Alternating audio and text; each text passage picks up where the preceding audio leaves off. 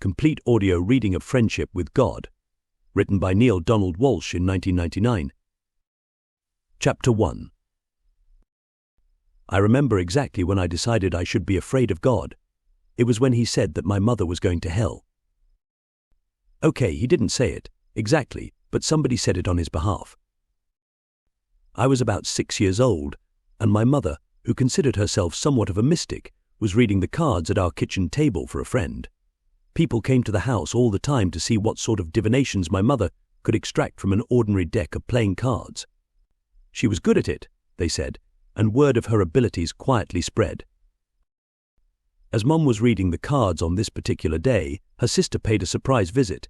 I remember that my aunt was not very happy with the scene that she encountered when, knocking once, she came bursting in through the back screen door. Mum acted as if she'd been caught red-handed doing something she wasn't supposed to be doing. She made an awkward introduction of her lady friend and gathered up the cards quickly, stuffing them into her apron pocket. Nothing was said about it in that moment, but later my aunt came to say goodbye in the backyard, where I had gone to play. "You know," she said as I walked with her to her car, "your mum shouldn't be telling people their future with that deck of hers. God is going to punish her." Why, I asked. Because she is trafficking with the devil. I remember that shivering phrase because of its peculiar sound to my ear, and God will send her straight to hell. She said this as blithely as if she were announcing that it was going to rain tomorrow. To this day I remember quaking with fear as she backed out of the driveway. I was scared to death that my mum had angered God so badly. Then, and there, the fear of God was deeply embedded inside me. How could God, who is supposed to be the most benevolent creator in the universe, want to punish my mother, who was the most benevolent creature in my life, with everlasting damnation? This, my 6-year-old mind begged to know. And so I came to a 6-year-old's conclusion: if God was cruel enough to do something like that to my mother, who, in the eyes of everyone who knew her, was practically a saint, then it must be very easy to make him mad easier than my father, so we had all better mind our P's and Q's. I was scared of God for many years, because my fear was continually reinforced. I remember being told in 2nd grade catechism that unless a baby was baptized, it would not go to heaven. This seemed so improbable, even to 2nd graders, that we used to try to trip up the nun by asking pin-her in the corner questions like, Sister, what if the parents are actually taking the baby to be baptized? And the whole family dies in a terrible car crash. Wouldn't that baby get to go with her parents to heaven?" Our nun must have come from the old school. No, she sighed heavily. I'm afraid not for her. Doctrine was doctrine. There were no exceptions. "But where would the baby go?" one of my schoolmates asked earnestly. "To hell or to purgatory in good Catholic households. 9 is old enough to know exactly what hell is." "The baby would go neither to hell nor purgatory," Sister told us.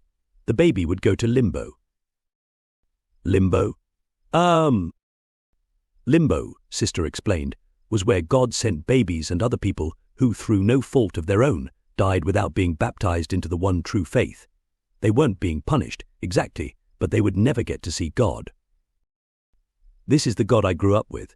You may think I'm making this all up, but I'm not.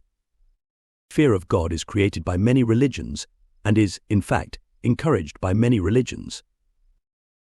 No one had to encourage me, I'll tell you that. If you thought I was frightened by the limbo thing, wait until you hear about the end of the world thing.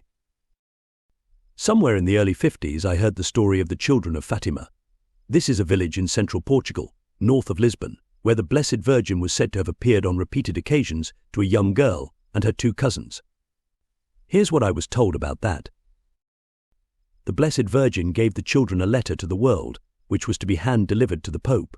He, in turn, was to open it and read its contents, but then reseat the letter, revealing its message to the public years later, if necessary. The Pope was said to have cried for 3 days after reading this letter, which was said to contain terrible news of God's deep disappointment in us, and details of how he was going to have to punish the world if we didn't heed this final warning and change our ways. It would be the end of the world, and there would be moaning and gnashing of teeth and unbelievable torment. God, we were told in catechism, was angry enough to inflict the punishment right then and there, but was having mercy on us and giving us this one last chance, because of the intercession of the Holy Mother. The story of Our Lady of Fatima filled my heart with terror. I ran home to ask my mother if it was true. Mom said that if the priests and nuns were telling us this, it must be so. Nervous and anxious, the kids in our class pelted Sister with questions about what we could do. Go to Mass every day, she advised. Say your rosary nightly and do the Stations of the Cross often. Go to confession once a week. Do penance and offer your suffering up to God as evidence that you have turned from sin. Receive Holy Communion and say a perfect act of contrition before going to sleep each night, so that if you are taken before you wake, you'll be worthy of joining the saints in heaven. Actually, it never occurred to me that I might not live till morning until I was taught the childhood prayer. Now, flay me down to sleep. Then I pray the Lord my soul to keep. And if die before I wake, but I pray the Lord my soul to take. A few weeks of that, and I was afraid to go to bed. I cried every night, and nobody could figure out what was wrong. To this day, I have a fixation with sudden death. Often when I leave the house for a flight out of town, or sometimes when I go to the grocery store, I'll say to my wife Nancy, if I don't come back, remember that the last words I said to you were I love you. It's become a running joke, but there's a tiny piece of me that's dead serious. My next brush with the fear of God came when I was 13. My childhood babysitter, Frankie Schultz, who lived across the street from us, was getting married, and he invited me to be an usher in his wedding party. Whoa, was I proud. Until I got to school and told the nun. Where is the wedding taking place? She asked suspiciously. I gave her the name of the place. Her voice turned to ice. That's a Lutheran church, isn't it? Well, I don't know. I didn't ask. I guess It is a Lutheran church, and you are not to go. How come? I asked.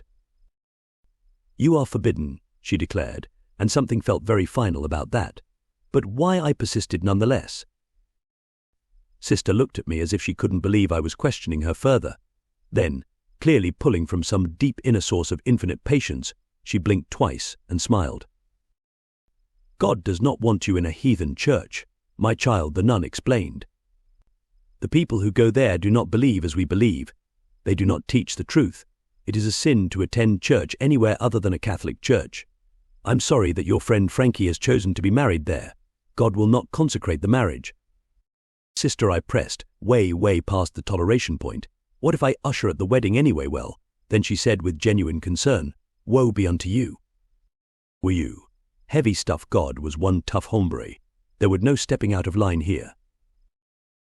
Well, I stepped out of line. I wish I could report that I based my protest on higher moral grounds, but the truth is, I couldn't stand the thought of not getting to wear my white sport coat with a pink carnation, just like Pat Boone was singing about. I decided not to tell anyone what the nun had said, and I went to that wedding as an usher. Boy, was I scared. You may think I'm exaggerating, but all day long I actually waited for God to strike me down. And during the ceremony I remained watchful for the Lutheran lies that I had been warned about, but all that the minister said were warm and wonderful things that made everyone in the church cry. Still, by the end of the service I was sopping wet. That night I begged God on hands and knees to forgive me my transgression. I said the most perfect act of contrition you've ever heard. I lay in bed for hours, afraid to fall asleep, repeating over and over again. Now, I've told you these childhood stories and I could tell you many more for a reason. I want to impress on you how real my fear of God was, because my story is not unique. And, as I've said, it isn't just Roman Catholics who stand in frightened pose before the Lord. Far from it. Half the world's people believe God is going to get them if they are not good. Fundamentalists of many religions strike fear into the hearts of their followers. You can't do this. Don't do that. Stop it, or God will punish you. And we're not talking about major prohibitions here, like thou shalt not kill. We're talking about God being upset if you eat meat on Friday. He's changed his mind on that though, or pork any day of the week, or get a divorce. This is a God you will anger by failing to cover your female face with a veil, by not visiting Mecca in your lifetime, by failing to stop all activities, roll out your carpet, and prostrate yourself 5 times a day, by not marrying in the temple, by failing to go to confession or attending church every Sunday, whatever.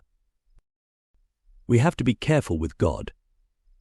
The only problem is that it's hard to know the rules, because there are so many, and the most difficult thing is that everyone's rules are right, or so they say, yet they can't all be right.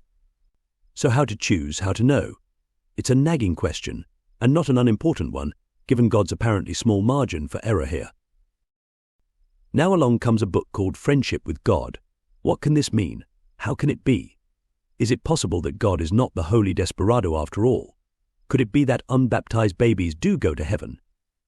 That wearing a veil or bowing to the east, remaining celibate or abstaining from pork have nothing to do with anything? That Allah loves us without condition? That Jehovah will select all of us to be with him when the days of glory are at hand? More fundamentally earth-shaking, is it possible that we shouldn't be referring to God as him at all? Could God be a woman? Or, even more unbelievably, without gender? For a person raised as I was, even thinking such thoughts can be considered a sin. Yet we have to think them. We have to challenge them. Our blind faith has led us down a blind alley. The human race has not progressed very far in the past 2,000 years in terms of its spiritual evolution. We've heard teacher after teacher, master after master, lesson after lesson, and we're still exhibiting the same behaviors that have produced misery for our species since the beginning of time. We're still killing our own kind, running our world on power and greed, sexually repressing our society, mistreating and mal-educating our children, ignoring suffering, and indeed, creating it. It has been 2,000 years since the birth of Christ, 2,500 since the time of the Buddha, and more since we first heard the words of Confucius, or the wisdom of the Tao, and we still haven't gotten the main questions figured out.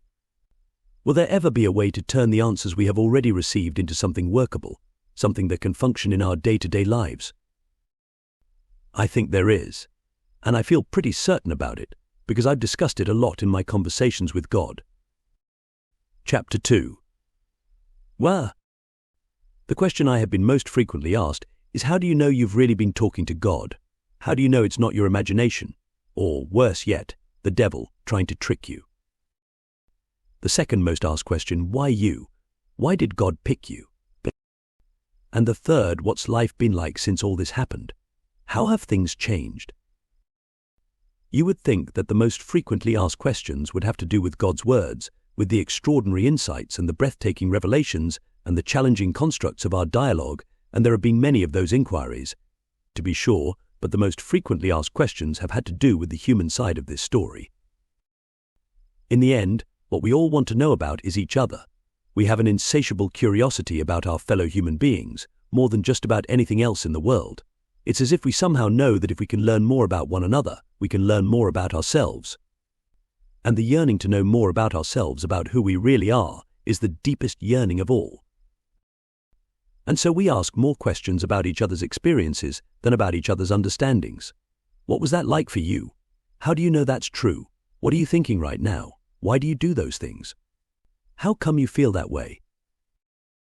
We're constantly trying to get into each other's skin. There's an internal guidance system that directs us intuitively and compellingly toward each other.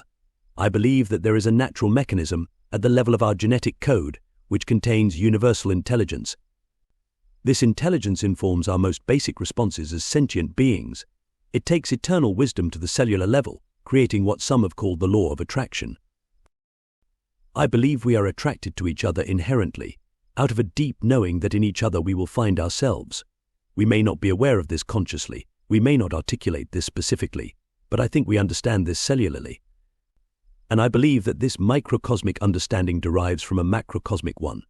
I believe we know at the highest level that we are all one.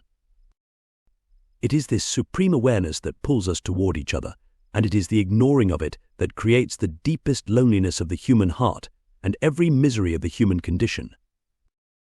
This is what my conversation with God has shown me, that every sadness of the human heart, every indignity of the human condition, every tragedy of the human experience can be attributed to one human decision, the decision to withdraw from each other. The decision to ignore our supreme awareness, the decision to call the natural attraction that we have for each other bad and our oneness a fiction. In this, we have denied our true selves, and it is from this self-denial that all our negativity has sprung. All of our rage, all of our disappointment, all of our bitterness has found its birth in the death of our greatest joy, the joy of being one. And the conflict of the human encounter is that even as we seek at the cellular level to experience our oneness, we insist at the mental level on denying it. Thus, our thoughts about life, and how it is are out of alignment with our deepest inner knowing. In essence, we are acting every day against our instincts, and this has led to our present madness, in which we persist in acting out the insanity of separateness, all the while yearning to know the joy of onness once again. Can the conflict ever be resolved? Yes, it will end when we resolve our conflict with God, and that is the reason for this book. This is a book one had no idea I was going to write. Like Conversations with God, it was given to me to share. I thought that when the CWG trilogy was finished, so too would be my career as an author by accident. Then I sat down to write the acknowledgements page for the guidebook to Book 1, and I had what felt to me like a mystical experience. I'm telling you what happened then, so that you can better understand why this book is being written now. When they heard that I was writing this book, some people said to me, I thought there was only supposed to be a trilogy. It was as if producing more material somehow violated the integrity of the original process. So I want you to know how this book happened, how it became clear to me that I had to write it, even though now, as I sit here, I have no idea where it's going, or what it has to say. It was spring 1997, and I had completed work on the guidebook. I was nervously awaiting reaction from my publisher, Hampton Roads. Finally, the call came. "Hey, Neale, great book," Bob Friedman said. "You mean it? You're not kidding. There's always a part of me that can't believe the best and is expecting to hear the worst." So I was ready for him to say, "I'm sorry, we can't accept this. You'll have to do a complete rewrite." "Of course I mean it," Bob chuckled. "Why would I lie to you about a thing like that? You think I want to publish a bad book?" "Well, I just thought you might be trying to make me feel good." "Trust me, Neale. I'm not going to try to make you feel good by telling you you've got a great book if what you've got is a stinker." "Okay," I said warily. "And—" Bob chuckled again. "Man, you authors are the most insecure people I know. You can't even believe someone whose livelihood depends on telling you the truth. I'm telling you, it's a great book. It's going to help a lot of people." I let out my breath. "Okay, I believe you. There's only one thing." "I knew it. I knew it. What's wrong?" "Nothing's wrong. You just didn't send any acknowledgements. We just wanted to know whether you had any acknowledgements, and just forgot that page, or if you want to run without any. That's all." "That's all?" "Mo. That's all, thank God." Bob laughed. "Are those your acknowledgements?" "They might as well be." I told Bob I'd email him something right away. When I hung up, I let out a yelp. "What's that about my wife?" Nancy called from the next room. I marched in triumphantly. "Bob says the book is great." "Oh, good," she beamed. "Do you think he really means it?" Nancy rolled her eyes and smiled. "I'm sure Bob's not going to lie to you about that. That's just what he said. There's one thing, though." "What?" "I've got to go write the acknowledgements." "Well, that's no problem. You can knock something out in 15 minutes. Obviously, my wife should have been a publisher." So I sat down on a Saturday morning and began my task by asking myself, whom do I want to acknowledge in the front of this guidebook? Immediately my mind said, well, God, of course, yes, I argued with myself, but I thank God for everything, not just this book. Then do it, my mind argued back. So I picked up a pen and wrote, for the entirety of my life, and anything good or decent or creative or wonderful I may have done with it, I thank my dearest friend and closest companion, God. I remember surprising myself with the way I put that. I had never described God in quite that way, and I became consciously aware that this was exactly the way I felt. Sometimes it is only as I am writing that I come to know exactly how I feel. Have you ever had that experience? There I was, writing this, and I suddenly realized, I do have a friendship with God. That's just how it feels. And my mind said, so write that down. Go ahead and say that. I began the second paragraph of the acknowledgements. I have never known such a wonderful friendship. That's exactly what it feels I have going here, and I want never to miss an opportunity to acknowledge it. Then I wrote something without having any idea why. Someday I hope to explain to everyone in minute detail just how to develop such a friendship and how to use it, for God wants most of all to be used, and that's what we want as well.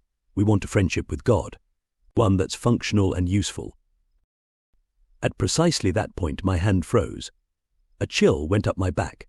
I felt a major rush inside my body. I sat quietly for a moment, stunned into a complete awareness of something that a moment before I had no thought of, but which now seemed perfectly obvious. That particular experience was not new.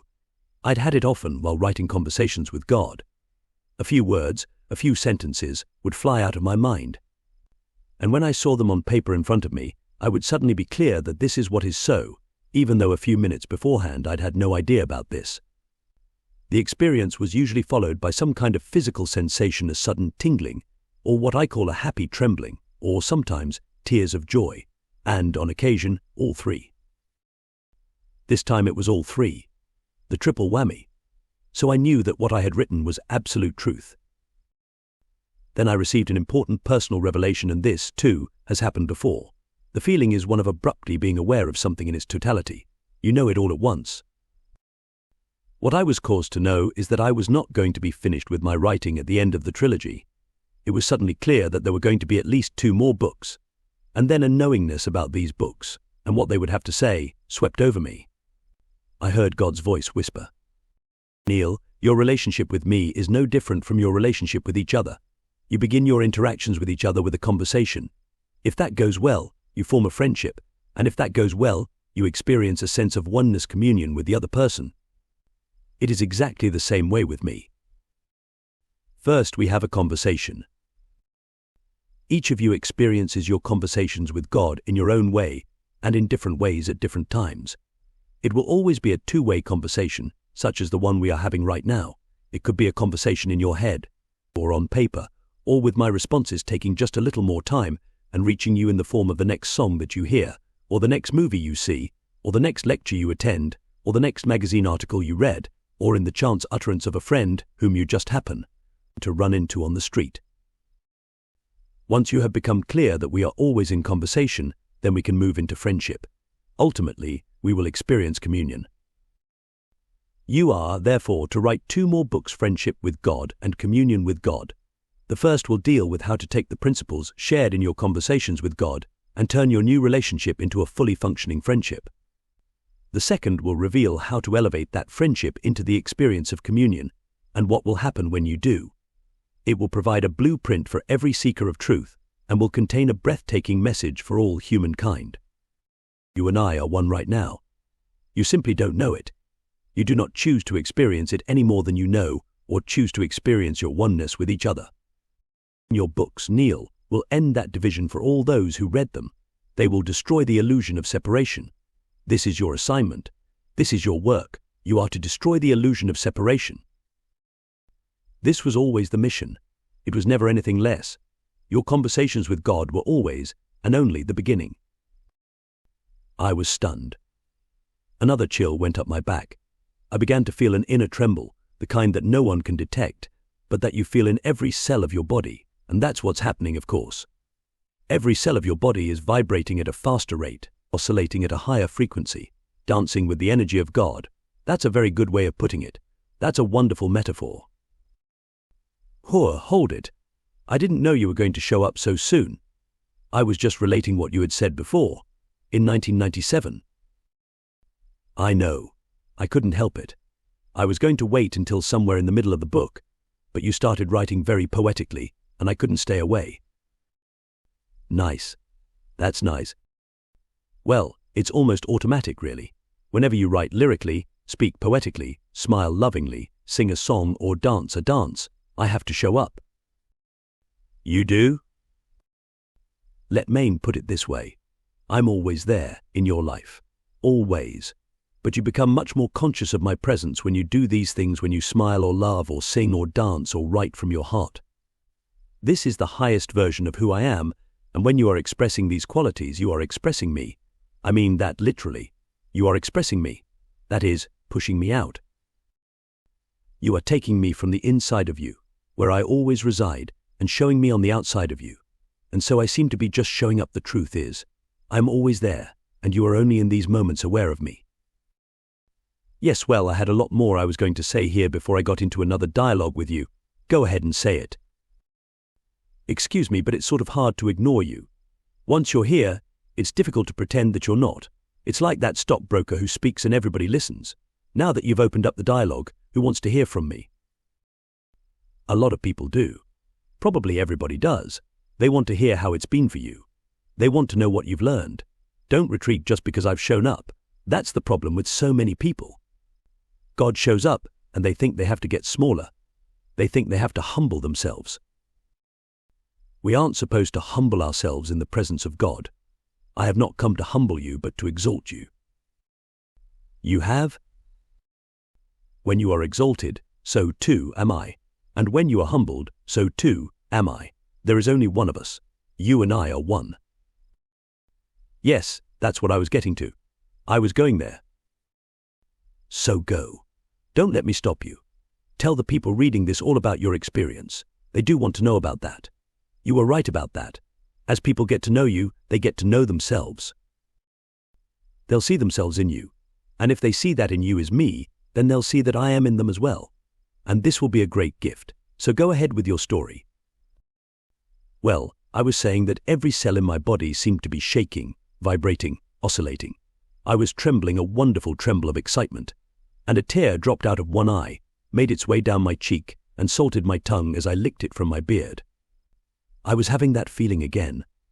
I thought I would overflow from the inside out with love. I couldn't write another word for the acknowledgements. I had to do something with what I was just given. I wanted to begin writing friendship with God right then and there. Hey, you can't do that, my mind admonished. You haven't even written book 3 yet. Book 3, of course, refers to the third installment in the Conversations with God trilogy. I knew that I had to finish the trilogy before I dared start on another project. Still, I wanted to do something with the energy that was coursing through my veins, so I decided to call my editor at my other publishers, the Putnam Publishing Group in New York. You're not going to believe this, I blurted when she answered the phone, but I've just been given the subject of 2 more books and a command to write them. I never command anyone to do anything. Well, I think I used the word command with my editor. Maybe I should have said, and the inspiration to write them. That would have been a better word, a more accurate word. I was so excited, I wasn't watching every word I used, measuring them for accuracy. I understand, and yet this is precisely the kind of thing that has, through the years, created a false impression about me. I've come here now to correct that impression. I've come to tell you what it's like to have a true friendship with God and how you can have one.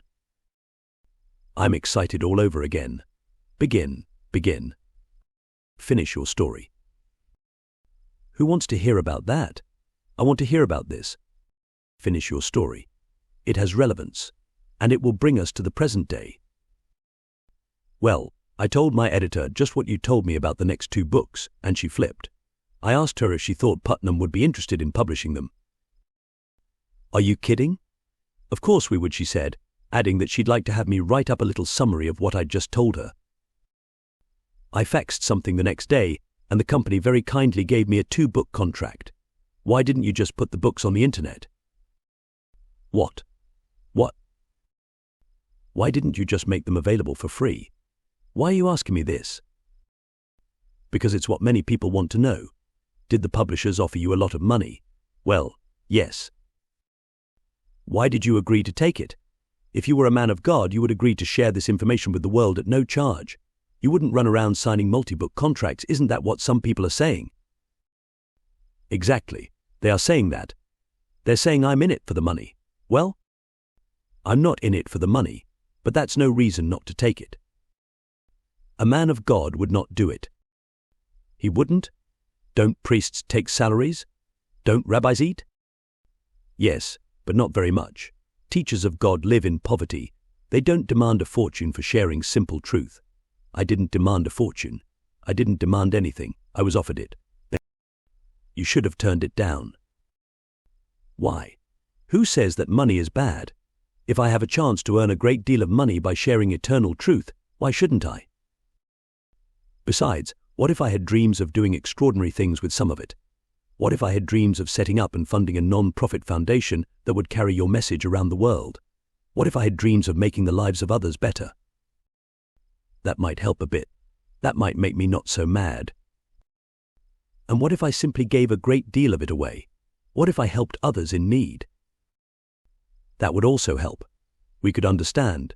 We could begin to accept. But you, yourself, should live very modestly. You should not spend it on yourself. I shouldn't. I shouldn't celebrate who I am. I shouldn't live in magnificence, have a beautiful home, drive a new car. No, neither should you have fancy clothes, nor eat in expensive restaurants, nor buy luxurious things. You should give all the money to the poor, live as if it doesn't matter. But that's how I do live. I live as if money doesn't matter. I spend it freely and give it away easily and share it generously and act, actually just that way as if it doesn't matter. When I see something expensive that I'd like to have or do, I act as if the money doesn't matter. And when my heart calls out to me to assist another, or to do something magnificent in the world, I also act as if the money doesn't matter. You keep acting that way with your money, and you're going to lose it all. You mean use it all? You can't lose money. You can only use it. Money that is used is not lost. Somebody has it. It hasn't disappeared. The question is, who has it? If it went to people who sold me things, or did things for me that I wanted done, how did I lose anything? And if it goes to doing good works, or meeting the needs of others, where is the loss in that? But if you don't hold on to it, you won't have any left. I don't hold on to anything that I have. I've learned that it's when I hold on to something that I lose it. If I hold on to love, I may as well not have any. If hold on to money, it is worthless, the only way to have the experience of having. Anything is to give it away then, and only then can you know that you have it. You've escaped my larger point. With your neat verbal gymnastics, you've sidestepped the issue entirely, but I am not going to let you get away with it. I'm going to drag you back. The point is that people who teach the real word of God do not, and should not, do it for the money. Who told you that? You did. I did. Yes, you did.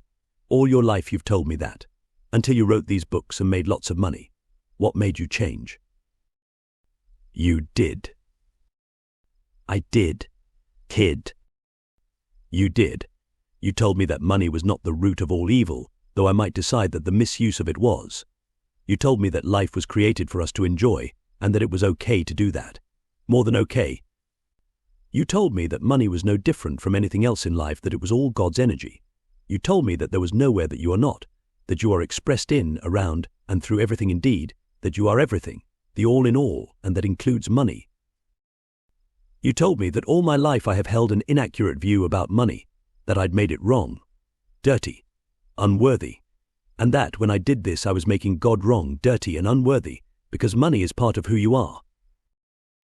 You told me that I had created an interesting life philosophy in which money was bad and love was good, therefore, the more loving or important to society a thing was, the less money I or anyone else should make from it.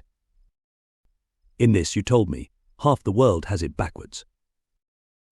We pay our strippers and our first basemen unfathomable sums to do what they do, while our scientists who search for a cure for AIDS, and the teachers in the classrooms with our children, and the ministers and rabbis and priests who look after our souls, live on bread and water.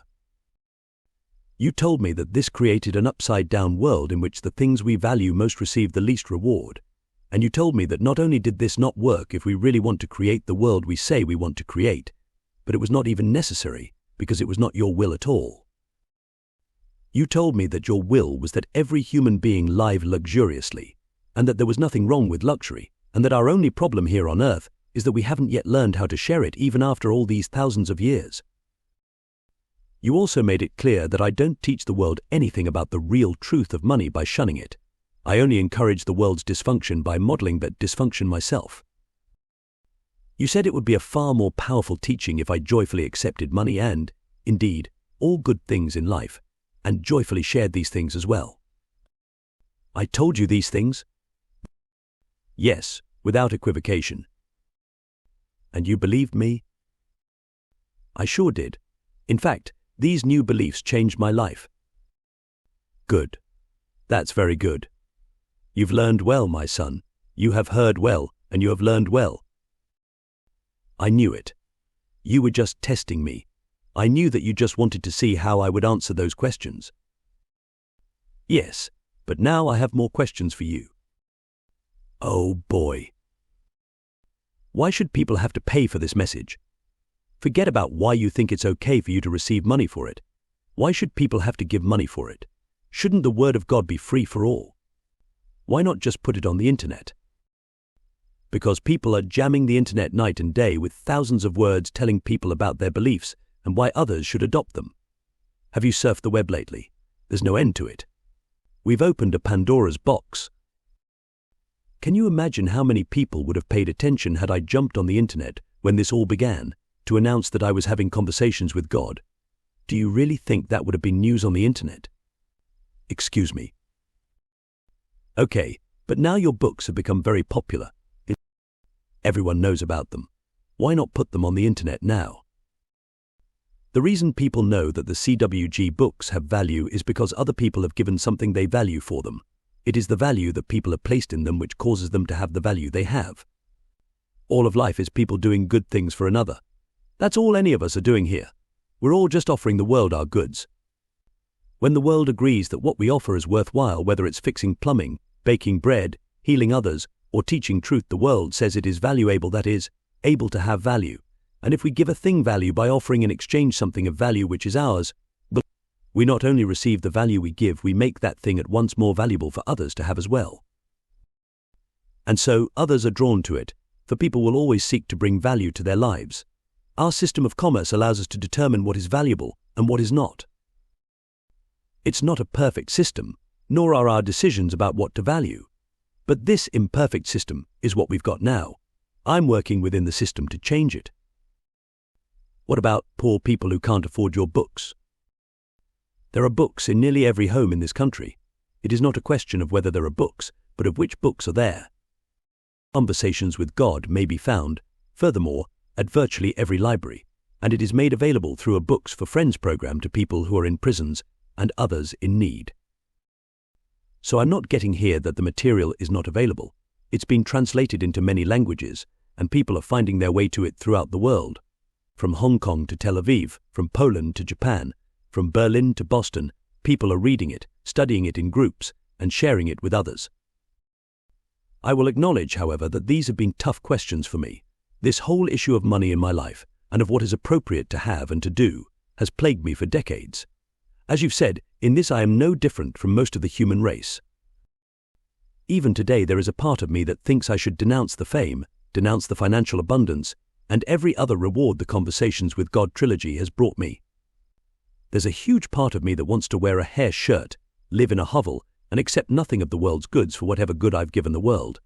My idea is that this would somehow render it worthy. Do you see how insidious this is?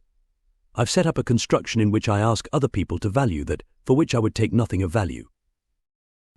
Yet how can I expect others to value what I do not? That is not a question I ask myself. It is too deep for me, too close to the core issue. And what value do I place on myself if I believe I must suffer for others to see my value?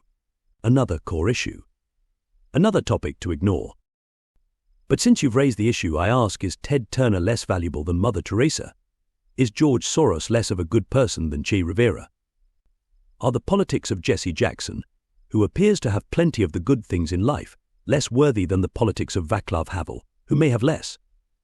Should the Pope, whose very garments cost more than it would take to feed a poor child for a year, have his words called blasphemy because he lives like a king as the head of a church which owns billions? Ted Turner and George Soros have given away millions of dollars. They've empowered the dreams of humanity with the rewards of their own dreams, lived. To empower the dreams of humanity with the living of our own dreams. What a magnificent idea. Jesse Jackson has brought hope to millions with the hope that brought him to a place of great influence. The Pope has inspired people throughout the world and would be no more inspirational to the world's Catholics were he to appear in rags. So I have come to terms with the fact that the CWG experience has brought me more of the good things in life and given me more of the good things to share. I want to point out here, however, that the publication of these books was not the cause of this happening. You put the cause into place before the books were published. In fact, that is why they were published and why they became so popular. Yes, I see that this is true. You can be sure that it is. Your life and your reality around money and all good things changed when you changed. They changed for you when you changed your mind about them. Well, now, you see, I thought that you did that. I keep telling people that these books became popular because you wanted them to be. In fact, I'm kind of attracted to the idea that this was all the will of God. Of course you are.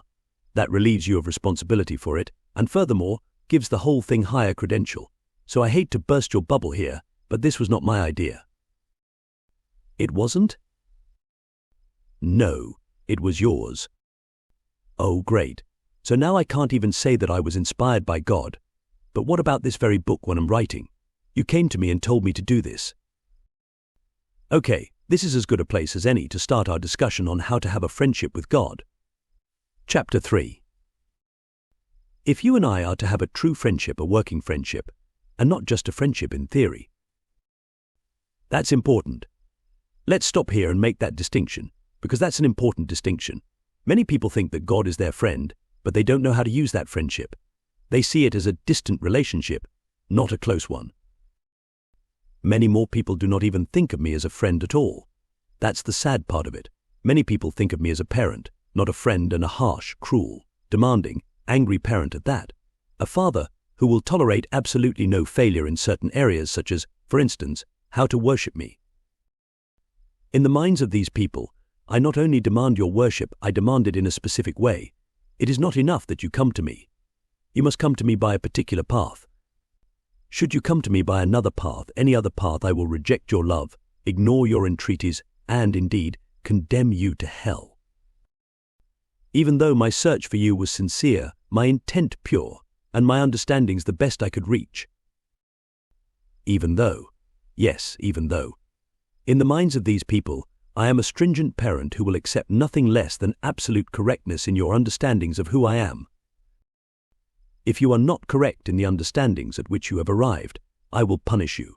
You can be as pure in your intent as possible. You can be so filled with love for me that you overflow. I will cast you into the fires of hell nonetheless, and you will suffer there forever if you come to me with the wrong name on your lips, the wrong ideas in your head. It is sad that so many people see you that way. This is not how a friend would behave at all. No, it is not. And so the very idea of having a friendship with God, the kind of relationship you have with your best friend who will accept anything given in love, forgive everything done in error, that kind of friendship is unfathomable to them. Then, among those who do see me as their friend, you are right, most of them hold me at a great distance. They do not have a working friendship with me. It is, rather, a very distant relationship that they hope they can count on if they should ever have to. But it is not the day-to-day, hour-to-hour, minute-to-minute friendship that it could be. And you were starting to tell me what it would take to have that kind of friendship with you. A change of mind and a change of heart. That is what it would take. A change of mind and a change of heart. And courage. Courage. What? Yes, the courage to reject every notion, every idea, every teaching of a God who would reject you. This will take enormous bravery, because the world has contrived to fill your head with those notions, ideas, and teachings. You will have to adopt a new thought about all of this, a thought that runs counter to virtually everything you've ever been told or heard about me. That'll be tough. For some, that'll be very tough, but it will be necessary, because you can't have a friendship, not a real, not a close, not a working, give-and-take friendship with someone you fear. So a big part of forging a friendship with God is forgetting our fearship with God. Oh, I like that. That's not an actual word in your language, but I like it. That's exactly what you've had with me all these years, a fearship with God. I know. I was explaining that at the outset. From the time I was a little boy, I was taught to be afraid of God. And afraid of God I was. Even when I slipped out of it, I'd get talked back into it. Finally, when I was 19 years old, I'd rejected the God of anger of my youth. Yet I did it not by replacing that God with a God of love, but by rejecting God altogether. You were simply not part of my life. This was in stark contrast to where I was just 5 years earlier. At 14, all I could think about was God. I thought the best way to avoid the wrath of God was to make God love me. I had dreams of going into the priesthood. Everyone thought I was going to be a priest. The sisters at school were sure of it. He has the calling, they said. My mum was sure, too. She watched me set up an altar in our kitchen and don my vestments to play at saying Mass. Other kids were wearing towels as Superman capes and jumping off of chairs. I imagined the towel as my priestly garment. Then, As I entered my last year of parochial elementary school, my father suddenly put a stop to the whole thing. We were talking about it one day, Mom and I, when Dad happened into the kitchen. "You're not going into the seminary," he interrupted, "so don't get any ideas I'm not," I blurted. I was astonished. I'd thought it was a foregone conclusion. "No," Dad said evenly. "But why not?" My mum sat silently. "Because you're not old enough to make that decision," my father declared. "You don't know what you're deciding." "Yes, I do. I'm deciding to be a priest," I cried. "I want to be a priest." "Ah, you don't know what you want," Dad growled. "You're too young to know what you want." Mum finally said something. "Oh, Alex, let the boy have his dreams." Dad was having none of it. "Don't encourage him," he ordered, then shot one of his "this discussion is over" looks at me. "You're not going to seminary. Get it out of your head." I ran out of the kitchen, down the back stairs, and into the backyard. I sought refuge under my beloved lilac tree, the one that anchored the far corner of the yard, the one that bloomed not nearly often enough, not nearly long enough. But it was in bloom then. I remember smelling the incredible sweetness of the purple flowers. I buried my nose in it like Ferdinand the Bull. Then I cried. It wasn't the first time my father had snuffed out the light of joy in my life. At one point I thought I was going to be a pianist. I mean a professional one, like Liberace, my childhood idol. I watched him every week on television. He was from Milwaukee, and everyone in town was agog that a local boy had made it big.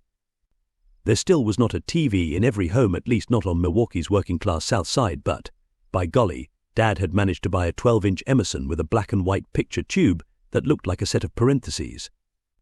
There I'd sit each week, mesmerized by Liberace's smile, his candelabra, and those ring-laden fingers flying across the keyboard. I had perfect pitch, someone once said.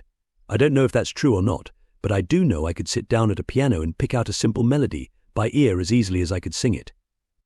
Every time Mum took us to Grandma's house, I'd beeline it to the upright that hugged one wall of the living room and start plunking out "Mary Had a Little Lamb" or "Twinkle, Twinkle, Twinkle." It took me exactly 2 minutes to find the right notes to any new song I wanted to try. Then I'd play it over and over again, excited at the deepest part of my being with the music I could make. At this time in my life, and for many years thereafter, I also worshipped my oldest brother, Wayne, who could play the piano without reading music too. My mum's son from a previous relationship, Wayne was not very much in favor with my dad. In fact, that would be putting it mildly. Anything Wayne liked, Dad hated. Anything Wayne did, Dad put down. Playing piano was, therefore, for bums. I couldn't understand why he kept saying that. I loved playing piano. What little I could do of it at my grandma's, and Mum and everyone else saw that I had obvious talent. Then one day Mum did something incredibly daring. She went out somewhere, or called someone out of the classifieds, or something, and bought an old upright player piano. I remember she'd spent $25 on it, a lot of money, in the early 50s, because Dad was upset and Mum said he had no right to be, because she de-scrimped on the grocery money for months and saved up for it. She said she hadn't hurt the family budget at all.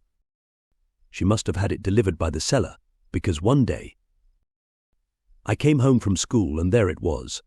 I was out of my mind with happiness and immediately sat down to play. It didn't take long for that piano to become my best friend.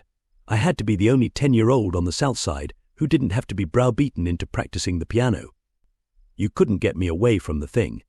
Not only was I picking out familiar melodies right and left, I was making them up. The exhilaration of finding songs inside my soul and splashing them across the keyboard was electrifying to me.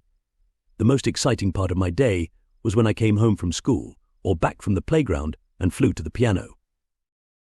My father was not nearly as enthusiastic. "Stop pounding on that damned piano" was the way I believe he put it. But I was falling in love with music and my ability to make it. My fantasies of one day becoming a great pianist shifted into high gear. Then I awoke one summer day to a terrible racket. Jumping into my clothes, I scampered downstairs to see what in the heck was going on. Dad was taking the piano apart. Not taking it apart, tearing it apart. Banging on it from the inside with a sledgehammer, then ripping it with a crowbar until the wood heaved and split with a terrible screech.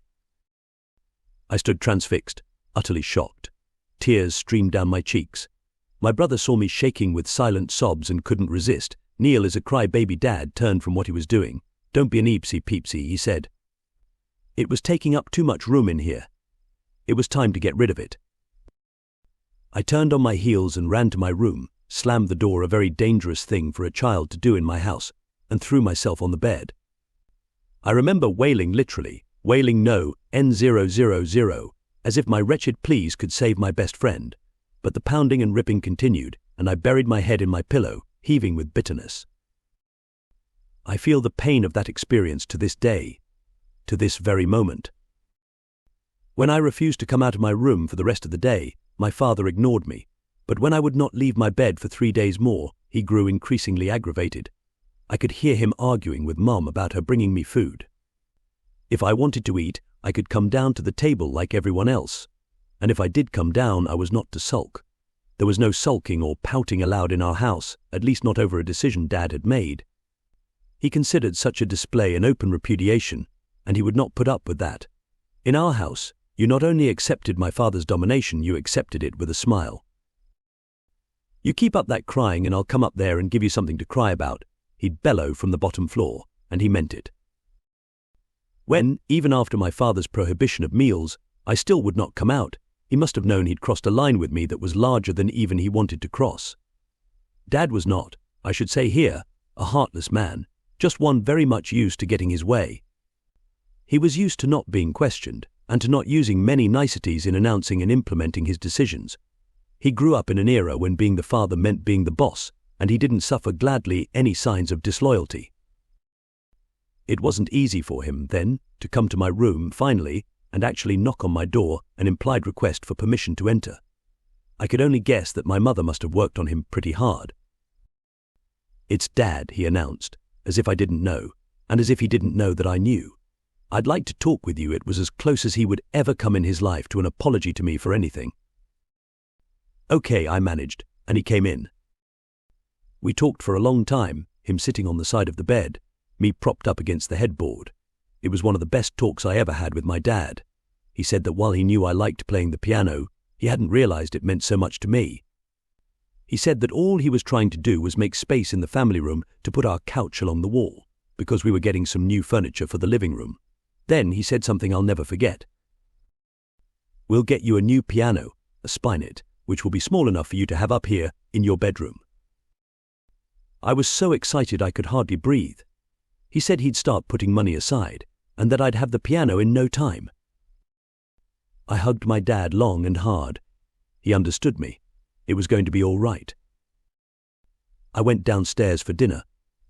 Weeks passed and nothing happened. I thought, oh, he's waiting for my birthday. September 10th arrived, and there was no piano. I said nothing. I thought, he's waiting till Christmas. As December approached, I began holding my breath. The anticipation was almost unbearable. So was the incredible letdown when my spinet didn't arrive. More weeks went by, more months. I don't know when it was, exactly, that I realized my father was not going to keep his promise. I do know that it wasn't until I was 30 that I realized he probably never intended to. I had just made a promise to my oldest daughter that I knew I wasn't going to keep. It was to stop her from crying. It was to put her out of some childhood misery that I now can't remember. I don't even remember now what the promise was. I only remember saying something to mollify her. It worked. She threw her little arms around me and cried, "You're the best daddy in the whole wide world." And the sins of the father were visited upon the son. You took a lot of time telling that story. I'm sorry. No, that wasn't a complaint, that was an observation. I merely meant to point out that this episode has obviously become very important to you. It is. It was. And what have you learned from it? Never to make a promise I can't keep, especially with my children. Is that all? Never to use my knowledge of what someone else wants as a manipulative tool to get something that I want. But people trade with each other all the time. Such trades are the basis of your entire economy and most of your social interactions. Yes, but there is such a thing as a fair trade and there is such a thing as manipulation. What is the difference? Money. A fair trade is a straightforward transaction. You have something I want. I have something you want. We agree they are of more or less equal value, and so we trade. That's a clean transaction. Then there's exploitation. That's when you have something I want and I have something you want, but they are not of equal value. But we do the trade anyway, one of us desperately because he needs what the other has and will pay any price. This is what some multinational corporations are doing when they offer 74 cents an hour's work in Malaysia, Indonesia, or Taiwan. They call it economic opportunity, but it's exploitation, pure and simple. Finally, there's manipulation. That's when I don't even have any intention of giving you what I am offering. In some cases, this is unconscious. That's bad enough. But in the worst cases, it's done with full awareness that what's being made is a promise one has no intention of keeping. It is a stall, a technique, designed to shut the other person up, to appease them in the here and now. It's a lie, and it's the worst kind of lie, because it soothes a wound that is going to be reopened deeper later on. That is very good. You are growing in your understanding of what it is to have integrity. Integrity is important to all systems. If the integrity of any system is faulty, the system itself will collapse. No matter how sophisticated the construction, it cannot hold anything up if its integrity is compromised. Given where you say you wish to go in your life, this is good.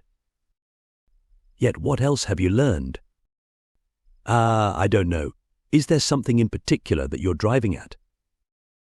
I was hoping you had also learned something about victimhood. I was hoping you'd remembered the truth that there are no victims and there are no villains. Oh, that. Yes, that. Why don't you tell me all you know about that? You are the teacher now. You are the messenger. There is no such thing as a victim or a villain. There are no such things as the good guys and the bad guys. God created nothing but perfection. Every soul is perfect, pure, and beautiful. And in the state of forgetfulness in which they reside here on earth, God's perfect beings may do imperfect things, or what we would call imperfect things, yet everything that occurs in life occurs for a perfect reason. There is no such thing as a mistake in God's world, and nothing happens by chance. Nor does any person come to you without a gift for you in his hands. Excellent. That is very good. Yet that's a hard one for many people. I know you made it all very clear in the Conversations with God trilogy, but some people are still having a hard time with that. All things become clear in time. Those who seek a deeper understanding of this truth will find it. Reading The Little Soul and The Sun will definitely help, as will rereading the trilogy. Yes, and a number of people would do well to do that, judging from your mail. Wait a minute. You've seen my mail? Please. Gaze. Oh. Do you imagine there is anything that happens in your life that I don't know about? I suppose not. I just don't like to think about that. Why not? Why not? I guess because some of the stuff that's happened is stuff I'm not so proud of. So? Oh. So the idea that you know all about it is a bit discomforting. Help Maine understand why. You've told your best friends about some of these things through the years. You've had lengthy conversations deep into the night in which you've told your lovers some of these things. That's different. That's different. But what's different about it? A lover or a friend is not God. A lover or a friend knowing these things is not the same as God knowing these things. Why not? Because a lover or friend is not going to judge you or punish you. I'll tell you something you may not want to hear. Your lovers and friends have judged you and punished through the years a lot more than I ever have. In fact, I never have. Well, no, not yet, but on Judgment Day, here we go again. Okay, but tell it to me once more. I've got to keep hearing it. There is no such thing as Judgment Day. And no condemnation or punishment, ever. None, except that which you inflict upon yourself. Still, the idea that you know everything I've ever said or done. And you forgot everything you've ever thought. Okay, everything I've ever thought, said or done, is not comfortable for me. But I wish it were. More. I know you do. That's what this book is about, how to have a friendship with God. I know, and I do think I now have a friendship with you. I've felt that way for a long time now. It's just that. What? It's just that what? It's just that once in a while I revert to old patterns, and I sometimes have a hard time thinking of you that way. I still keep thinking of you as God. Good, because I am God. I know. That's the whole point. Sometimes I can't seem to think of you as God and friend in the same breath. I can't seem to put those words in the same sentence. That's very sad, because they belong in the same sentence. I know. You keep telling me. What would it take for you to have a real friendship with me, and not just some kind of artificial one? I don't know. I'm not sure. I know you're not, but if you thought you were, what would your answer be? I guess I'd have to trust you. Good. That's a good start. And I guess I'd have to love you. Excellent. Keep going. Keep going. Keep going. Oh. I don't know what else to say. What else do you do with your friends, besides trusting them and loving them? Well, I try to be around them a lot. Good. What else? I guess I try to do things for them. To earn their friendship. No, because I am their friend. Excellent. What else? Earn. I'm not sure. Do you let them do things for you? I try to ask as little of my friends as possible. Why? Why? Why, dear? Because I want to keep them my friends. You think keeping friends means asking nothing of them? I think so, yes. At least, that's what I've been taught. The fastest way to lose friends is to impose on them. No, that's the fastest way to find out who your friends are. Perhaps. Not perhaps. Precisely. A friend is somebody who can't be imposed upon. Everybody else is an acquaintance. Wow, you draw up tough ground rules. Those aren't my rules. Those are your own definitions. You've simply forgotten them, and so you've been mixed up about friendship. A true friendship is something to be used.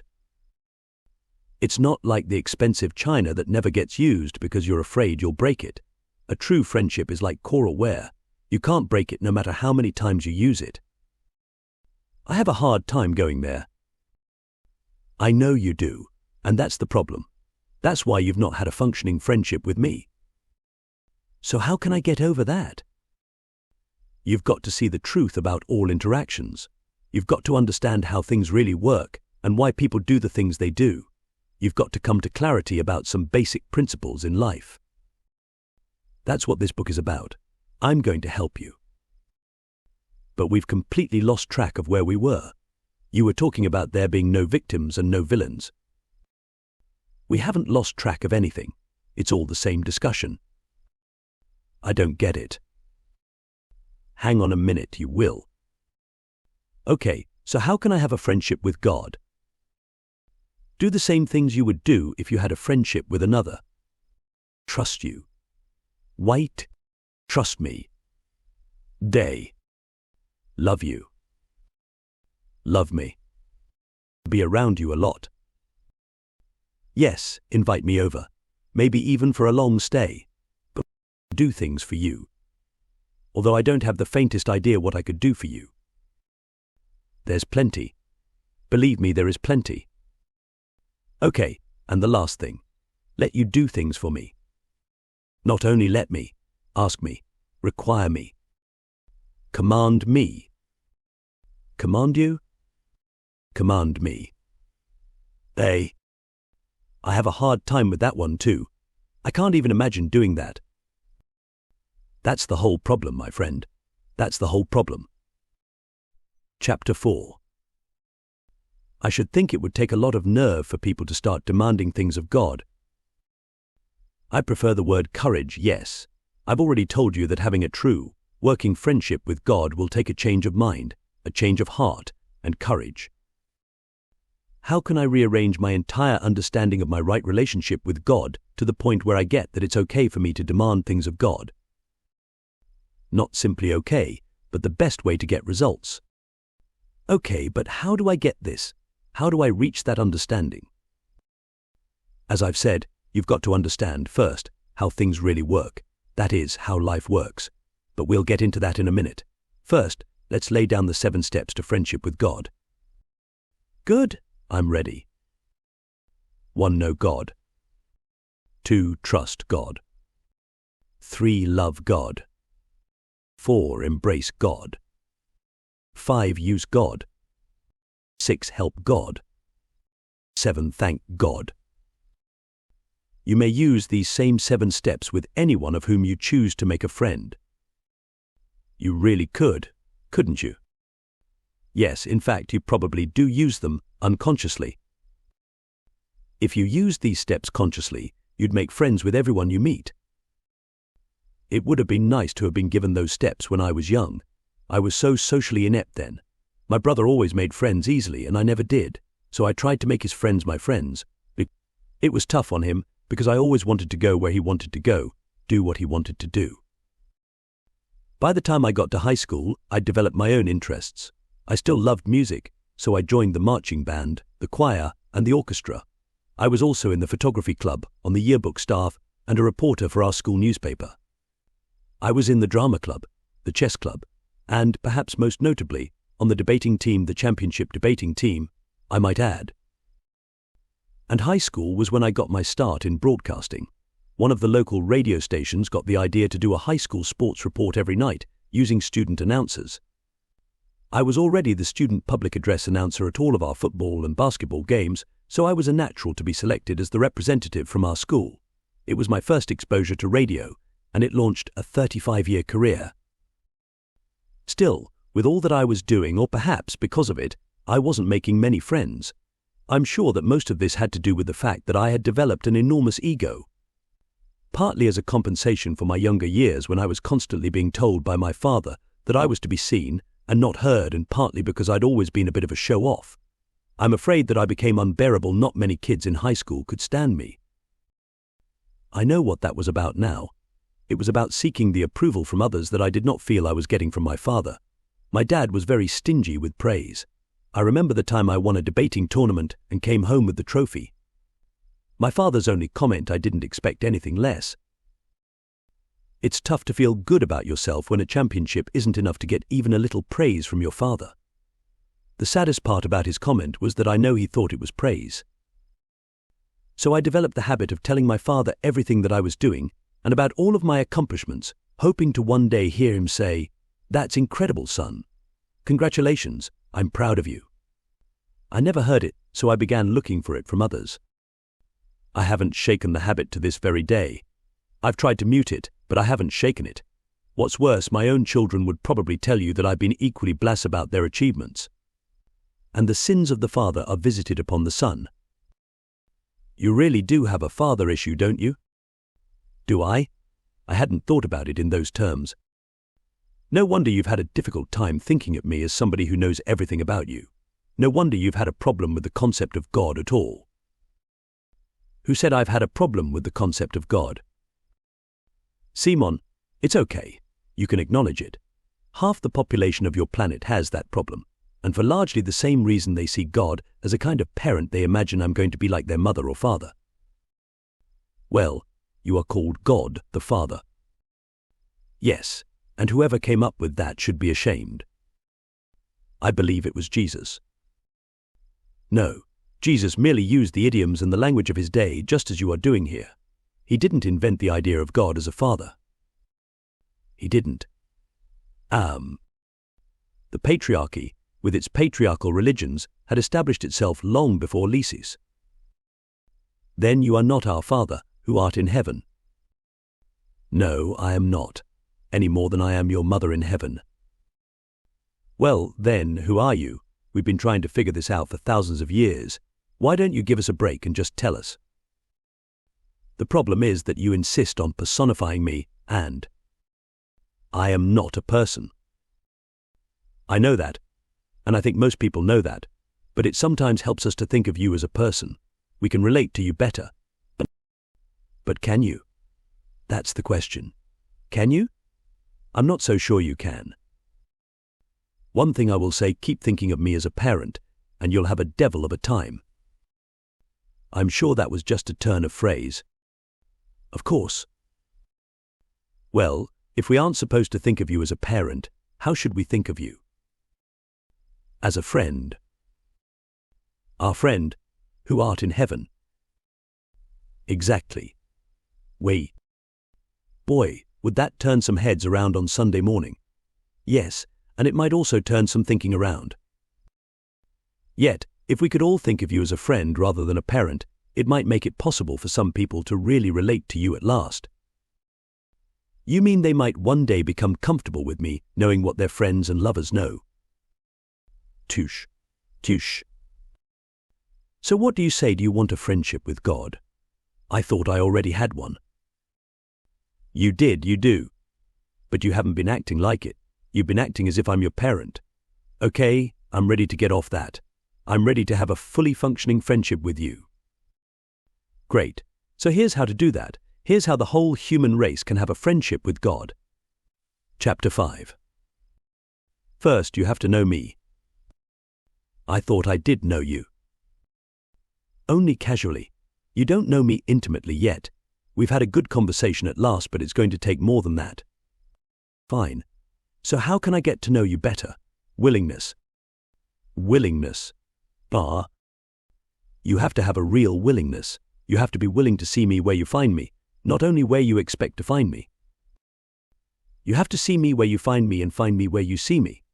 I don't understand what that means. A lot of people see me but don't find me. It's like a cosmic game of Where's Waldo. They're looking right at me, but they don't find me. But how can we make sure we recognize you? That's a great word you chose to use there. To recognize is to know again, that is, to recognize. You have to come to know me again. How do we do that? First, you must believe that I exist. Belief precedes willingness as a tool with which to know God. You must believe that there is a God to know. Most people do believe in God. Surveys show that in recent years belief in God has actually increased on our planet. Yes, I'm happy to say that the largest number of you do believe in me. So it's not your belief in me that creates problems, it's your belief about me. One of the things you believe about me is that I do not want you to know me. Some of you even believe that you dare not so much as utter my name. Others feel that you should not write the word God but, out of respect, should write GD. Still others of you say that it's all right to speak my name, but that it must be my correct name, and that if it's an incorrect name, you will have committed a blasphemy. But whether you call me Jehovah, Yahweh, God, Allah, or Charlie, I am still who I am, what I am, where I am, and I will not stop loving you because you got my name wrong, for heaven's sake. So you can stop quarreling over what to call me. It's pitiful, isn't it? That's your word reflecting a judgment. I'm merely observing what's so. Even many of those religions which are not arguing about my name are teaching that for you to seek too much knowledge of God is unwise, and for you to say that God has actually talked to you is heresy. So, while a belief in God is necessary, your belief about God is also important. That's where willingness comes in. You must not only believe in God to know me, you must also be willing to really know me, not simply know what you think you know about me. If your beliefs about me make it impossible to know me as I really am, then all the belief in the world won't work. You'll continue to know what you think you know, instead of what is really so. You must be willing to suspend what you imagine you already know about God in order to know God as you never imagined. That is the key here, because you have many imaginings about God which bear no resemblance to reality. How can I get to this place of willingness? You are already there, or you wouldn't be spending time with this book. Now, expand on this experience. Open yourself to new ideas, new possibilities about me. If I was your best friend, and not your father, think of what you could tell me, what you could ask of me. In order to know God, you have to be ready, willing, and able. Belief in God is the beginning. Your belief in some sort of higher power, in some kind of deity, makes you ready. Next, your openness to some new thoughts about God, thoughts you've never had before, thoughts that may even shake you up a bit, like our friend, who art in heaven signals that you are willing. Finally, you must be able, if you are simply unable to see God in any of the new ways to which you have opened yourself, you will have completely disabled the mechanism by which you would come to know God in truth. You must be able to embrace a God who loves and embraces you, without condition be able to welcome into your life a God who welcomes you into the kingdom, no questions asked, be able to stop punishing yourself for acknowledging a God who will not be punishing you, and be able to talk with a God who has never stopped talking to you. All of these are radical ideas. The churches do indeed call these heresies. And so, in the irony of all ironies, you may have to abandon the church in order to know God. Without a doubt, you will have to at least abandon some of the church's teachings. For churches teach of a God whom you are told you cannot know, and whom you would not choose as a friend. For what friend would you have who would punish you for your every misdeed? And what kind of friend considers it a misdeed to simply be called by the wrong name? In my conversations with God, I was told many things which contradicted everything I thought I knew about you. I know that you believe in God, or you could never have had conversations with God to begin with. So you were ready to have a friendship with me, but were you willing? I see that you were, because willingness takes great courage, and you've demonstrated that courage, not only by exploring other, non-traditional points of view, but by doing so publicly. Thus, your conversation not only allowed you to undertake these explorations, but millions of others along with you. They did so vicariously through your 3 published books, which have been eagerly read worldwide, a huge signal that the general public is willing now, too. Are you able now to know me, and thus have more than just a conversation, but also a friendship with God? Yes, because I have had no trouble moving from my old beliefs about you to an acceptance of the new ideas about you which were given me in the conversations. In fact, to be truthful, many of those ideas were ideas I already had.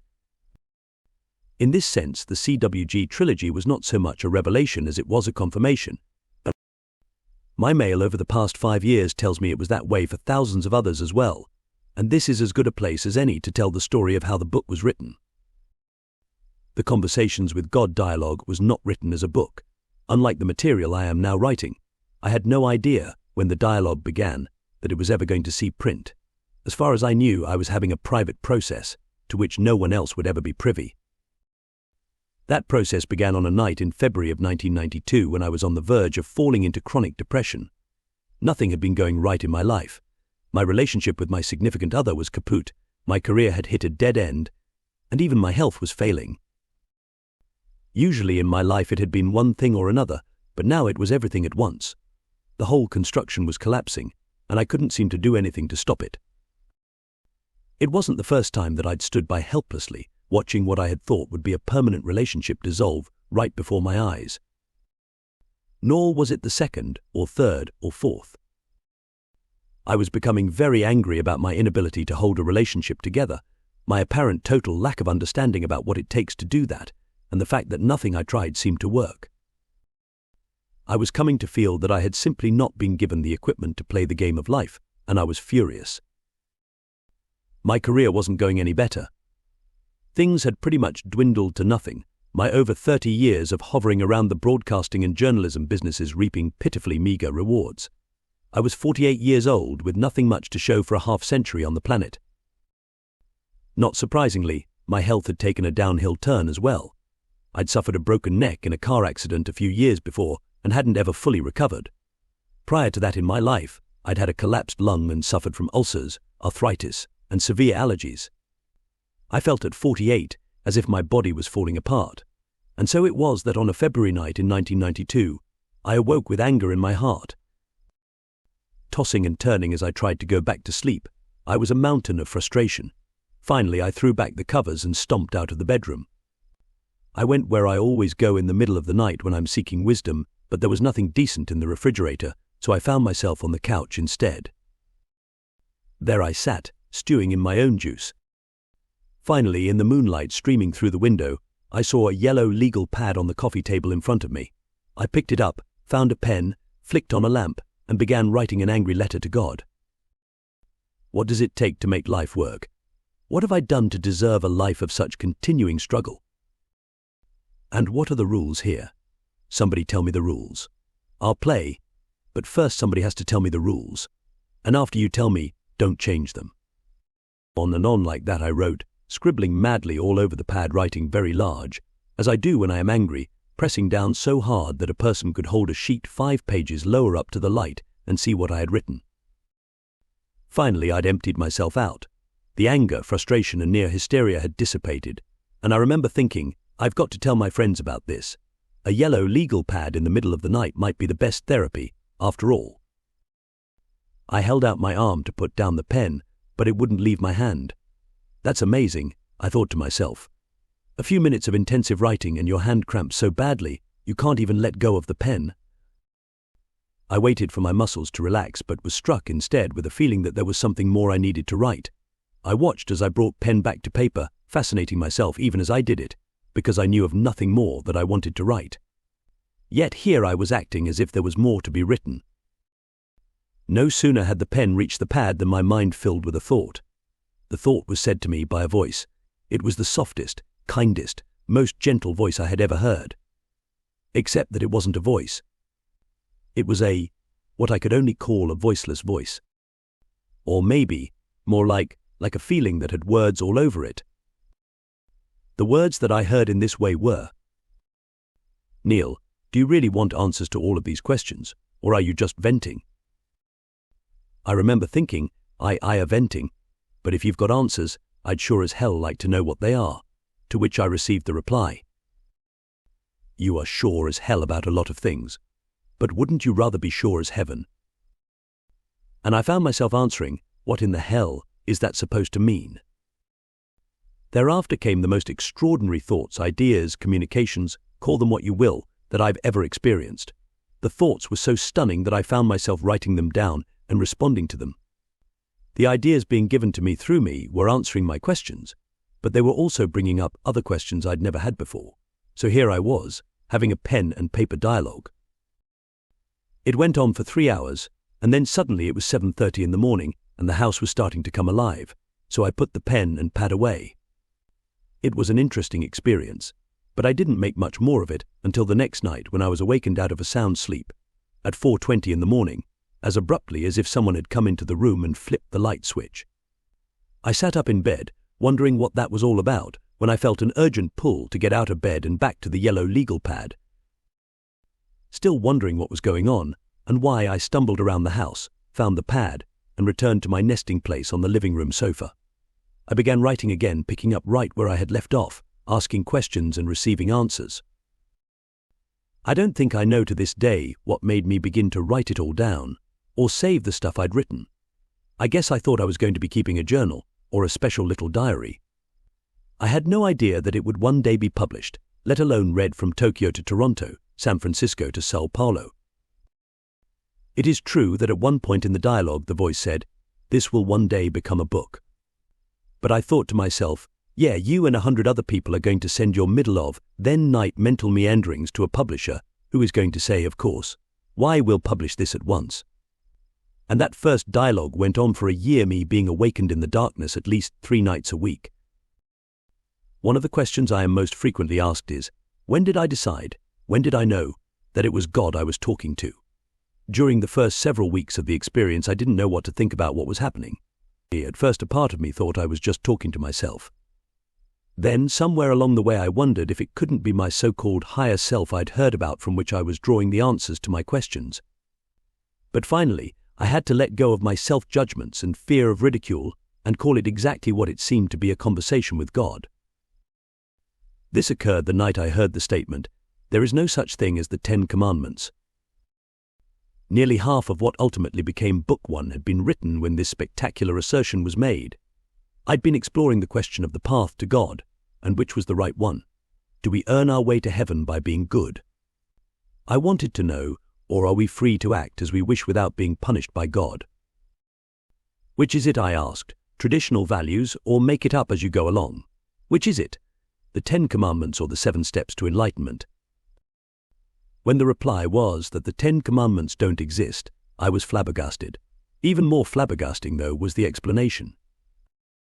Oh, there had been 10 statements all right, and they'd been given to Moses for sure, but they were not commandments. They were, I was told, commitments made by God to the human race, ways that we could know that we were on the path back to God.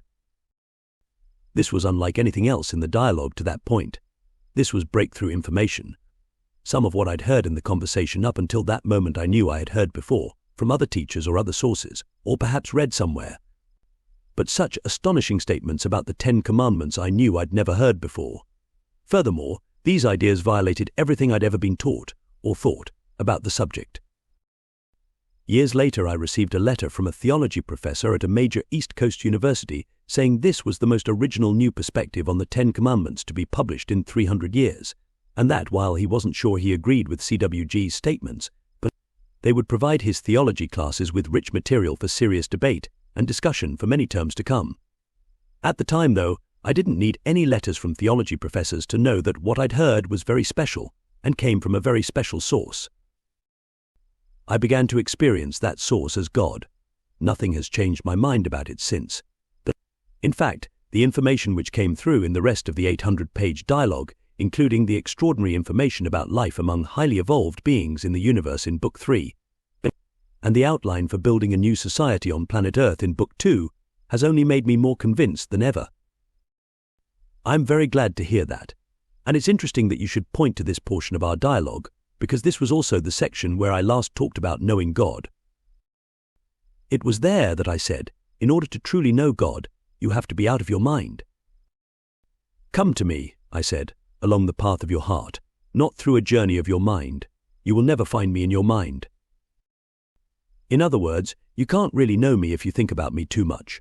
That's because your thoughts contain nothing more than your previous ideas about God. Yet the reality of me will not be found in your previous ideas, but in your present moment experience. Think of it this way: your mind holds the past, your body holds the present, your soul holds the future. Put another way, the mind analyses and remembers, the body experiences and feels, the soul observes and knows. If you want to access what you remember about God, look to your mind. If you want to access what you feel about God, look to your body. If you want to access what you know about God, look to your soul. I'm confused. I thought that feelings were the language of the soul. They are. Yet your soul talks through your body, which gives you a here and now experience of your truth. If you want to know your truth on any subject, look to your feelings. Checking in with your body is the fastest way of doing this. I see. I call that giving it the tummy test. There's an old saying, the tummy knows. And it's true. Your stomach actually provides you with a very good barometer. So if you want to get in touch with what your soul knows about the future, including the possibilities surrounding your future experience of God, listen to your body. Listen to what your body is telling you right now. Your soul knows everything past, present, and future. It knows who you are and who you seek to be. It knows me intimately because it is the part of me that is closest to you. Oh wow, I like that. The soul is the part of God that is closest to you. What a great statement. And it's true. So to know me, all you have to do is truly know your own soul. To have a friendship with God, all I really have to do is have a friendship with myself. Exactly. That sounds so simple. It's almost too good to be true. It's true, trust me, but it's not simple. If knowing yourself, much less having a friendship with yourself, was simple, you would have done it a long time ago. Can you help me? That's what we're doing here. I'm going to lead you back to yourself, and thus lead you back to me, and this you will one day do for others. You will give people back to themselves and thus back to me. For when you find yourself, you find me. There I have always been, and there I will always be. How can I have a friendship with myself? By coming to know who you really are, and by becoming clear about who you are not. I thought I have had a friendship with myself. I like me a lot, maybe a bit too much. As I said, if I've had any personality problem in my life, it's been my ego. A big ego is not a sign that one likes oneself, but just the opposite. If people brag and show off a lot, it raises the question, what do they dislike about themselves so much that they feel they have to get others to like them to compensate? Whoa, that almost hurts. A painful observation is almost always a truthful one. You are having growing pains, my son. It's all right. So you mean I really don't like myself that much, and I'm trying to compensate for lack of self-love by substituting the love of others? Only you can know that. Yet you're the one who said you had an ego problem. I observe that true self-love disappears the ego, it does not enlarge it. Put another way, the larger your understanding of who you really are, the smaller your ego. When you know who you really are fully, your ego is fully gone. But my ego is my sense of myself, no? No. Your ego is who you think that you are. It has nothing to do with who you really are. Doesn't this contradict an earlier teaching that it's okay to have an ego? It is okay to have an ego. In fact, it's very okay, because an ego is necessary in order for you to have the experience you are now having, as what you imagine to be a separate entity in a relative world. Okay, now I'm thoroughly confused. That's okay. Confusion is the first step toward wisdom. Folly is thinking you have all the answers. Can you help me here? Is it good to have an ego or not? That's a big question. You've entered the relative world, what I call the realm of the relative, in order to experience what you cannot experience in the realm of the absolute. What you seek to experience is who you really are. In the realm of the absolute you can know this, but you cannot experience it. The desire of your soul is to know itself experientially. The reason that you cannot experience any aspect of who you are in the realm of the absolute is that in this realm, there is no aspect you are not. The absolute is just that, the absolute. The all of everything, the alpha and the omega, with nothing in between. There are no degrees of absoluteness. Degrees of things can only exist in the relative. The realm of the relative was created so that you can know yourself as magnificent, experientially. In the realm of the absolute, there is nothing but magnificence, and so magnificence is not. That is, it cannot be experienced, it cannot be known experientially, because there is no way to experience magnificence in the absence of that which is not magnificent. In truth, you are one with everything. That is your magnificence. Yet you cannot know the magnificence of being one with everything while you are one with everything, because there is nothing else, and so, being one with everything means nothing. In your experience you are simply you, and you have no experience of the magnificence of that. The only way for you to experience the magnificence of being one with everything is for there to be some state or condition in which not being one with everything is possible. Yet since everything is one in the realm of the absolute, which is the ultimate reality, something not being one with everything is impossible. What is not impossible, however, is the illusion of not being one with everything. It was for the purpose of creating this illusion, then, that the realm of the relative was created. It is like an Alice in Wonderland world, in which things are not what they seem to be, and in which things seem to be what they are not. Your ego is your chief tool in creating this illusion. It is that device which allows you to imagine yourself as separate from all the rest of you. It is the part of you that thinks of you as being an individual. You are not an individual, yet you must be individualized in order to comprehend and appreciate the experience of the whole. And so in this sense, it is good to have an ego. Given what you are trying to do, it is good.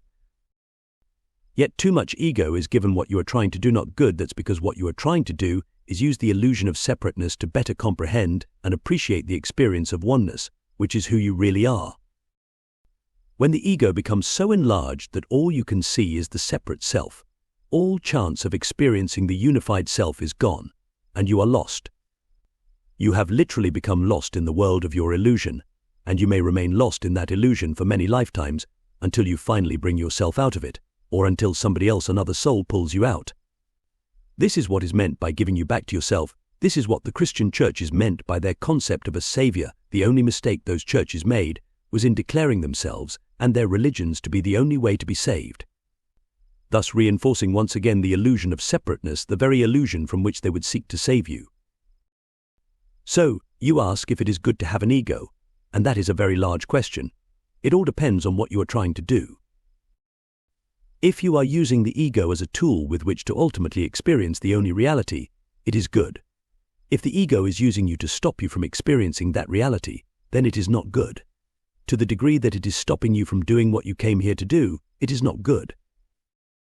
Yet you are always at free choice about what you remain here to do, if you find it enjoyable to not experience yourself as part of the one, you will be given the choice of not having that experience just now.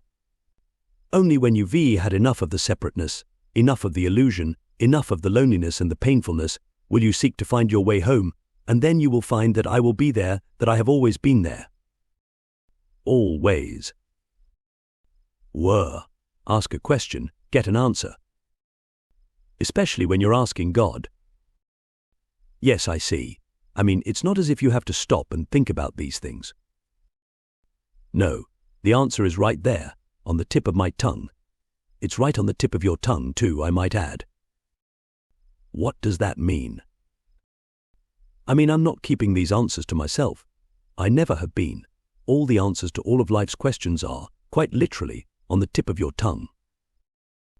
That's another way of saying, as you speak it, so will it be. Well, according to that, if I say that everything you say is hogwash, then all that you've just told me is not true. That's true. No, it's not true. I mean, it's true that it's not true. But if I say that everything you say is not true, then it's not true that it's not true. That's true. Unless it's not. Unless it's not. Unless it's not.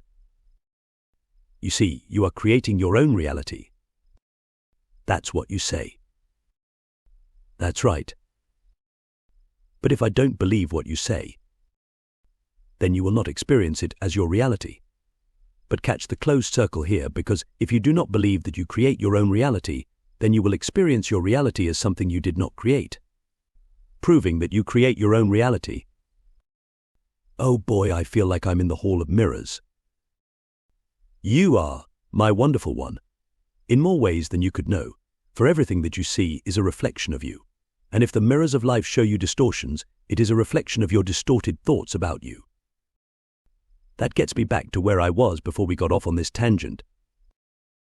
There are no tangents, my son, only different routes to the same destination. I was asking you how I can have a friendship with myself.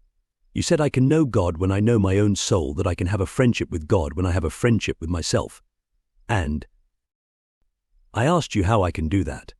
I thought I had a friendship with myself already. Some people do, some people don't. For some people, at best what they have is a truce.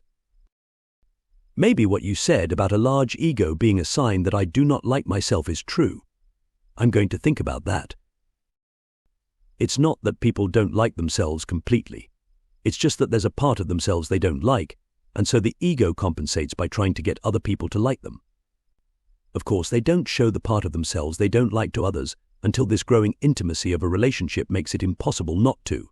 When they finally do, and when the other person acts surprised, and maybe even negatively, then they can assure themselves that they were right about this aspect of themselves being unlikable, and the whole circle continues.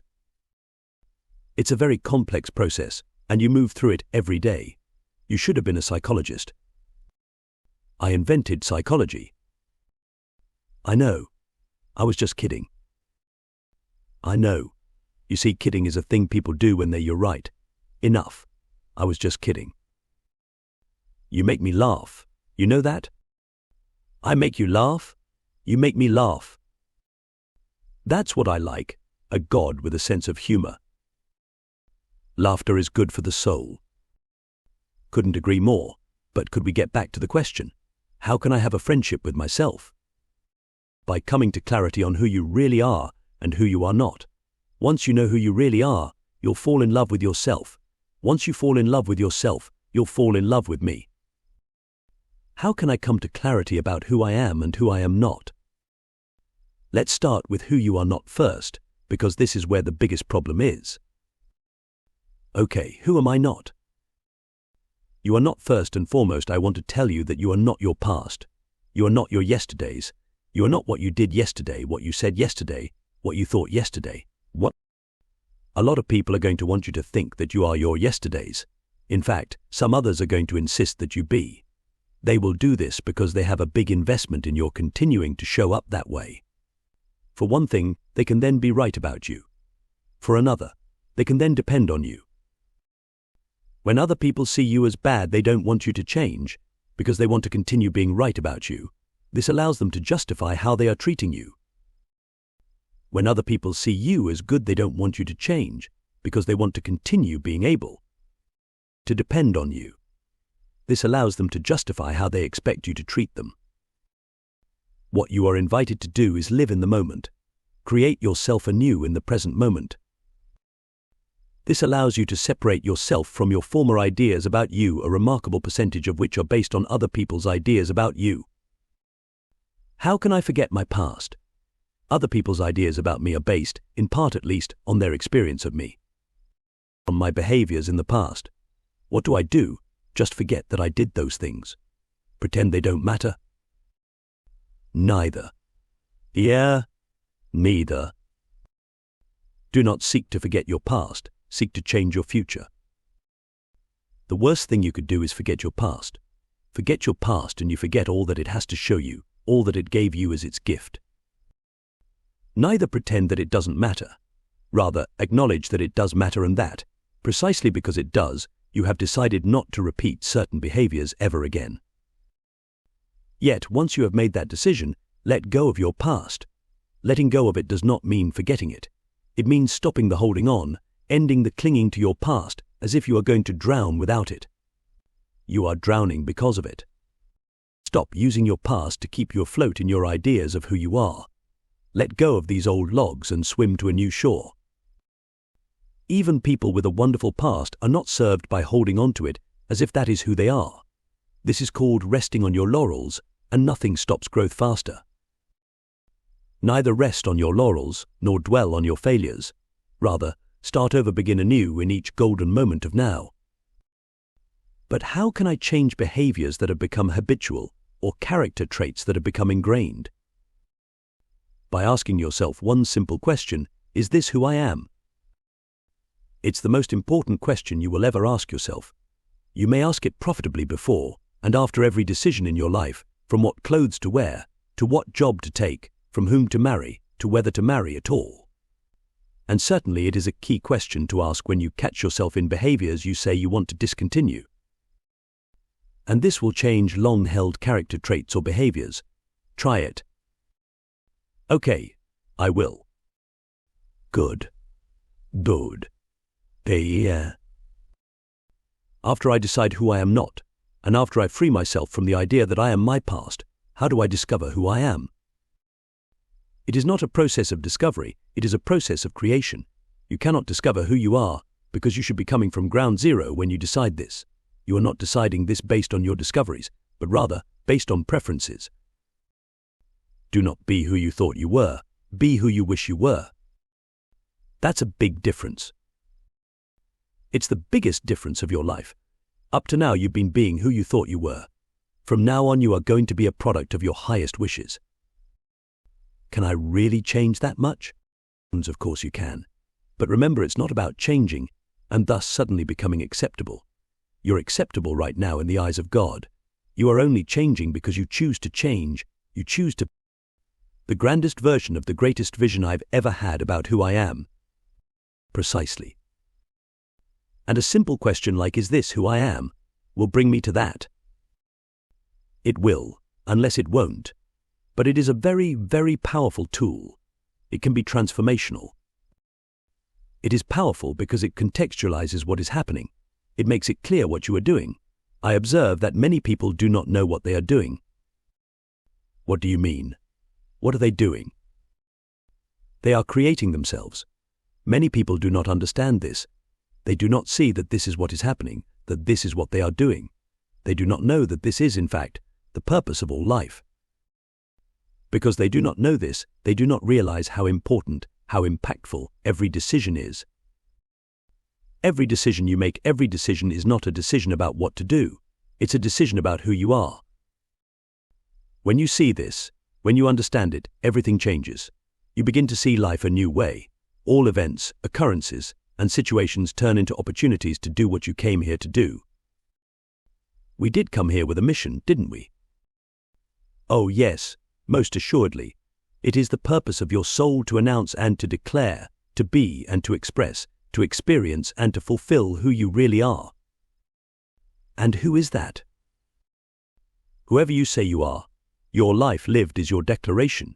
Your choices define you. Every act is an act of self-definition. So yes, a simple, 5-word question like that can change your life. Because that question, if you can remember to ask it, places what's going on in a new context, a much larger context. Especially if you ask the question at decision-making time. There is no time that is not decision-making time. You are always making decisions all the time. There is no time when you are not making a decision. Even when you are sleeping, you are making decisions. In fact, some of your biggest decisions are made while you're sleeping, and some people are sleeping even when it looks like they are awake. Someone once said, "We are a planet of sleepwalkers." They were not far from the truth. So that's the magic question, eh? That's the magic question. The 5-word magic question. Actually, there are 2 5-word magic questions. These questions, asked at the right moment, can propel you forward in your own evolution faster than you might ever imagine. The questions are: is this who I am? What would love do now? With your decision to ask and answer those questions at every juncture, you will move from student to teacher of the new gospel. The new gospel. What is that? In time, my friend. In due time. We have much to say before we get to that. Then can I go back to guilt just one more time? What about people who have done such horrible things, killed people, for instance, or raped women, or abused children that they just can't forgive themselves? What they have done in the past, I am going to say again, is not who they are. It may be who others think they are, it may even be who they think they are, but it is not who they really are. But most of these people can't hear that. They are too consumed with their own guilt, or perhaps with bitterness at the cards life has dealt them. Some of them are even afraid that they'll do it again. So, they see their life as hopeless, pointless. No life is pointless. And I tell you that no life is hopeless. Fear and guilt are the only enemies of man. You've told me that before. And I'll tell you again. Fear and guilt are your only enemies. If you let go of fear, fear lets go of you. If you release guilt, guilt will release you.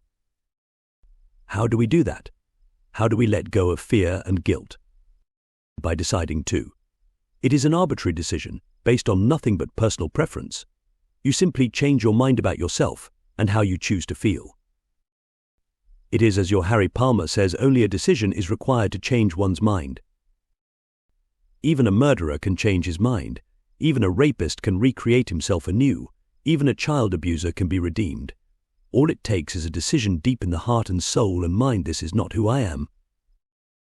That goes for any of us, whatever our misdeeds, large or small. That goes for any of you. Yet how can I forgive myself if I have done the unforgivable? There is no such thing as the unforgivable. There is no offense so great that I would refuse to forgive it. Even the strictest of your religions teach that. They may not agree on the way of atonement. They may not agree on the path, but they all agree that there is a way, there is a path. What is the way? How can I achieve atonement if I myself consider my offenses unforgivable? The opportunity for atonement comes to you automatically at what you call death. You must realize that atonement is just that: it is at one moment. It is the awareness that you and all others are one. It is the understanding that you are one with everything, including me. This experience you will remember this immediately after death, after you depart from your body. All souls experience their atonement in a most interesting way. They are allowed to move through, once again, every moment of the life they've just completed, and to experience it not only from their viewpoint, but from the viewpoint of everyone else who was affected by that moment. They get to rethink every thought, re-say every word, redo every deed, and to experience its effect on every person it affected, as if they were that other person. Which they are. Yeah. They get to know that they are. Experientially at this moment, the statement "we are all one" will no longer be a concept, it will be an experience. That could be a living hell. I thought you said in conversations with God that there's no such thing as hell.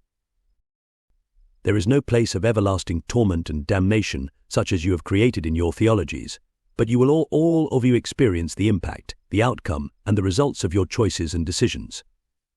Yet this is about growth, not justice. It is the process of evolution, never God's punishment. And during your life review, as some have called it, you will not be judged by anyone, but simply be allowed to experience what the whole of you experienced, rather than what the localized version of you that resides with your present body experienced at each moment of life. Ouch. That still sounds like it could be painful. It is not. You will not experience pain, only awareness. You will be deeply in tune with, deeply aware of, the totality of every moment and what it held. Yet this will not be painful, but rather enlightening. Not an ouch, but an. Exactly. But if there's no ouch, where is the payback for the hurt we've inflicted and the harm we've done? God is not interested in getting you back. God is interested in moving you forward. This is the path of evolution you are on, not the road to hell. The goal is awareness, not retribution. God is not interested in getting us back. God just wants to back us getting it. Say, not bad. Not bad at all. Well, I think it's important that we stay light-hearted here. I've spent years mired in guilt, and some people seem to think you should hang on to guilt forever. But guilt and regret are not the same thing. Because I've stopped feeling guilty about something does not mean I no longer regret it. Regret can be instructive, while guilt is only debilitating. You are exactly right. That is well said. When we're free of guilt, we can move forward, as you put it, with our lives. We can make something worthwhile out of them. Then we can make friends with ourselves again, and then we can make friends with you. You can, indeed. You'll make friends with yourself again. You'll fall in love with yourself when you know and at last acknowledge who you really are. And when you know yourself, you'll know me. And step 1 in having a real, a working friendship with God is complete. Yes. I wish it were as simple as you make it sound. It is. Trust me. Chapter 6. That's step 2, isn't it? That's step 2, and it's huge. It is huge, because I don't know if I can trust you. Thank you for your honesty. I'm really sorry. Don't be sorry. Never be sorry for honesty. I'm not sorry for what I said. I'm sorry if it hurt you. You can't hurt me. That's the point. I can't hurt you? No. No. Even if I do something horrendous? Even if you do something horrendous? You won't become upset and punish me. I will not. That means I can go out and do anything I want. You've always been able to do that. Yes, but I haven't wanted to. Fear of punishment in the hereafter has stopped me. You need fear of God to stop you from being bad. Sometimes, yes. Sometimes, when the temptation's very great, I do need fear of what will happen to me after I die, fear for my immortal soul as a motivator to stop me. Really? You mean you've wanted to do such horrible things that you think you'd lose your immortal soul if you did them? Well, I can think of one example of that in my life, yes. What was it? Right here? You want me to tell you right here, in front of God and everybody? Cute. Cute. Yes, go ahead. Confession's good for the soul. Well, if you must know suicide. You've wanted to commit suicide? I once thought about it very seriously. And don't act so surprised. You know all about it. You're the one who stopped me. With love, not fear. Great. There was a bit of fear in there, too. There was. I was afraid of what would happen to me if I took my own life. So we began our dialogue. Yes. And now, 3 conversations with God books later, are you still afraid of me? No. Good. Ryu. Except when I am. And when is that? When I don't trust you. When I don't trust that this is even you talking to me, much less trust the outlandish promises you make. You still don't trust that God is talking to you. Boy, that'll be interesting to your readers. What, that I'm human? I think they know that I'm human. Yes, but I think that they imagine you to be clear about some things and at least convinced that you are having a conversation with God. I am convinced. That's better. Except when I'm not. And when is that? When I don't feel that I can trust what you're telling me. And when is that? When it's too good to be true. I see. I go into fear. What if it's not true? What if I'm making it all up? What if I'm creating a God who will say anything I want him to say? What if you're saying just what I want to hear, so that I can justify continuing my behavior. I mean, based on what you're telling me, I can do anything I want with impunity. No worry, no muss, no fuss, no price to pay in the hereafter. Hell's bells, who wouldn't want that kind of a God? You, apparently. But I do accept when I don't. And when is that? When I'm afraid. When I think I can't trust you. What are you afraid will happen to you? You mean, if I believe the things you say, and it turns out that you're not really God? Yes. I'm afraid God will throw me in hell. Why? For having, at worst, a fanciful conversation. For denying the one and only true God, and for leading others to do so. For telling others that there are no consequences to their actions, and thereby causing some people to do things they might not otherwise do, because now they're not afraid of you. You really think you're that powerful? No, I think other people are that easily influenced. Then why haven't they been influenced enough by those who say I'm to be feared to stop their self-destructive behaviors? Ha! Ah. A religion has been around for centuries, telling people I'll send them to hell if they don't believe in me this way or that way, and if they don't stop certain behaviors. I know that. Well, do you see those behaviors being stopped? No, not really. The human race is killing itself, just as it always has. Faster, actually, than it ever has, because now you have weapons of mass destruction. And we're being no less cruel to each other now than we ever were.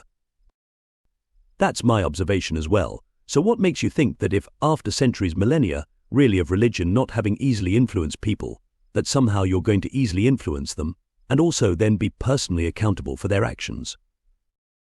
I don't know. I guess I just need to think that once in a while, in order to temper my actions. Why? What are you afraid you would do if you didn't temper your actions? I'd shout from the highest rooftop that I have found, at last, a God I could love. I'd invite everyone else to meet my God and to know him as I do. I'd share everything I know about you with everyone whose life I touch. I'd free people of their fear of you, and therefore their fear of each other. I'd free them of their fear of death. And for this you think God is going to punish you? Well, if I have it wrong about you, you will. Or he will. Or it will, whatever. I will not. Oh, Neale. If your biggest crime is that you've painted a picture of a God too loving, I think you'll be forgiven for that if you have to continue to believe in a God of reward and punishment. And if other people do bad things, like kill or rape or lie, because of me, then every philosopher from the beginning of time who has ever spoken or written against the then current belief system must likewise be guilty of all the deeds of man. Perhaps they are. Is that the kind of God you want to believe in? Is that the God you choose? This isn't a question of choice. We're not in a God supermarket. We don't get to make a choice about this. God is God, and we'd better have our understanding about that right, or we could be going straight to hell. Do you believe that? No, except when I do. And when is that? When I don't trust you. When I don't trust in the goodness of God and in the unconditional love of God. When I see us, all of us here on earth, as children of a lesser God. Is that often? Do you feel that way often? No, I have to say, no, not very often. I used to. Man, did I ever used to. But not since our conversations. I've changed my mind about a lot of things. Well, not changed my mind really. What actually happened is that I allowed myself to believe what I always knew in my heart and wanted to believe about God. And has that been so bad for you? Bad? No, it's been good. My whole life has changed. I've been able to believe in your goodness again, and so I've been able to believe in my goodness again. Because I've been able to believe that you forgive me for all I've done, I've been able to forgive myself because I've stopped believing that someday, somehow, someplace, I am going to be punished by God. I've stopped punishing myself. Now, there are those who say that failing to believe in a punishing God is bad, yet I see nothing but good coming from this. Because if I'm ever going to do anything worthwhile, even if I'm in prison, just talking another prisoner out of hurting someone, or continuing to hurt himself, I'm going to have to forgive and stop punishing myself. Excellent. You understand? I do understand. I really do. And I haven't abandoned everything I've been told in our conversations. I just need a tool now. A tool with which I can create a real friendship with you at last. Yes, you are. Even before I've asked, you've answered. As always. As always. So tell me, how can I learn to trust? By not having to. But I can learn to trust by not having to trust. That's right. Help me here. If I don't want or need anything from you, do I have to trust you for anything? I suppose not. You are correct. So the highest level of trust is not having to trust. You are correct again. But how can I get to a place of not wanting or needing anything from you? By realizing that it's already yours, that whatever you need is already yours, that even before you ask, I will have answered. Therefore, asking is not necessary. Because I don't have to ask for what I already have. Exactly. But if I already have it, why would I even think I needed it? Because you don't know you already have it. It is a matter of perception. Do you mean that if I perceive that I need something, I do? You will think that you do. But if I think that God will meet all my needs, then I will not think that I do. That is correct. That is why faith is so powerful. If you have faith that all your needs will always be met, then technically you have no needs at all. And this is the truth, of course, and it will become your experience, and so your faith will be justified. Yet all you will have done is change your perception. What I expect is what I get. Something like that, yes. Yet the true master lives outside the space of expectation. He expects nothing and desires nothing more than what shows up. Why? Why? Because he already knows he has everything, and so he happily accepts whatever part of everything it is that shows up in any particular moment. He knows that it is all perfect, that life is perfection, playing itself out. Under these circumstances, trust is not required. Or to put it another way, trust becomes knowing. Yes, there are 3 levels of awareness around everything. These are hope, belief, and knowing. When you have a hope about something, you are wishing that it is true, or that it will happen. You are not certain in any sense of the word. When you have a belief about something, you are thinking that it is true, or that it will happen. You are not certain, but you think you are certain, and you continue to think so unless something to the contrary appears in your reality. When you have a knowing about something, you are clear that it is true, or that it will happen. You are certain in every sense of the word, and you continue to be certain even if something to the contrary appears in your reality. You judge not by appearances, because you know what is so. So I can learn to trust you by knowing that I don't have to trust you. That is correct. You have come to a knowingness that the perfect thing is going to occur. Not that a particular thing is going to occur, but that the perfect thing is going to occur. Not that what you prefer is going to occur, but that which is perfect is going to occur. And as you move toward mastery, these two become one. Something occurs, and you prefer no occurrence other than what is occurring. It is your very preferring of whatever is occurring that renders that occurrence perfect. This is called letting go and letting God. Here, Master always prefers what occurs. You, too, will have reached mastery when you are always preferring what is occurring. But, that is the same as having no preferences at all. I thought that you've always said, your life proceeds out of your intentions for it. If you have no preferences, how can this be true? Have intentions, but don't have expectations, and certainly don't have requirements. Do not become addicted to a particular result. Do not even prefer one.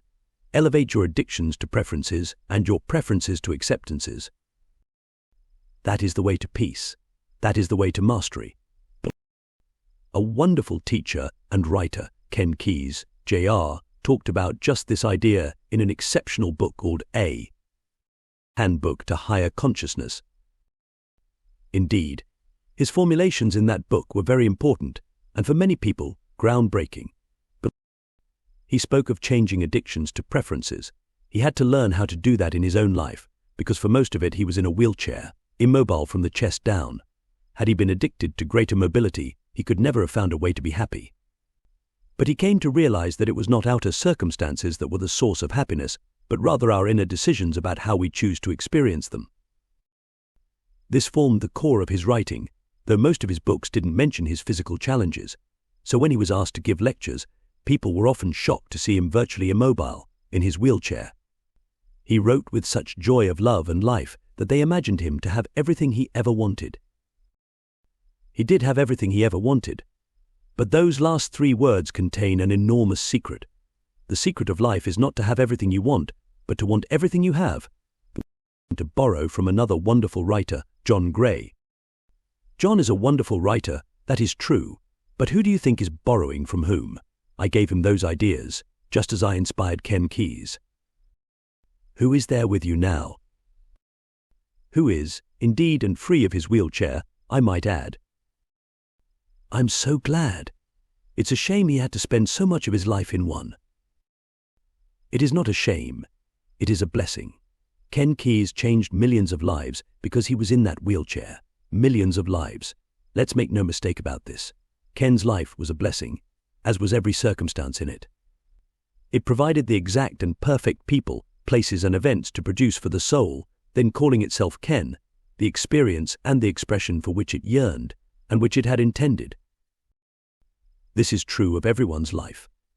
There is no such thing as bad luck, nothing happens by accident, there are no coincidences, and God doesn't make mistakes. In other words, everything is perfect, just the way it is. That's right. Even if things don't look perfect. Especially if they don't look perfect. That's a sure sign that there's something huge for you to remember here. So you're saying we should be grateful for the worst things that happen to us. Gratitude is the fastest form of healing. What you resist persists. What you are grateful for can then serve you, as it was meant to do. I have told you. I have sent you nothing but angels. Now I will add. I have given you nothing but miracles. Wars are miracles. Crimes are miracles. Diseases and illnesses are miracles. What do you think? If you were beginning to give answers rather than ask all the questions, what would you say? You mean, what would I say if I were you? Yes. I say, every event of life is a miracle, as is life itself. Life is designed to provide your soul with the perfect tools, the perfect circumstances, the perfect conditions with which to realize and experience, announce and declare, act, fulfill and become who you really are. Therefore judge not, and neither condemn. Love your enemies, pray for your persecutors, and embrace every moment and circumstance of life as a treasure, a perfect gift from a perfect Creator. I would say, seek results and outcomes, but do not require them. You would have spoken well, my friend. You are becoming a messenger, as Ken Keyes was. Yet now let us take Ken Keyes' teachings one step further, for Ken taught elevate your addictions to the level of preferences. Now, you will teach do not even have preferences. I will? Yes. When? Now, go ahead and teach it. What would you say if you were to teach this? You mean, what would I say if I were you? Yes. On BL.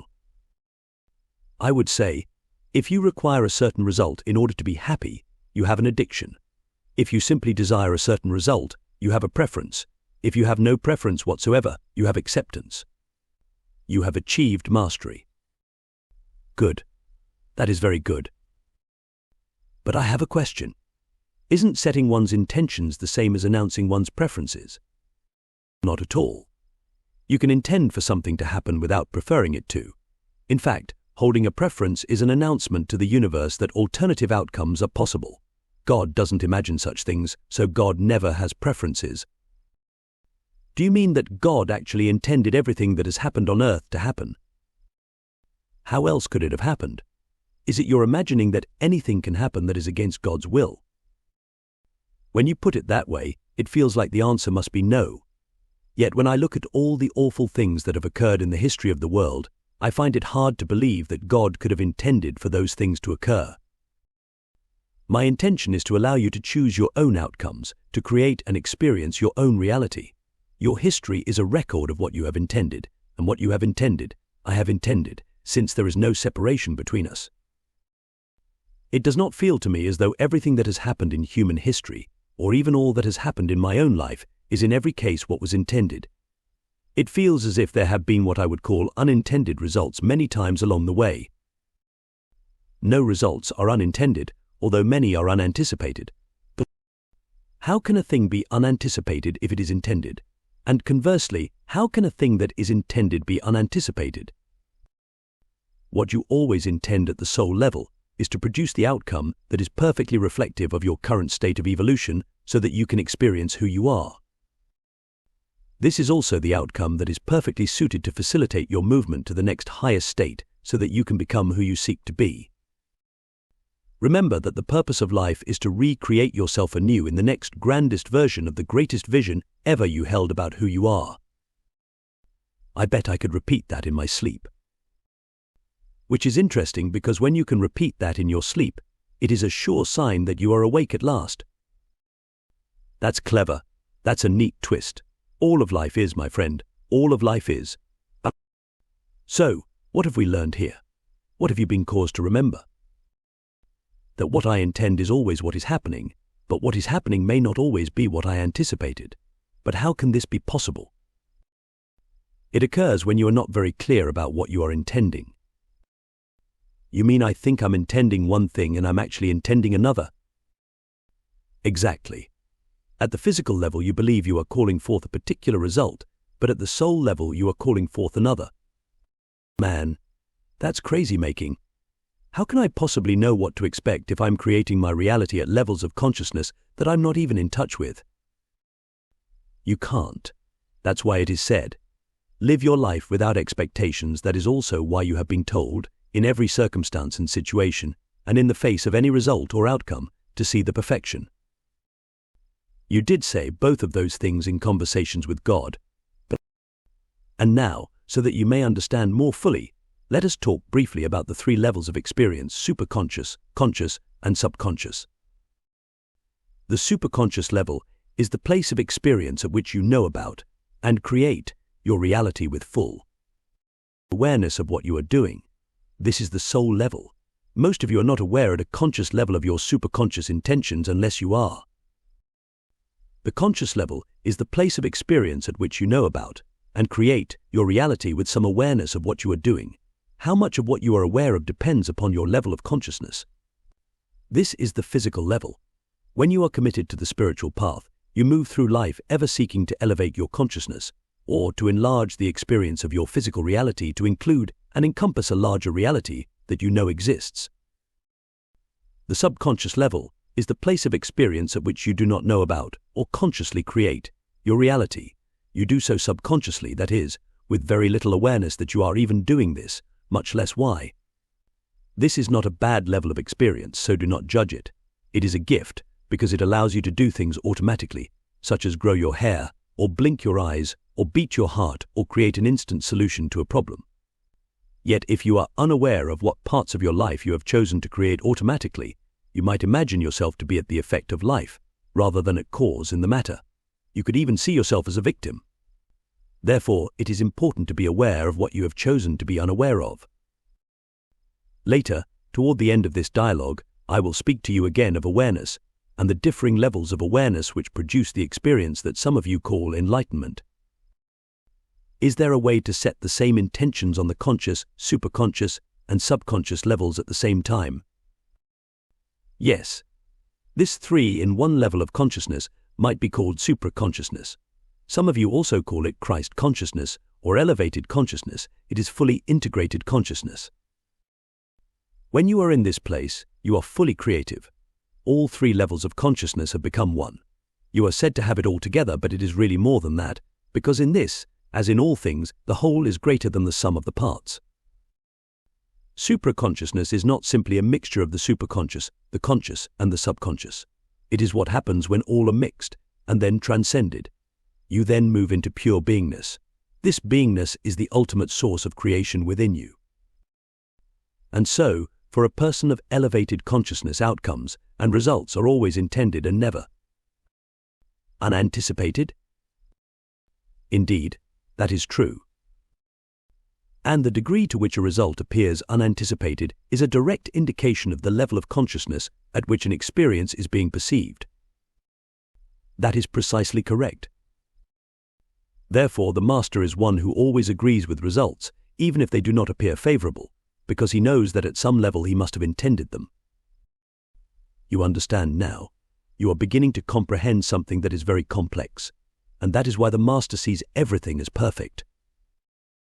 Wonderful. You've got it. What the master may not always see is the level at which the outcome was intended. Yet she has no doubt that at some level she is responsible for the result. Exactly. And that is why the master never sits in judgment of another person, place, or thing. The master knows that he put it there.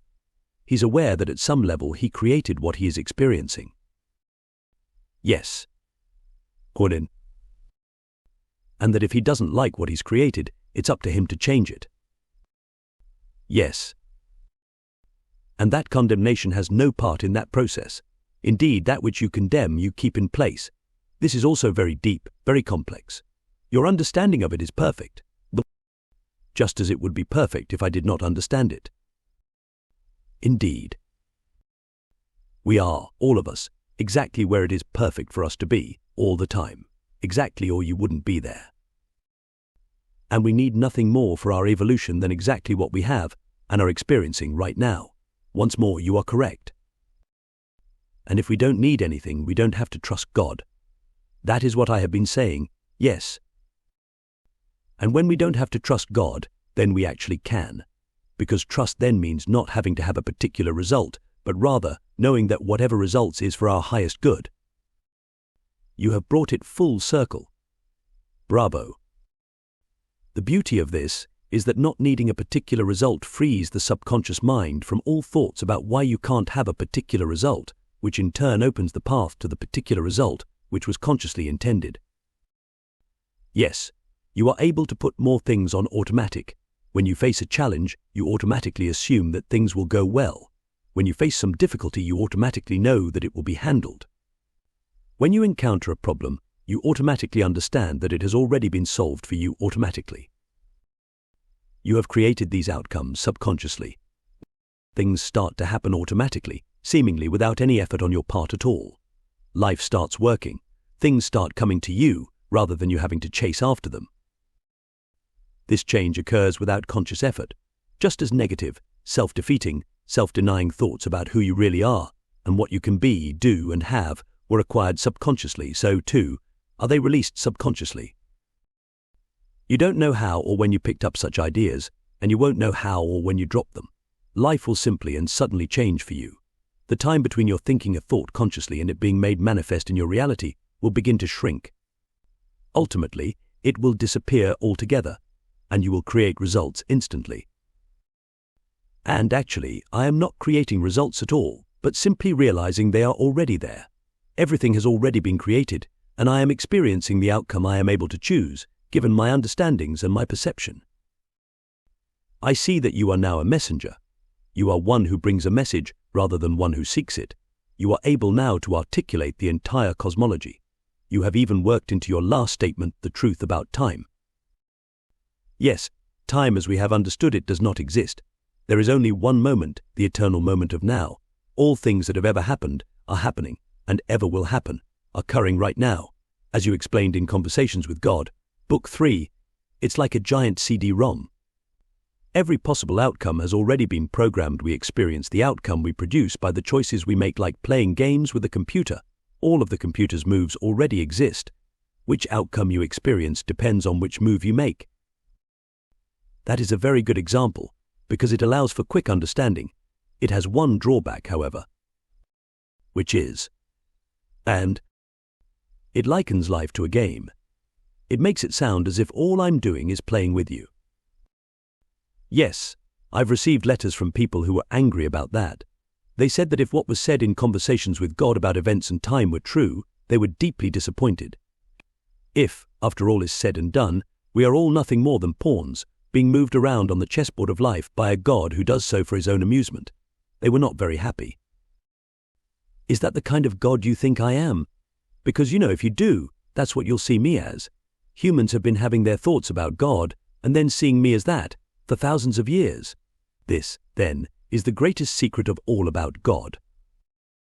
I will appear to you as you see me. Wow. Ow. Yes, wow, indeed.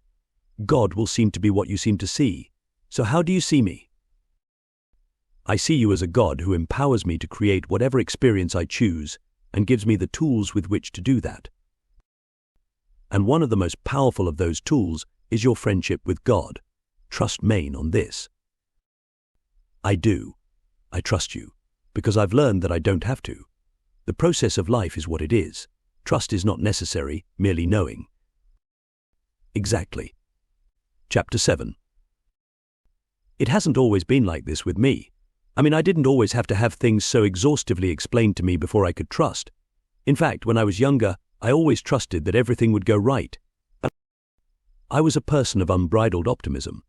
One might even call it reckless optimism. Given the fact that I'd grown up being afraid of God, this state of mind might seem to have been doubly reckless. Still, that's the way it was with me. As a child, I always knew I was going to get what I wanted, and I always did.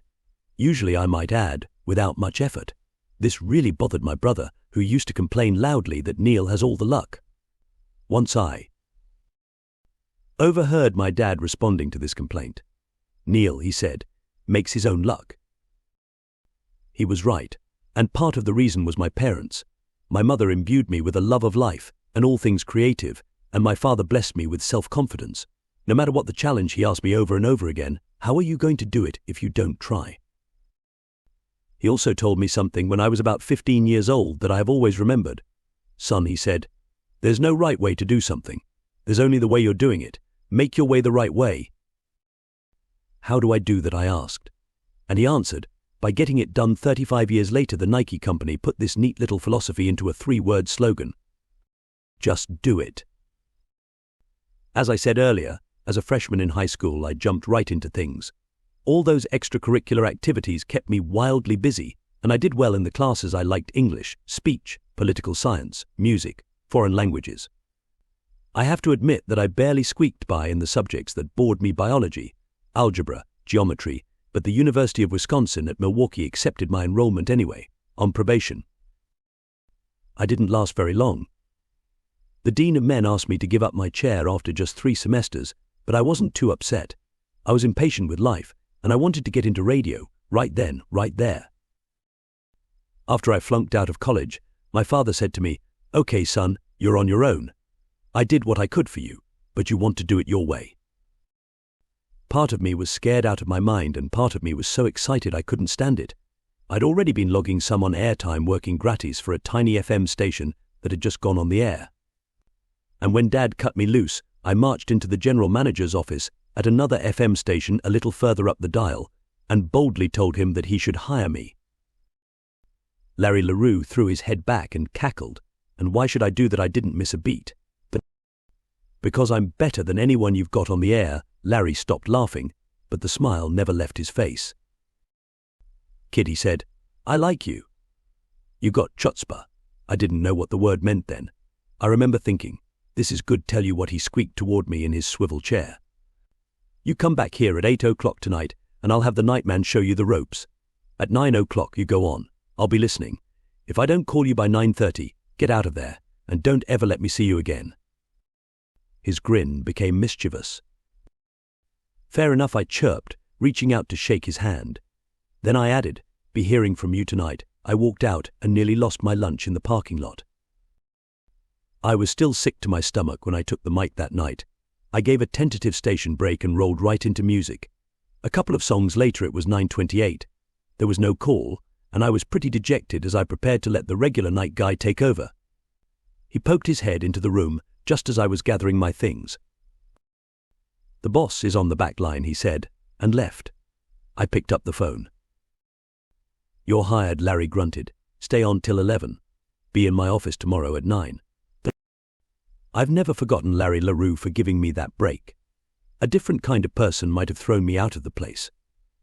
Years later, when I was a program director at a radio station in Baltimore, I did my best to pass on the favor, using what I had come to call la rue, always give the kid a chance. I had plenty of kids wanting to break into the business knocking on my door.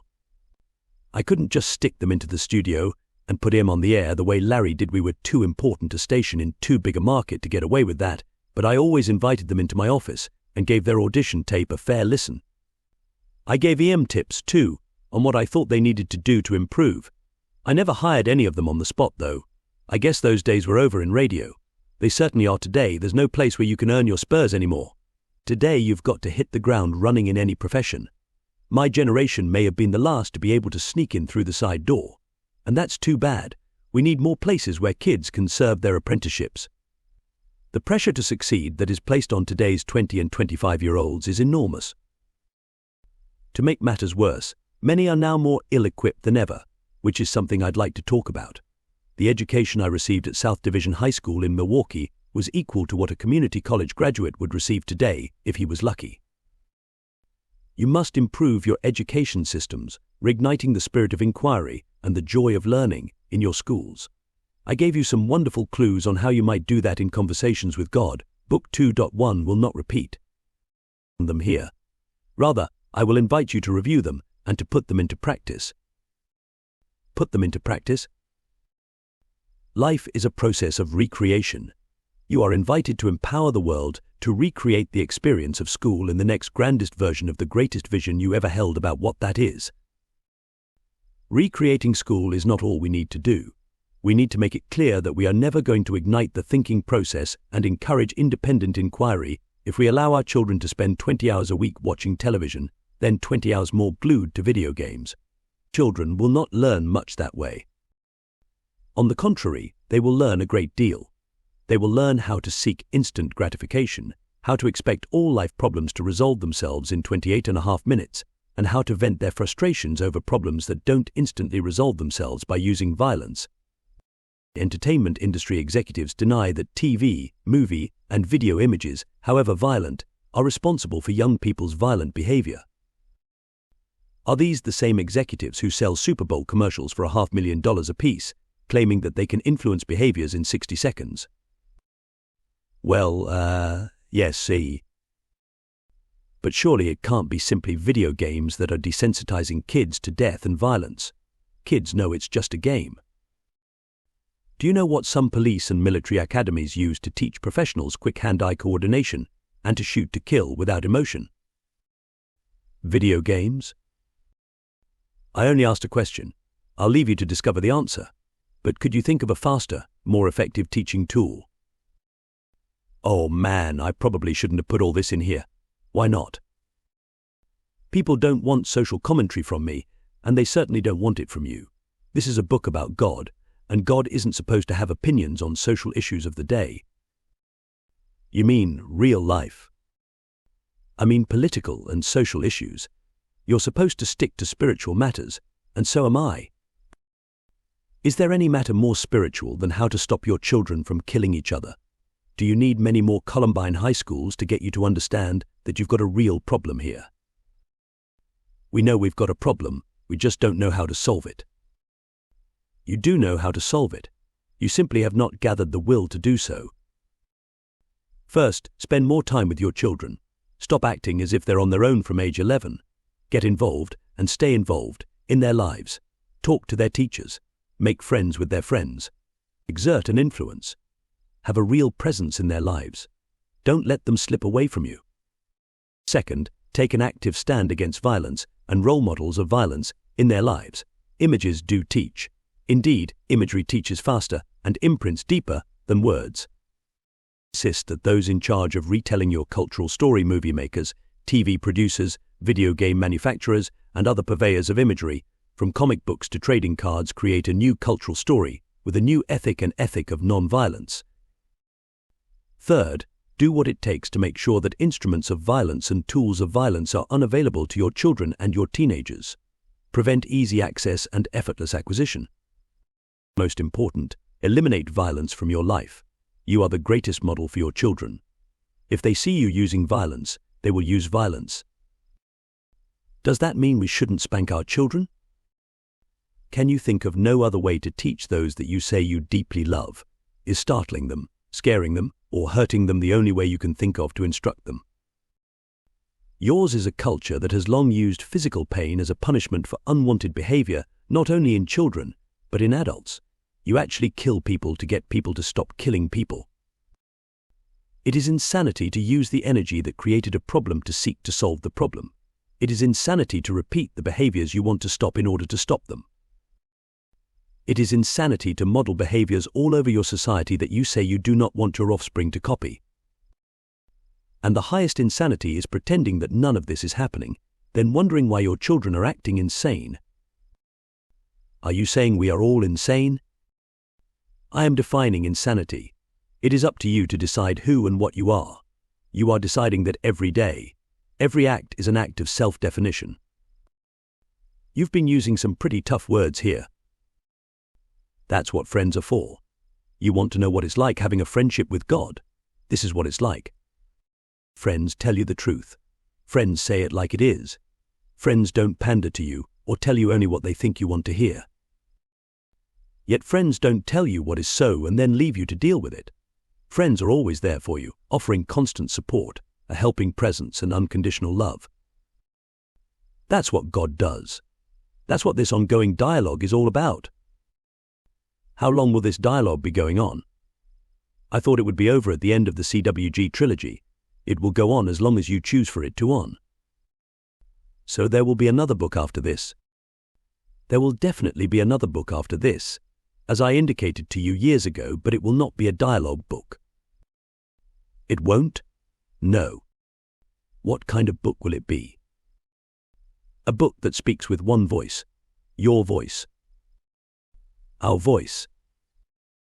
Our voice? Your conversation with God has led to your friendship with God, and your friendship with God will lead to your communion with God. We will speak with one voice in communion with God, and it will be an extraordinary document. All of the With God books have been extraordinary. Indeed. Will there be any more dialogue books where you and I just talk? If you wish for there to be, there will be. Well, I enjoy these conversations immensely because they really make me think. I'm sometimes surprised, though, at how opinionated you are.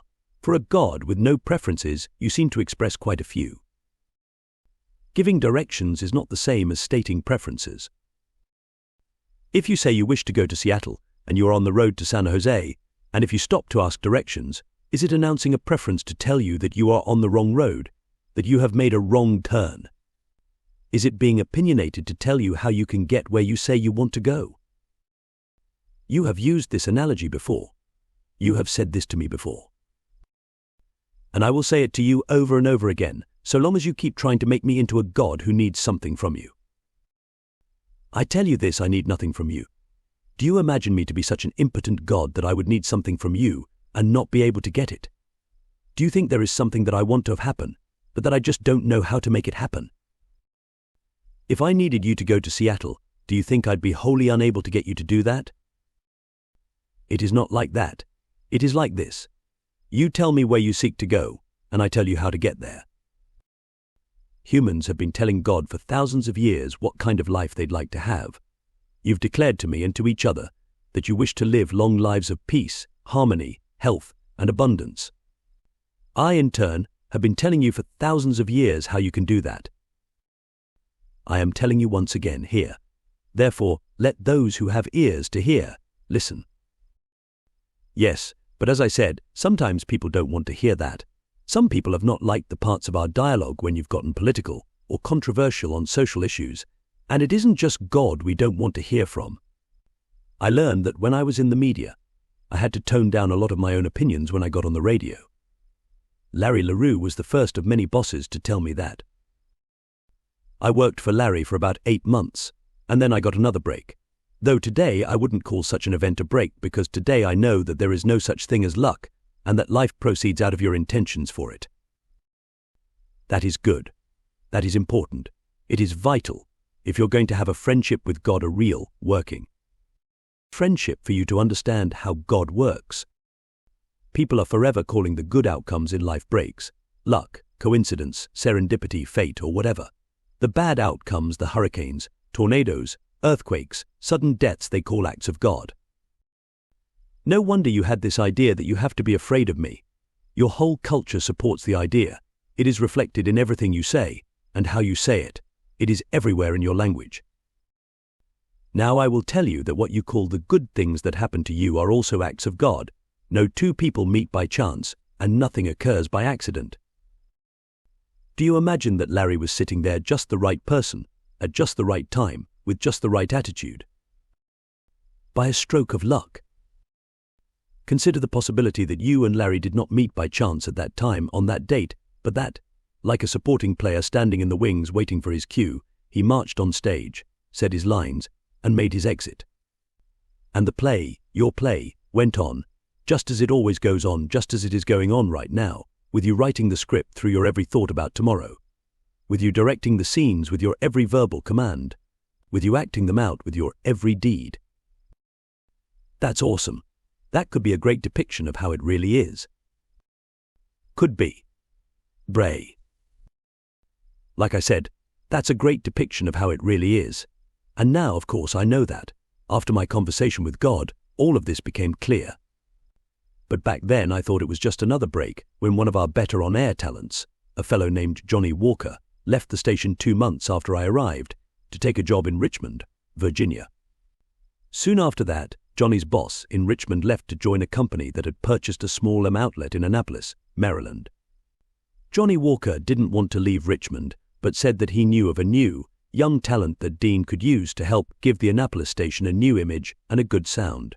That new, young talent was me. Within a blink I was off to the East Coast, my mother wringing her hands, asking Dad to stop me. My father said, "Let the boy go. It's his time." "But what if this is all a mistake?" Mom asked. "Then it'll be a mistake," my father said simply. "He knows where we are." I arrived in Annapolis in August 1963, with 1 month left in my 19th year. My starting salary was $50 a week, but hey, I was on real radio. This was not FM, this was AM, the kind of radio they had in cars. The kind they took in little portables to beaches. And by my 21st birthday I had become the production manager of the station, in charge of making all of its commercials. I'm telling you these stories, and this one in particular, because I want you to see how God works in our lives, how we do have a friendship with God, and don't even know it. I want to illustrate how God uses people, places, and events to help us on our way. Or rather, how He allows us to, giving us the creative power to determine the reality of our lives, although I wouldn't have put it that way then. By 1966, I'd worked my way into the production manager's job at a radio station in a city in the Deep South, which I'm not going to name because I do not wish to embarrass or anger its present residents. Things are different there now, I'm sure, but in 1966 I thought it was a mistake for me to go there. There are no mistakes in God's world was not a concept I had learned yet. I only see now that what happened was all part of my education, a preparation for the larger work that I was to do in the world. What made me think it was a big mistake for me to be in Southern City was the racial attitude that I found there. It was the mid-60s, and the Civil Rights Act had just been signed by President Johnson. It had become law because it was needed just as anti-hate crime legislation is needed today, and nowhere was that need more apparent than in some bastions of long-standing racial prejudice in certain corners of the Deep South. I was in just such a corner in more ways than one. I wanted out. I hated it. When I first drove into town, I needed some gas. Pulling into a service station, I was shocked to find a cardboard sign stuck to every gas pump that read whites only. Coloreds got their gas at a pump round back. Restaurants, bars, hotels, theaters, the bus station, and other public places were similarly segregated. Now, being from Milwaukee, I had never seen such things. Not that Milwaukee, or any other northern city, was free of racial prejudice, but I'd never been confronted with such blatant designation of a whole group of people as second-class citizens. I'd never lived in a place where the whole of society agreed that it was okay to do that. And things went from bad to worse. I'd been invited to dinner at the home of some new acquaintances, and I made the mistake of asking about the racial attitudes I was encountering all over the place. I thought that my hosts, a genteel couple of obvious breeding, might be able to offer me some insight. I got some insight, all right, but not the kind I'd expected.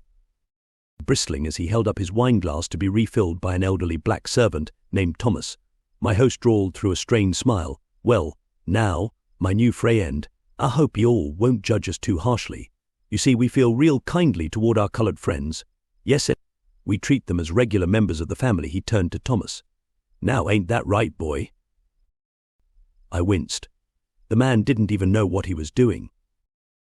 Thomas, however, was not so unaware. He whispered, "That's a fact, Captain. That's a fact," and quietly left the room. Now these days when I see blatant injustice, my first impulse is not to walk away from it, but to move toward it to try to understand what sponsors it to see if I can do anything to help heal it. But those were younger days when my heart was just deciding about its truth, not acting on it. And so, I simply wanted out. In the worst way, I had no tolerance for intolerance. I understood nothing about that level of prejudice. I understood nothing about what today we would call the black experience, and I just wanted to get away from the whole thing. I cried out to God, "Get me out of here." I couldn't imagine how I was going to actually leave very quickly, though. Broadcasting is a very specialized field, and jobs in the market of one's choice are not easy to find. I felt that I was lucky to be working anywhere. Of course, I hadn't counted on God's friendship. In those days, I still thought of God as someone who would answer prayers sometimes, ignore prayers other times, and punish me severely for all time if I died with sins on my soul. These days, I know that God answers prayers all the time, and I also know that everything we think, say, and do is a prayer and produces a response from God. That's what a good friend He is. But in the 60s, I didn't understand that, so I wasn't exactly expecting a miracle here. Imagine my surprise when I got one. So, it was a phone call, out of the blue, from a complete stranger. A man identifying himself as Tom Feldman called. "You don't know me, but I got your name from Marvin Mervis, the owner of the station I work for in Annapolis. I'm looking for a program director for our radio station in Baltimore. Marvin says you're a talented guy. Would you be interested in coming up here for an interview?" I couldn't believe what I was hearing. "Are you kidding?" I shouted inside my head. "Yes, I think I could arrange that," I said to Tom Feldman. "There's one thing you should know," though, he continued. "This is an all-black radio station." "Ah, yes, I remember that. That was clever of me, wasn't it?" Clever? It was downright conniving. Because when I was hired surprise at Webb in Baltimore, I got to find out firsthand what prejudice was about and how blacks experienced it, even in a so-called sophisticated larger city. I learned a lot, too, about my own self-righteousness and how I thought that we were somehow better in our big city attitudes than the rural folks in the Deep South. I found out that our racial attitudes were not much better at all, but I had to be deeply embedded in the black experience to be able to see that. Outside the Deep South, our prejudices were simply expressed differently, mainly, with much more hypocrisy. I let go of a lot of my false and arrogant thoughts during my tenure at what was known in those days as a rhythm and blues station, and I also learned a lot, firsthand, about black culture. Working side by side with a black staff and interacting daily within the black community brought me insights I could not have gained any other way. When I'd learned what I'd come to the situation to learn, God stepped in again, giving me yet another incredible chance to prepare further for the work I was to eventually do in the world. Hold it. You realize, of course, that it was you doing this, not me. You do understand, don't you, that I have no agenda for you, other than the agenda you set for yourself? Yes, I know that now. But then I was still living in a paradigm which suggested that there was something God wanted me to do, and that suggested God controls and causes the circumstances and events of my life. Well, now, just for review, who does control and cause the circumstances of your life? I do. And how do you do that? With everything that I think, say, and do. Good. That needed clarifying here, otherwise someone could get the impression that I was the cause of your experience. Yet you did chuckle just now at how clever it was of you to place me at that all-black radio station. It was clever how I facilitated what you chose to call forth. This is how your friendship with God works. First, you decide what it is you choose, then I make it possible. I decided that I wanted to work at an all-black radio station. No, you decided that you wanted to understand more fully what racial prejudice and righteousness was all about. You decided this at a very high level. At the soul level, it was about giving yourself lessons. It was about bringing yourself reminders. It was about moving yourself toward awareness. Your subconscious thought was to flee, to get out of there. Your superconscious thought was to find out more, at the conscious level, about racial attitudes and about intolerance, including your own. You obeyed all of these impulses at once. And you, as my soul's friend, will always make it possible for me to do that. Yes, I will place the tools in your hands with which you may fashion the experience of your choosing, that you might come to higher and higher levels of consciousness. You may choose to use those tools or not to use them. What would cause me to do one or the other? How aware you are about why that which is occurring in your life right now is occurring. Later, I will talk to you about levels of awareness and levels within levels. But it seems that I was always a lot more conscious about things after they happened than while they were happening. I see now, clearly, why what happened next in my life occurred, but at the time I was cursing you. That is not uncommon. I know, but now I feel bad about it, because I see two things that I couldn't see then. First, I see that what happened was something that I called forth, and second, I see that it was for my own highest good. Given where you say you wanted to go in your experience. Yes, given where I say I wanted to go. I see now that I have always been choosing to be a teacher, a raiser of consciousness among people, and that my whole life has been a preparation for that. That is very true. But I was angry with you about things that I, myself, created. I didn't understand that you were simply giving me the tools, the right and perfect people, places, and events to prepare myself for the experience of my choosing. That's all right, don't worry about it. As I said, it's common. Now you know. So now, just stop being angry about your life, about anything in your life. See it all as perfect. Do you think I can? Do you think you can? I think I can. Then you can. But it would have been nice to know then what I know now. You know now. Let that be enough. My father used to say, so old, so soon, so smart, so late. I remember that. Do you think I took that one in too deeply? What do you think? I think I did, but I'm tossing it out right now. Good. So get back to where I stepped in again, as you put it, allowing you to prepare yourself more and more for the work you'd already decided to do in the world.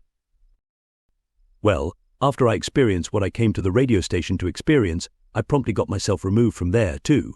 It all happened very suddenly. One day I was asked by the station to leave the program director's job and become an on-the-road salesman of airtime.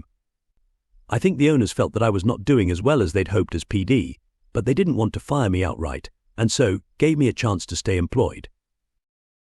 Now, I don't think there's a tougher job in the world than that of a time salesman for a radio or television station. I was constantly begging for a moment of some businessman's day in order to make my pitch, then trying as hard as I could to convince him to do something that he really didn't want to do. Then I had to work doubly hard to please him by writing snappy, effective ad copy once he did capitulate, and spend a few dollars on a commercial. And, finally, I'd worry my head off that there would be results, so that he would continue advertising. I was working on a draw against commission, as most time salespeople do, and each week that I didn't earn my draw, I felt guilty for being paid for something I wasn't doing, and frantic that I was going to be fired. This didn't exactly produce an attitude of joy as I went off to work each morning. I remember sitting in my car one day in the parking lot of a shopping center where I was to make a cold call. I hated cold calls, I hated my new job, and I hated myself for getting myself into it, even though it didn't seem that I had much choice. I'd married just before going down south, and my first child was now on the way. Sitting in that car, miserable and furious, I banged on the steering wheel with my fists, once again demanding of God this time, actually screaming out loud, "Get me out of this." Someone walked by the car and looked at me strangely, then quickly opened the door. "What's the matter? Lock yourself," and I smiled sheepishly, pulled myself together, and trudged into the store. I asked if I could see the manager or owner, and was asked in return, "Are you a salesman?" When I said yes, I was told, "He can't see you now." This happened a lot, and "I'm a salesman" were words I began to abhor. I dragged myself back to my car, driving straight home, rather than to the next prospect. I couldn't take it another day, yet I didn't have the courage to quit. The next morning, as the alarm buzzed its awful buzz, I turned over with a jerk, angrily reaching for the off button. That's when the pain hit me. It felt as if someone had stabbed me in the back. I couldn't move another inch without absolute agony.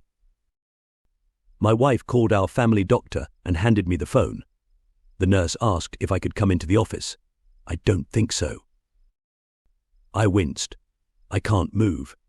So believe it or not, the doctor came to my house. I had a collapsed disc, the doctor said, and it would take 8 to 12 weeks to heal, during which time I was to stay off my feet as much as possible. I would probably have to be placed in traction. I called my boss and told him. The next day I was fired. I'm sorry, Tom allowed, but we just can't keep paying you a draw against future commissions for 3 months. It would take you a year to work that off. It's a tough break, but we're going to have to let you go. Yeah, I echoed. Tough break. I could hardly keep the smile off my face. I'd been given a legitimate reason for leaving my job. It was a cruel world, but that's the way the ball bounces sometimes. That was my worldview, the myth I grew up with. It never occurred to me that I had created all this. That the cruel world was a world of my own construction. This realization, what some might call self-realization, came much later. After only 5 weeks, I found myself feeling much better. Surprise. The doctor said my recovery was going faster than expected, and, cautioning against pushing myself, gave me the go-ahead for occasional trips out of the house. It wasn't a moment too soon. We were skimping by on my wife's salary as a physical therapist, and it was clear that before long I was going to have to find something to do for a living. But what could I do? There were no jobs in radio to be had in Baltimore or back in good old Annapolis, and I'd never done anything else. Of course, there was that bit of writing for the high school weekly back in Milwaukee, but surely that wasn't credential enough to get a real newspaper job. But again, I'm reminded of how God works as our best friend, supporting us in getting where we say we want to go, giving us the tools with which to create the experiences that will serve us in moving to greater and greater awareness, and ultimately prepare us to express who we really are. Taking a gamble, I went to the offices of the Evening Capital, Annapolis daily newspaper. I asked to see Jay Jackson, then managing editor, and unlike with Larry LaRue, begged him for a job. Fortunately, I was not completely unknown to Jay, my days in Annapolis radio having brought me a bit of notoriety. I told him that I'd lost my job in Baltimore because of my health, let him know that my wife was pregnant, and said, Mr. Jackson, the truth is, I need work. Any kind of work. I'll wash the floors, be a copy boy, anything. Jay listened very quietly from behind his desk. When I finished, he said nothing. I imagined that he was trying to think of how he could get me out of there. Instead, he finally asked, Do you know how to write? I wrote for my high school paper and had some journalism in college. Yes, sir, I answered hopefully. I think I can put a few sentences together. After another pause, Jay said, All right. You can start tomorrow. I'm going to put you in the newsroom.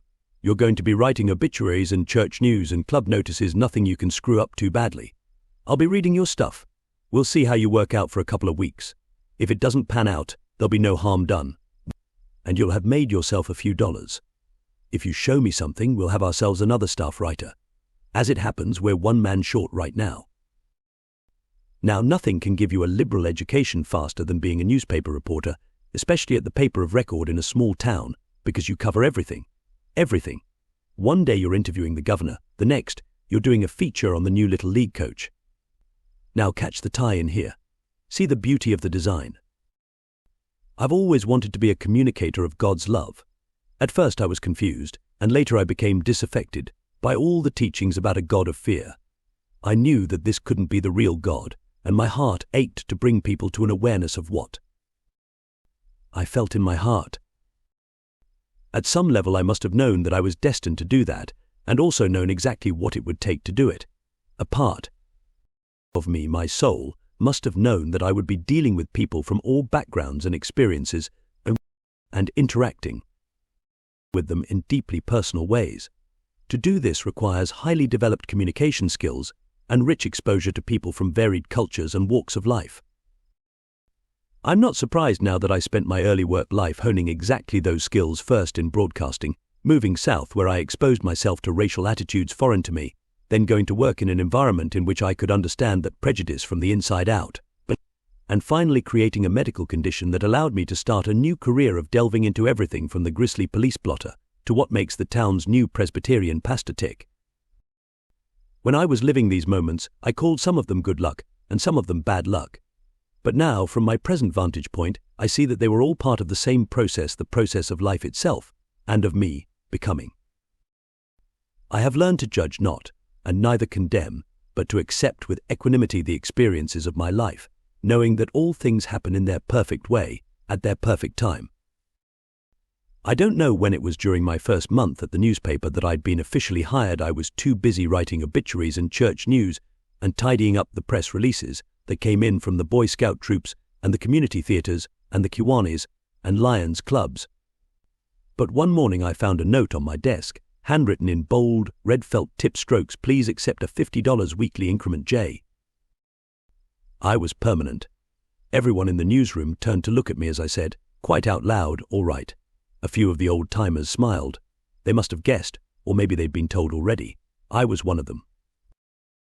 It hadn't taken me long to remember how much I'd loved newspaper writing from my high school days. And now, here I was in a real newsroom, typewriters clacking, yes, manual typewriters, the smell of ink and newsprint everywhere. 5 months after I'd started, I was given my first real beat covering the county government, which soon produced my first page one byline. What an exciting, joyful experience. I think that only a newspaper reporter can appreciate what I was feeling in those days, a constant sense of exhilaration. Nothing has topped it since, save the moment I first saw my name on the cover of a book. Now I've had some friends advise me not to include anything about that in these pages. They say that people will think less of me, and that it will invalidate what has come through me if I admit that I am thrilled to see my name stamped on the binding of a published book. I guess I'm supposed to pretend that I'm very blasé about these things, that none of it has affected me in the least, that I'm above it all because as a spiritual messenger, I should be. But I don't believe that as a spiritual messenger I cannot be happy with what I'm doing, or thrilled to pieces that it is going so well. It seems to me that spiritual enlightenment is not measured by how unaffected we are by rewards of the ego, but by how dependent we are on them for peace and happiness. Ego itself is not a bad thing, only ego run amok. We would do well to be wary of an ego that controls us, but we might welcome an ego that propels us. In life, we are constantly propelling ourselves to our next greatest achievement. The ego is God's gift to us, just as is everything else in life. God has given us nothing that is not a treasure, and whether it shows up that way in our experience depends on how we use it. I'm convinced that ego, like money, has gotten a bad name. It's been given a bad rap. It's not ego or money or power or unbridled sexual pleasure that is bad. It is the misuse of these things which does not benefit us, which does not speak of who we really are. If these things, in and of themselves, were bad, why would God have created them?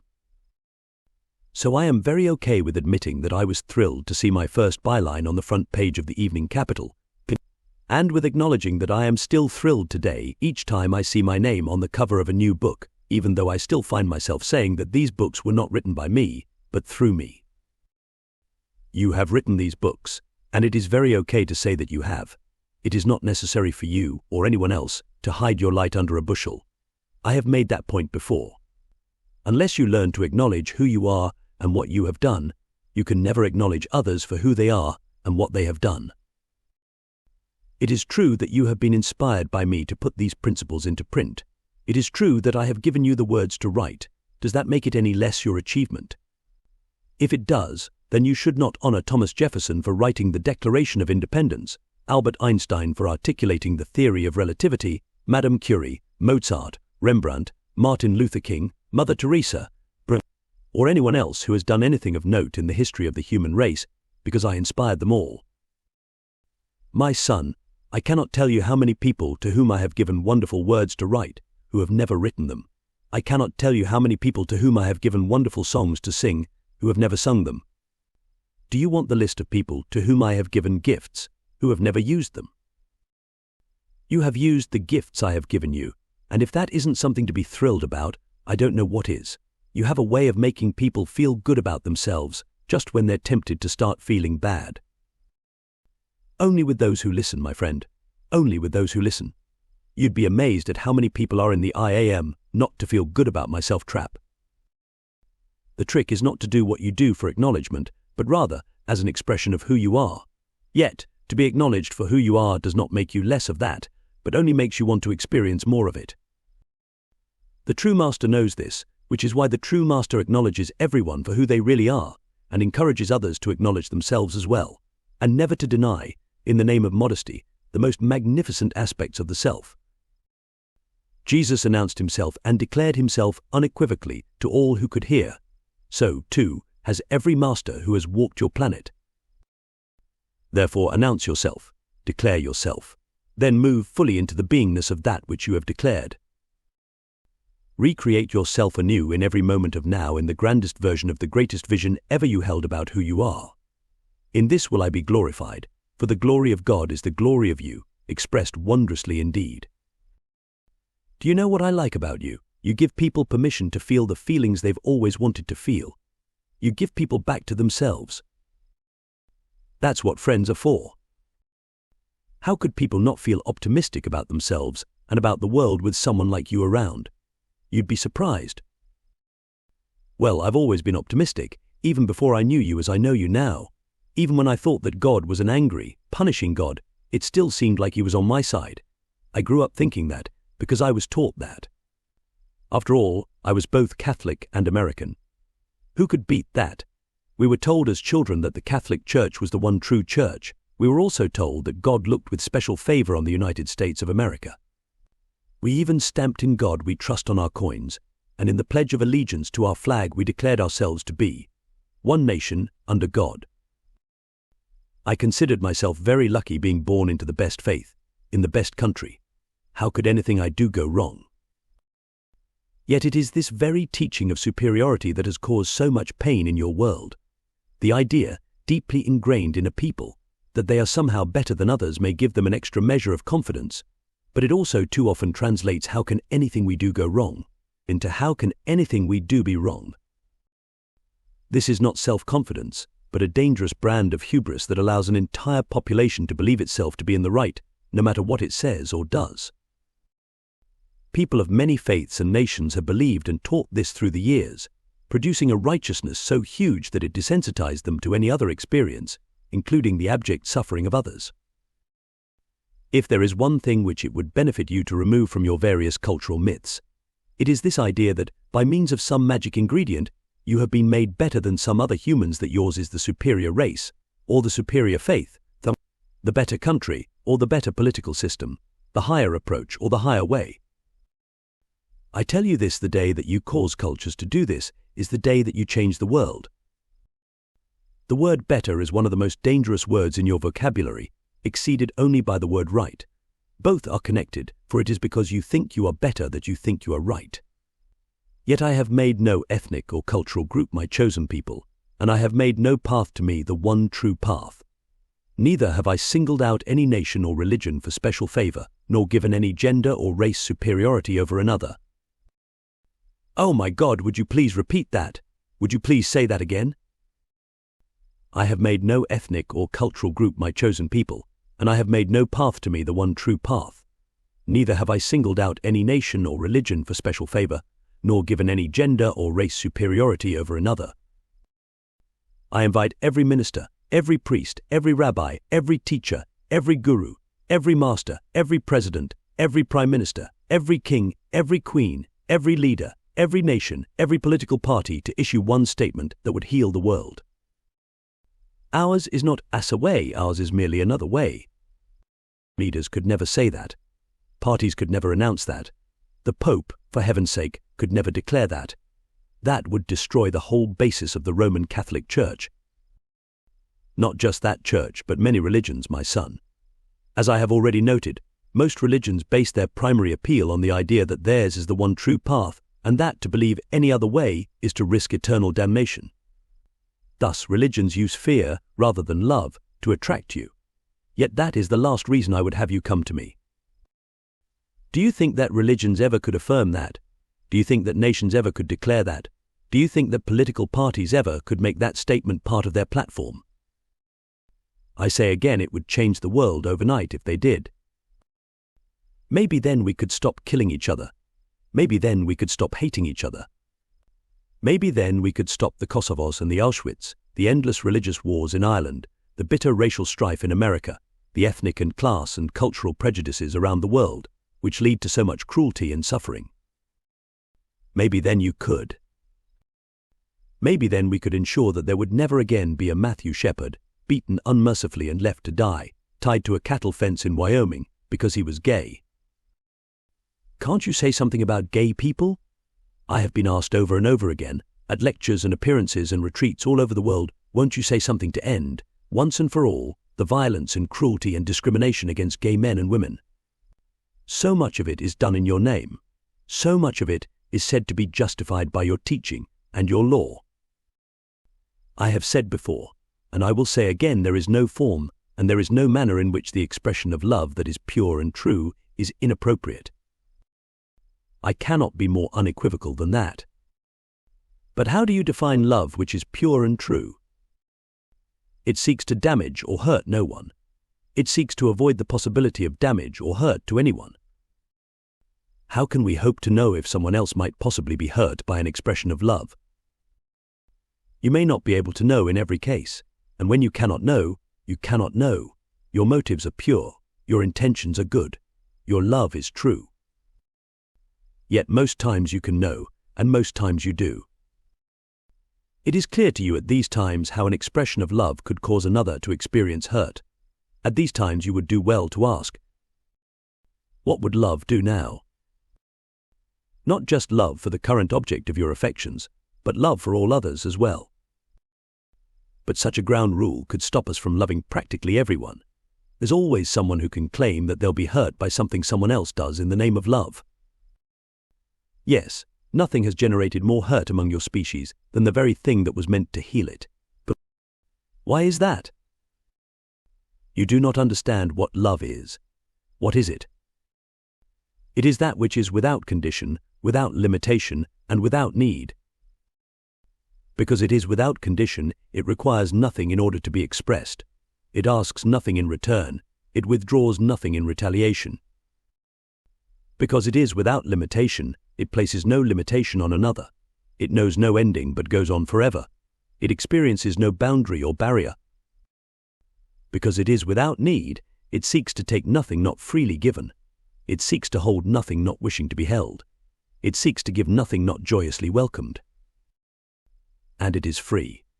Love is that which is free, for freedom is the essence of what God is, and love is God expressed. That is the most beautiful definition I have ever heard. If people understood it and lived it, everything would change. Your opportunity is to help them understand it and live it. Then I'd better understand it myself. What do you mean when you say love is freedom? Freedom to do what? Freedom to express the most joyous part of who you really are. What part is that? The part that knows that you are one with everything and everyone. This is the truth of your being, and it is the aspect of self which you will most urgently and earnestly seek to experience.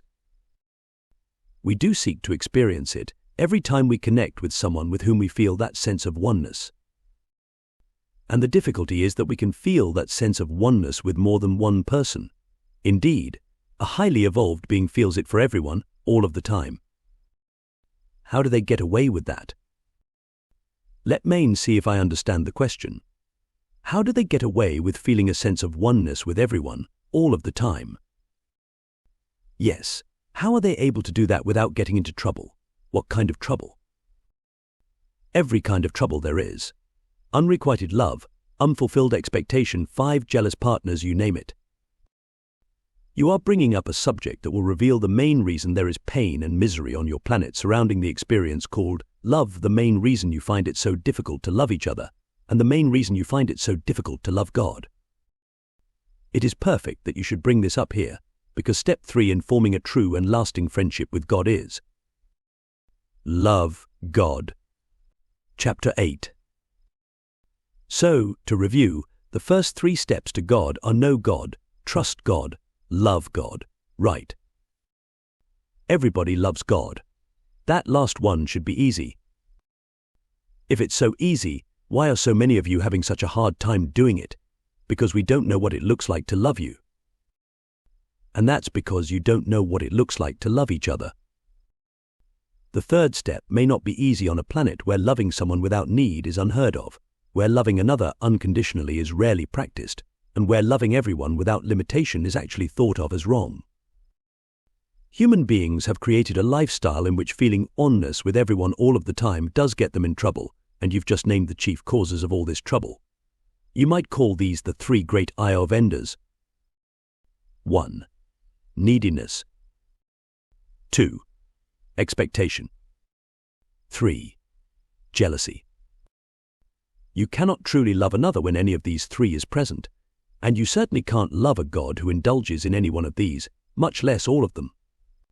Yet that is exactly the kind of God you believe in, and since you've declared it to be good enough for your God, you've allowed it to be good enough for yourselves as well.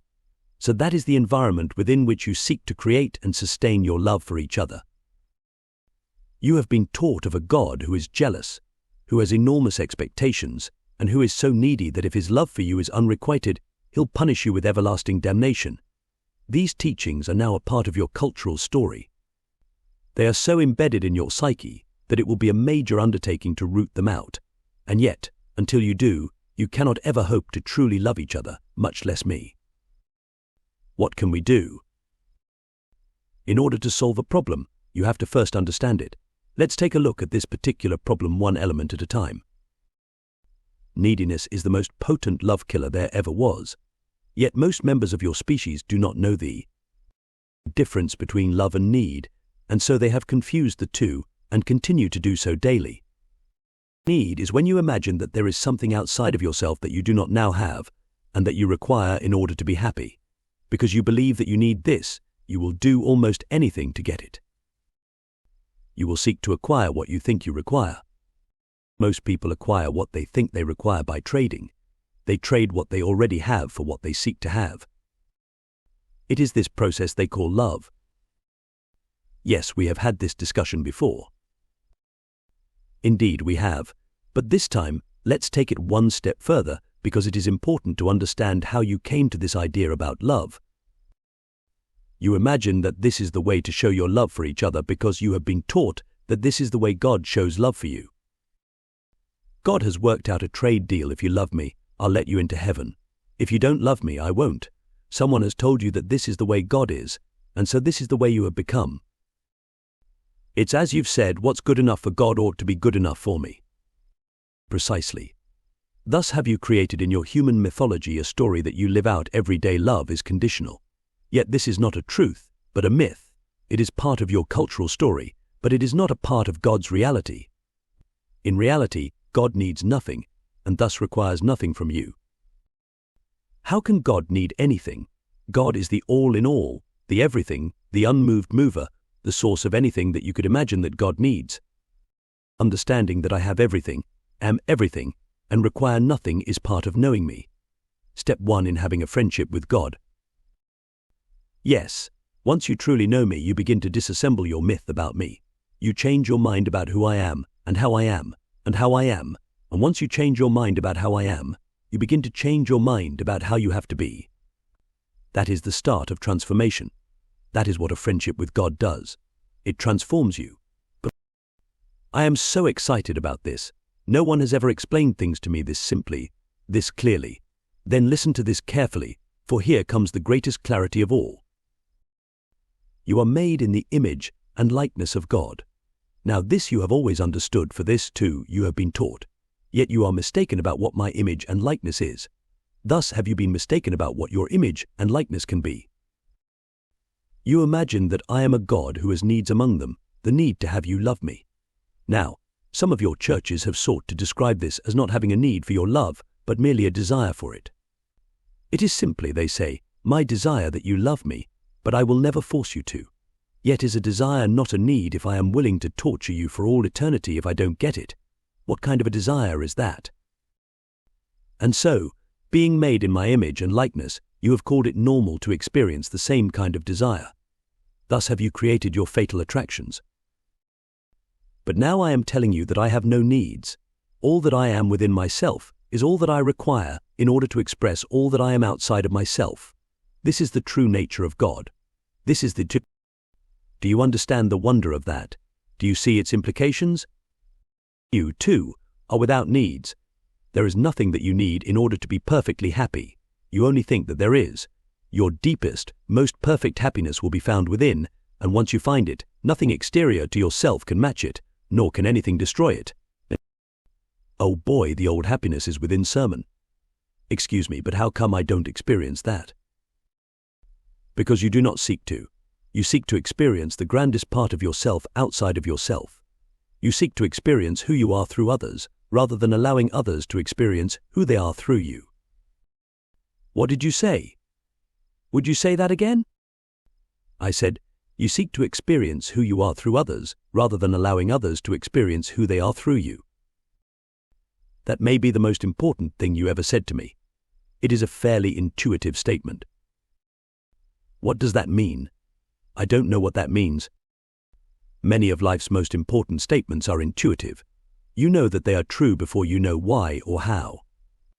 They come from a deeper understanding that transcends evidence and proof and logic and reason and all those tools with which you try to determine whether something is true or not, and thus whether it is important. Sometimes you know something is important just from the ring of it. It has the ring of truth.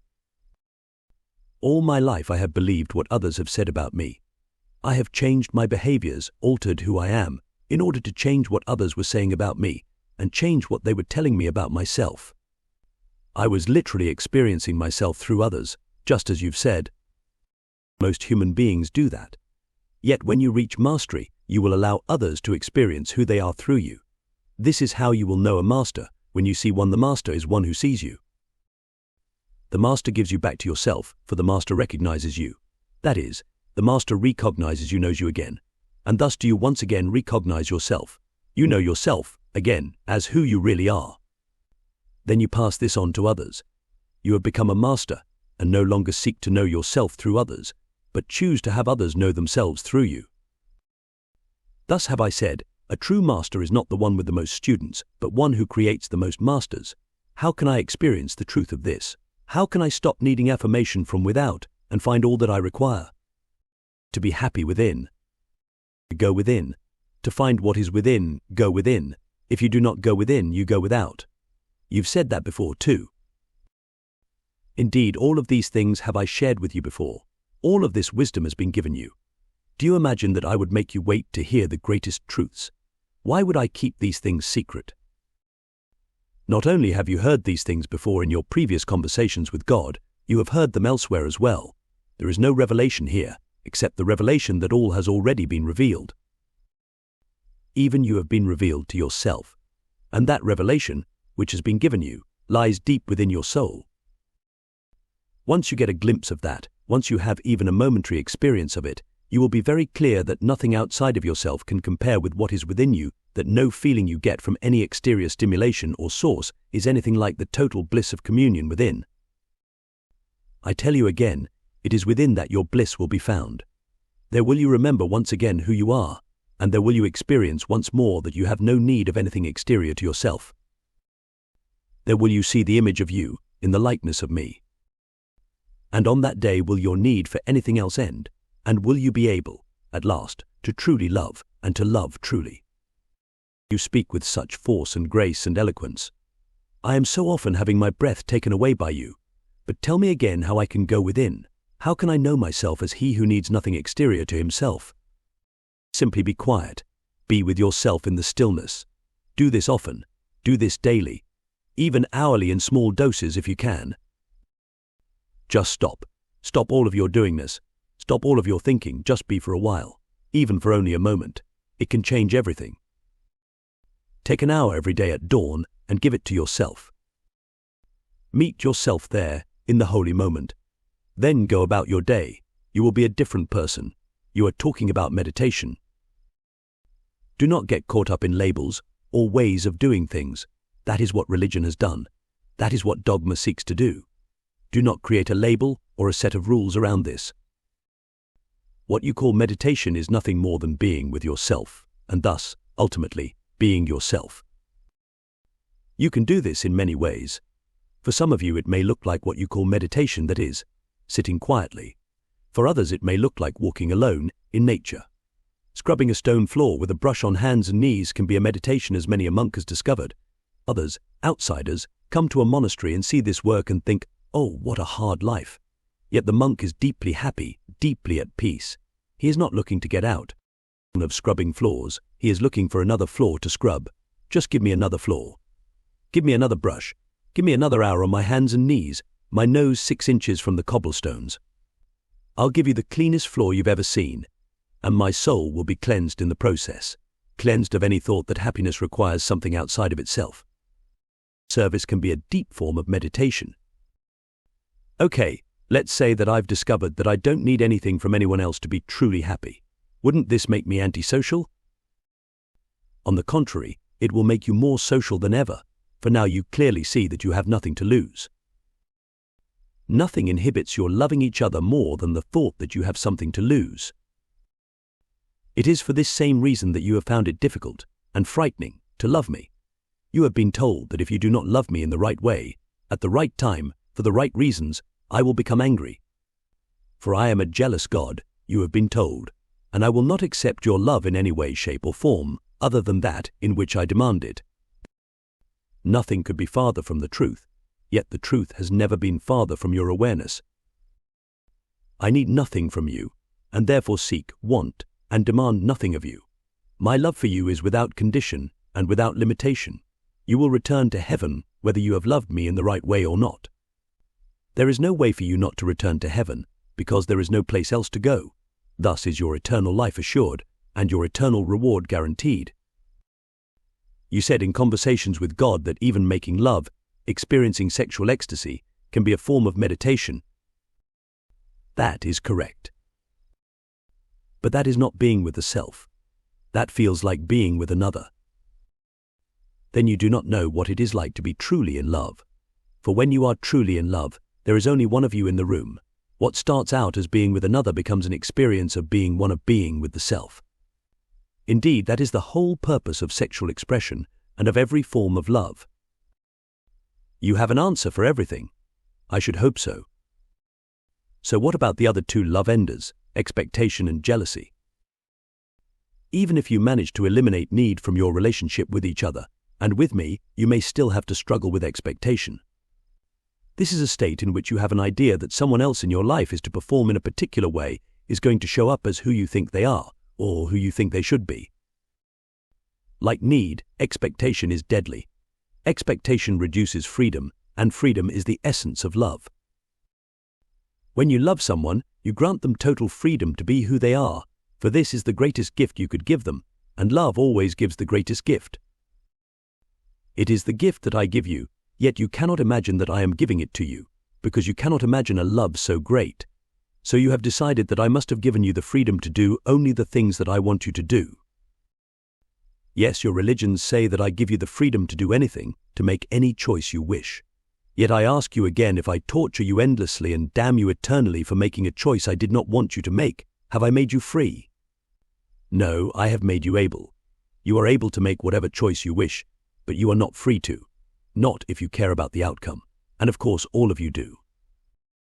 So this is how you've got it constructed. If I'm to grant you your reward in heaven, I expect you to do things my way, and this you call God's love. Then you hold each other in the same place of expectation, and you call this love. Yet it is not love, in either case, for love expects nothing save what freedom provides, and freedom knows nothing of expectation. When you do not require a person to show up as you imagine you need them to be, then you can drop expectation. Expectation goes out the window. Then you love them exactly as they are. Yet this can only happen when you love yourself exactly as you are. And that can only happen when you love me exactly as I am. In order to do that, you must know me as I am, not as you have imagined me to be. That is why the first step in having a friendship with God is to know God. The second step is to trust the God that you know. And the third step is to love the God that you know and trust. You do that by treating God as someone you know and trust. Can you love God unconditionally? That is the big question. All this time you may have thought that the question was, can God love you unconditionally? But the big question is, can you love God unconditionally? Because you can only receive my love in the way you give me yours. Oh my, that's an enormous statement. Again, I'm going to ask you to repeat it. I can't let that one just sup past. You can only receive God's love in the way that you give God yours. I suppose this is true of human relationships as well. Or of course, you can only receive another's love in the way that you give them yours. They can love you their way as long as they want. You can only receive it your way. You cannot experience what you do not allow others to experience. And that brings us to the last element in this answer. Jealousy. Out of your decision to love God jealously, you have created the myth of a God who loves jealously. Wait a minute, you're saying we are jealous of you? Where do you think the idea of a jealous God came from? You have tried as hard as you can to co-opt my love. You have tried to be the sole owner. You have laid claim to me, and done so viciously. You have declared that I love you, and only you. You are the chosen people, you are the nation under God, you are the one true church. And you are very jealous of this standing that you have bestowed upon yourself. If someone claims that God loves all people equally, accepts all faiths, embraces every nation, you call that blasphemy. You say it is a blasphemy for God to love in any way other than the way you say God loves.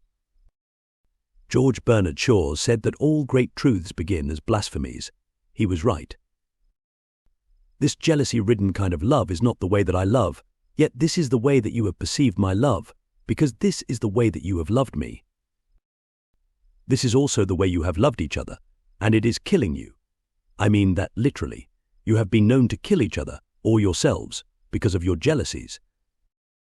If you love another person, you tell them that they must love you, and only you. If they love another person, you become jealous, and this is not where it begins and ends. For you are not only jealous of other people, you are jealous of jobs, of hobbies, of children, of anything that takes the focus of your loved one away from you. Some of you are jealous of a dog or a game of golf. Jealousy takes many forms, it has many faces. Not a one of them is beautiful. I know.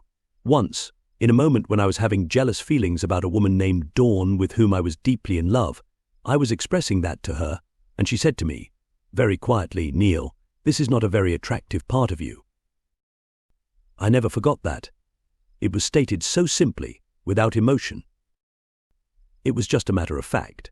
There was no argument about what I had just said, and no lengthy disque 55-0 about what she had just said. She just put that thought out into the room. It was shattering. Dawn gave you a great gift. Yes, she did. Still, jealousy has been hard for me to get over. Just when I think I'm rid of it at last, here comes more. It's like it's in hiding, and I don't even know that it's there. In fact, I swear that it's not there. And then, boom, there it is. I think I experience less of it now, but if I said that I don't ever feel any, I'd be lying. You're working on it, that's enough. You're recognizing it for what it is, and that's good. But how can I get rid of it? I know some people who actually have gotten rid of it, completely. How do they do that? I want to do that. You mean you're jealous of people with no jealousy? That's pretty funny. Cute. You're cute, you know that? Of course I do. What do you think keeps me going? Okay, so what's the answer? Get rid of your idea that happiness depends on anything outside of yourself, and you will get rid of jealousy. Get rid of your thought that love is about what you get in trade for what you give, and you will get rid of jealousy. Get rid of your claim on any other person's time or energy, or resources or love, and you will get rid of jealousy. Yes, but how do I do that? Live your life for a new reason. Understand that its purpose has nothing to do with what you get out of it, and everything to do with what you put into it. This is also true of relationships. The purpose of life is to create yourself anew, in the next grandest version of the greatest vision ever you held about who you are. It is to announce and become, express and fulfill, experience and know your true self. This requires nothing of the other people in your life, or any other person in particular. That is why you can love others without requiring anything of them. But the idea of being jealous of the time that those you love spend playing golf, or working at the office, or in the arms of another, is an idea that can only occur to you if you imagine that your own happiness is compromised when the one that you love is happy. Or that your happiness depends on your loved one always being with you, rather than being with someone else, or doing something else. Exactly. But hold on a minute. Do you mean that we shouldn't even be jealous when our loved one is in the arms of another? You mean that infidelity is okay? There is no such thing as okay and not okay. These are measures that you are making up. You are creating them and changing them as you go along. There are those who say that this is the very problem with society today, that we are being spiritually and socially irresponsible. We are changing our values in the moment to suit our purposes.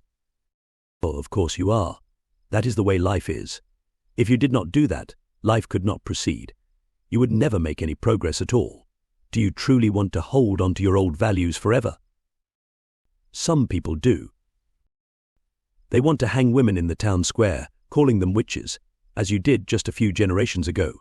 They want their church to send soldiers out on crusades, killing people by the thousands for not confessing the one true faith. But you're using historical examples of human behaviors that arose out of misplaced values, not old values. We've risen above those behaviors. Have you? Have you looked at your world lately? Yet that is another subject altogether. Let's stick to this one. Changing values are the sign of a maturing society. You are growing into a larger version of yourself. You are changing your values all the time as you gather new information, as you bring in new experiences, as you consider new ideas and discover new ways of looking at things, and as you redefine who you are. This is a sign of growth, not of irresponsibility. Let me get this straight. It is a sign of growth to be okay with our loved one hanging out in the arms of another. It is a sign of growth not to have your peace taken away from you by that, not to disrupt your life because of that, not to end your life because of that, not to kill another because of that. All of these things humans have done. Even now, some of you are killing others because of that, and most of you are killing your love because of that. Well, I don't agree with killing, of course, but how can it not kill your love for someone when they are loving another at the same time they say that they are loving you? Because they love another, does that mean that they do not love you? Must they love you only, in order for their love to be true? Is this how you have it? Yes, doggone it. That's what many people would say. Yes, doggone it.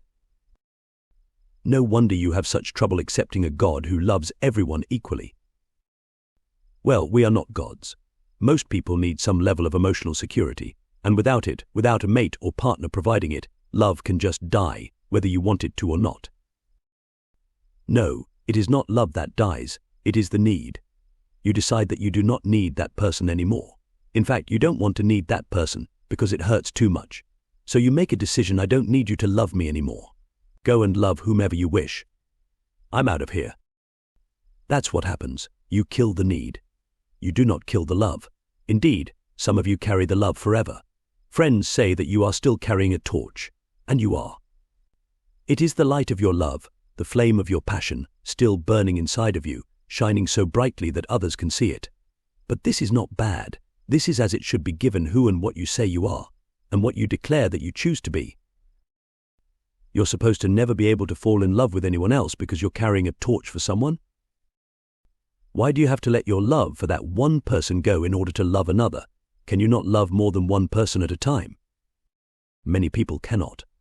Not in that way. You mean sexually? I mean romantically. I mean, as a life partner. Some people need a life partner. Most people do. The difficulty is that most people confuse love with need. They think that the two words and the two experiences are interchangeable. They are not. Loving someone has nothing to do with needing them.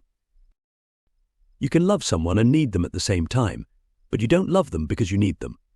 If you love them because you need them, you have not loved them at all, but merely what it is that they have given you. When you love another for who they are, whether they give you what you need or not, then you truly love them. When there is nothing that you do need, then you truly can love them. Remember, love is without condition, without limitation, and without need. This is how I love you. Yet this is a love that you cannot imagine receiving, because it is a love that you cannot imagine expressing. And that is the sadness of all the world. Now, given that you say that you wish to become highly evolved beings, infidelity, as you call it, is not okay. That is because it will not work. It will not get you where you say you want to go. And that is because infidelity means not being true, and somewhere deep inside your soul you know and understand that highly evolved beings live and breathe, and have their being in truth first, last and always. Truth is not what they speak. Truth is who they are. And to be a highly evolved being, you must always be true. First, you must be true to yourself, then to another, then to all others. And if you are not true to yourself, you cannot be true to anyone else. Thus, if you love someone other than the one who wishes you to love only them, then you must say so openly, honestly, directly, clearly, and immediately. And that's supposed to be acceptable. Nobody is required to accept anything. In highly evolved relationships between highly evolved beings, everyone simply lives their truth and everyone speaks the truth they are living. If something is happening with someone, that is simply acknowledged. If something is unacceptable to someone, that is simply spoken. The truth is shared with everyone about everything all the time. This is done as a celebration, not an admission. But the truth should be something to celebrate, not to admit. Yet you cannot celebrate a truth of which you have been told to be ashamed. And you have been told to be ashamed of nothing more than you have been told to be ashamed of who and how and when and why you love. You have been told to be ashamed of your desires and your passions and your love of everything from dancing to whipped cream to other people. But most of all, you have been told to be ashamed of your love for your very self. Yet how can you ever love another if you are not allowed to love the one who is supposed to be doing the loving? This is the precise dilemma that you face with God. How can you love me if you cannot be allowed to love the essence of who you are? And how can you see and declare my glory if you cannot see and declare your own? I tell you this again, all true masters have declared their glory, and they have encouraged others to do the same. You begin on the road to your own glory when you begin on the road to your own truth. This path is taken when you declare that, henceforth, you will tell the truth all the time, about everything, to everyone, and that you will live your truth. In this commitment, infidelity has no place. Yet telling someone that you love another is not infidelity, it is honesty, and honesty is the highest form of love. Oh my God, you did it again. There's another one for the refrigerator. Would you repeat that, please? Honesty is the highest form of love. I wish I could remember that. Put it on your refrigerator. Hey. So you seem to be saying that being in the arms of another is okay, as long as you're honest about it. Am I getting this right? You are reducing it to its most volatile terms. Well, we humans like to do that. We like to take great truths and reduce them to simplistic conclusions. Then we can have really good arguments about them. I see. Is that your intention here? Do you wish to have an argument with me? No, I really am trying to get at some wisdom here, in my own stumbling way. Then it would benefit you to listen to everything I am saying and to place all of my words into that larger context, rather than create a meaning out of only a few of my words. I stand corrected. Do not stand corrected, stand advised. A correction is for someone who has done wrong. Advice is for someone who is seeking direction. God gives direction, not correction, commendation, not condemnation. Whew. Oh boy. I know. Another bumper sticker. Well, it is. It really is. Make as many bumper stickers as you like. Shirts too. Get the word out. Stop at nothing. Do a movie. Go on television. Be shameless. While you're at it, be shameless about love. Get the shame out of it and replace it with celebration. You may want to do the same thing about sex. Let's not get into that, or we'll never get my question answered. Are you saying that being in the arms of another is okay, as long as you're honest about it? I am saying that a thing is okay or not okay depending on what you decide about it. I am saying that people in relationship cannot even know if it is okay with them if they do not know that it is occurring. I am saying that what does not work in highly evolved relationships is lying about anything. I am saying that lying is lying, whether it is by commission or omission. And I am saying that once the whole truth is told, your decision about whether you can love a person who has loved, or is now loving, another is ultimately based on what you declare to be your most appropriate and comfortable form of relationship, and that this will be based, in most cases, on what you imagine that you need from another person in order to be happy. I am saying that if you need nothing, then you can love another unconditionally, without any limitations whatsoever. You can grant them total freedom. Yes, but then you wouldn't be in a life partnership with them. You wouldn't, unless you would. Mastery is reached when this becomes a decision and a choice based on what is true for you, rather than what someone else has told you ought to be true, or on what your society has established as its current convention around life partnerships, or on what you feel others may think of you. Masters give themselves the freedom to make any choice they wish and give those they love the same freedom. Freedom is the basic concept and construct of life everywhere, because freedom is the basic nature of God. All systems which reduce, restrict, impinge upon, or eliminate freedom in any way are systems which work against life itself. Freedom is not the goal of the human soul, but its very nature. By nature the soul is free. Lack of freedom is, therefore, a violation of the very nature of the soul. In truly enlightened societies, freedom is not recognized as a right, but as a fact. It is something that is, rather than something that is given. Freedom is not granted, but rather taken for granted. What is observable in enlightened societies is that all beings are free to love each other and to express and demonstrate that love to each other in whatever way is authentic and true and appropriate to the moment. The people who decide what is appropriate to the moment are the people doing the loving. There are no laws of government, societal taboos, religious restrictions, psychological barriers, tribal customs, or unspoken rules and regulations regarding who, when, where, and how one may love, and who, when, where, and how one may not. Yet here is the key that makes this work in highly evolved societies. All the parties who are in love must decide what love would do now. One party may not decide to do something because he thinks it is loving, if there is no agreement from the other party or parties. All the parties must also be adult and mature and capable of making such decisions for themselves. This eliminates all the questions you just had in your head about child abuse, rape, and other forms of personal violation. What if I am a third party, and I don't think that what two other people have decided is loving is very loving toward me? Then you must tell the other parties how you feel about it, what your truth is, and depending upon how they respond to your truth, you can decide what changes, if any, you wish to make in the form of your relationship with them. But what if it's not all that easy? What if I need them? The less you need from someone, the more you can love them.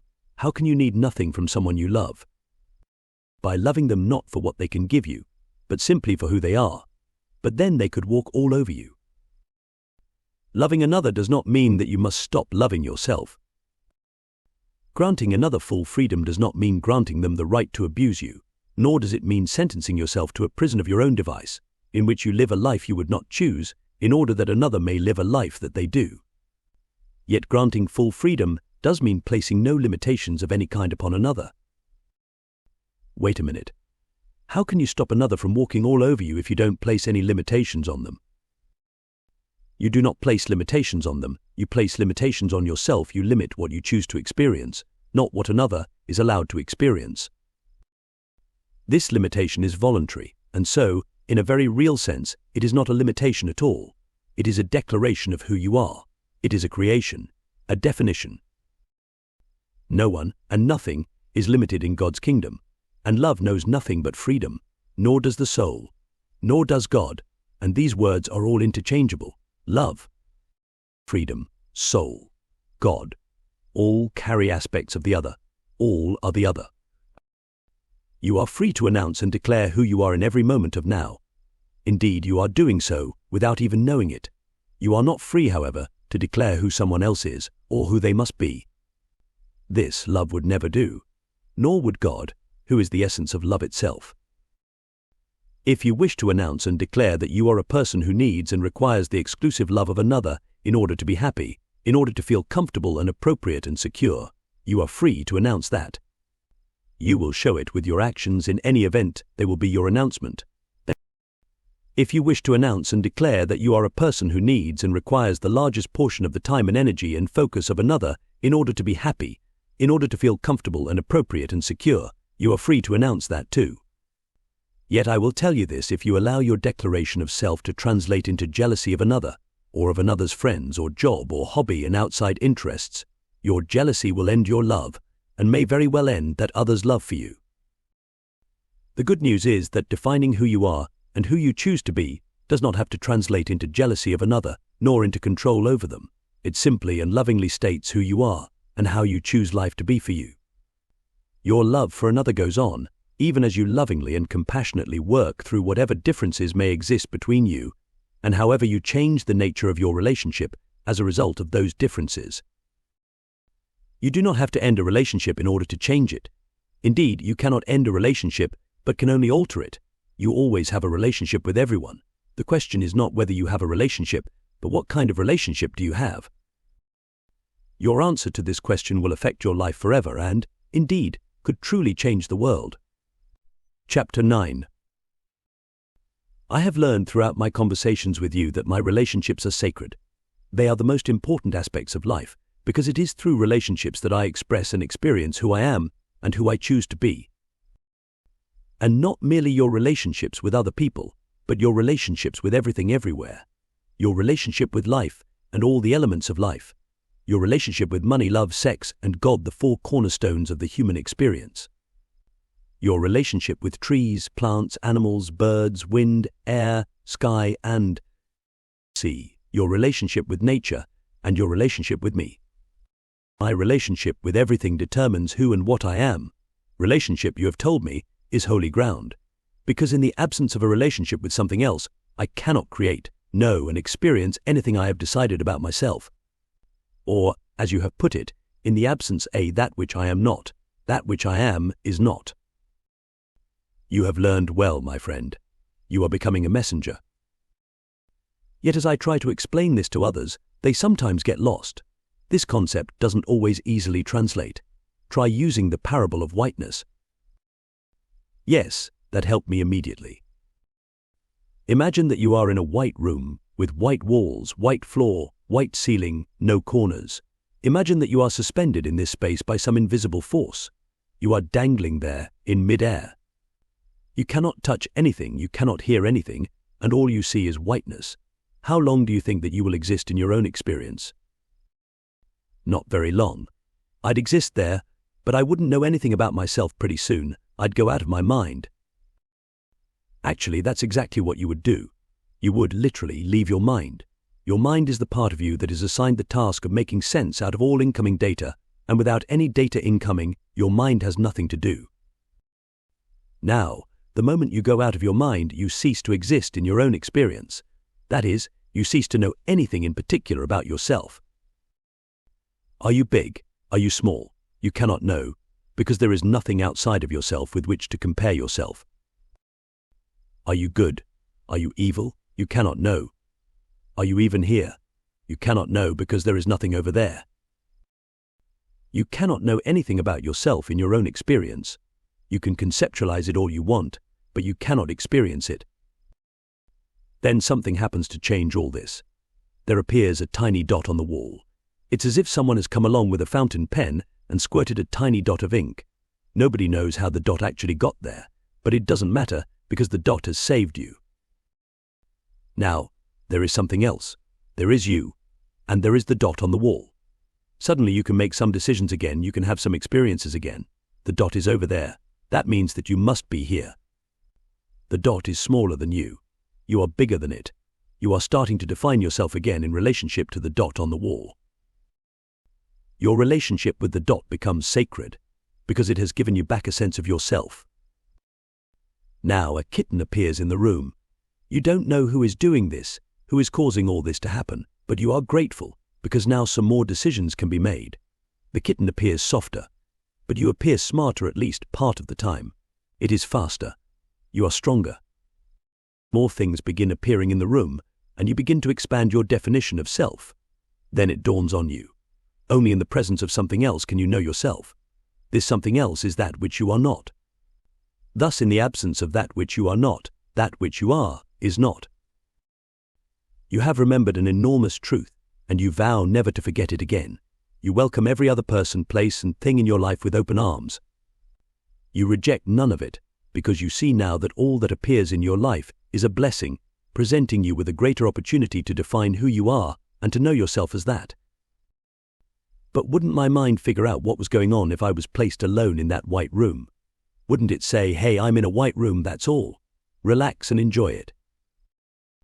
It would at first, of course. But soon, in the absence of any more incoming data, it would not know what to think. Ultimately, the whiteness, the emptiness, the nothingness, the aloneness would get to it. Do you know one of the greatest punishments your own world has devised? Solitary confinement. Exactly. You cannot stand being alone for extended periods. In the most inhumane prisons, there is not even light in solitary. The door is closed, and you are in utter darkness. Nothing to read, nothing to do, nothing else at all. Since thinking is creating, you would stop creating your reality, because your mind must have data in order to create. You call your mind's creations conclusions, and when it could not come to any conclusions, you would leave it, you would go out of your mind. And yet, leaving your mind is not always bad. You do it in all your moments of great insight. Come again? You don't believe that insight comes from your mind, do you? Well, I've always thought. That's been the problem, right there. You've always thought. Try not thinking once in a while. Try simply being. It is when you just be with a problem, rather than keep thinking about it, that the greatest insight comes. That's because thinking is a creative process, and being is a state of awareness. I don't quite understand. Help me understand. I thought not being able to think was the problem. The guy in the white room goes crazy. I didn't say he goes crazy. You said that. I said he leaves his mind. He stops creating his reality because he has no data. Now, if he stopped creating his reality for an extended period, that would be one thing. But what if he did this for only a moment, for a brief period? Would such a timeout help him or hurt him? But that's an interesting question. Thought, word, and deed are the three levels of creation, yes? Yes. When you are thinking, you are creating. Every thought is a creation, yes.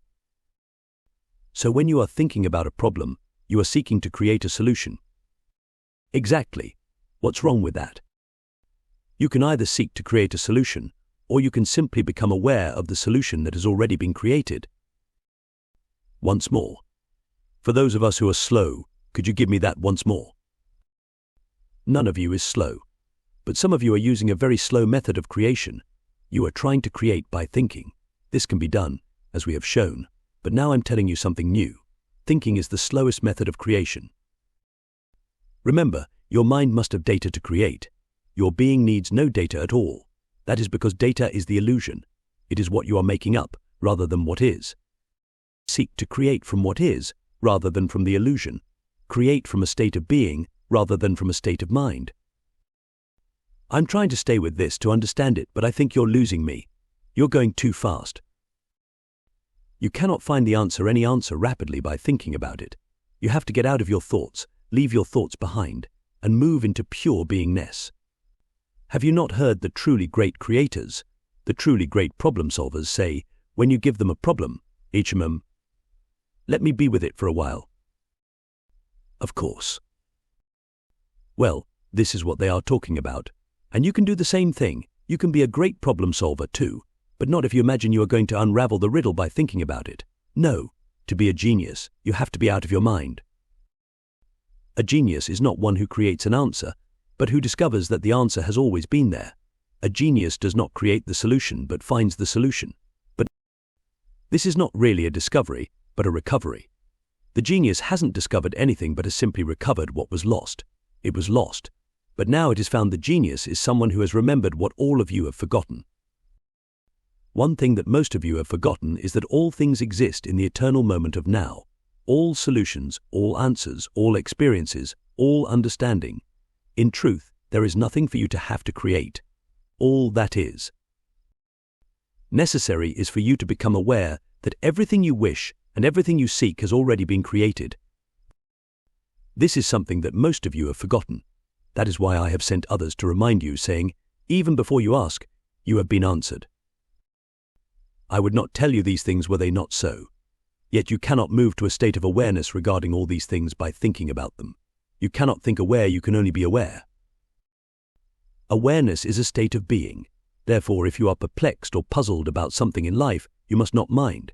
And when you have a problem, pay it no mind. And when you are surrounded by negativity, negative forces, and negative emotions, do not mind a thing. When you mind it, you obey it. Do you not see? You are controlled by it, because you are minding it. Do not be as children who mind their parents. Get out of your mind. Remember, you are a human being, not a human minding. Move, therefore, into beingness. What does that mean? I don't know what the hell that means. What are you being right now? Agitated. I'm agitated because you're losing me with all this mumbo-jumbo. Ah, so you do know what you are being. No, that's how I'm feeling. I'm feeling agitated. Then that is what you are being. What you are feeling is what you are being. Have I not told you that feeling is the language of the soul? Well, yes, but I didn't understand it quite in this way. Good. So now you are being more understanding. Yes, a little. Did you hear what I said? What? Adderu? I said, now you are being more understanding. What are you trying to say to me here? I am saying to you that in every single moment of now you are being something, and what you are feeling tells you exactly what you are being. Your feelings never lie. They do not know how to.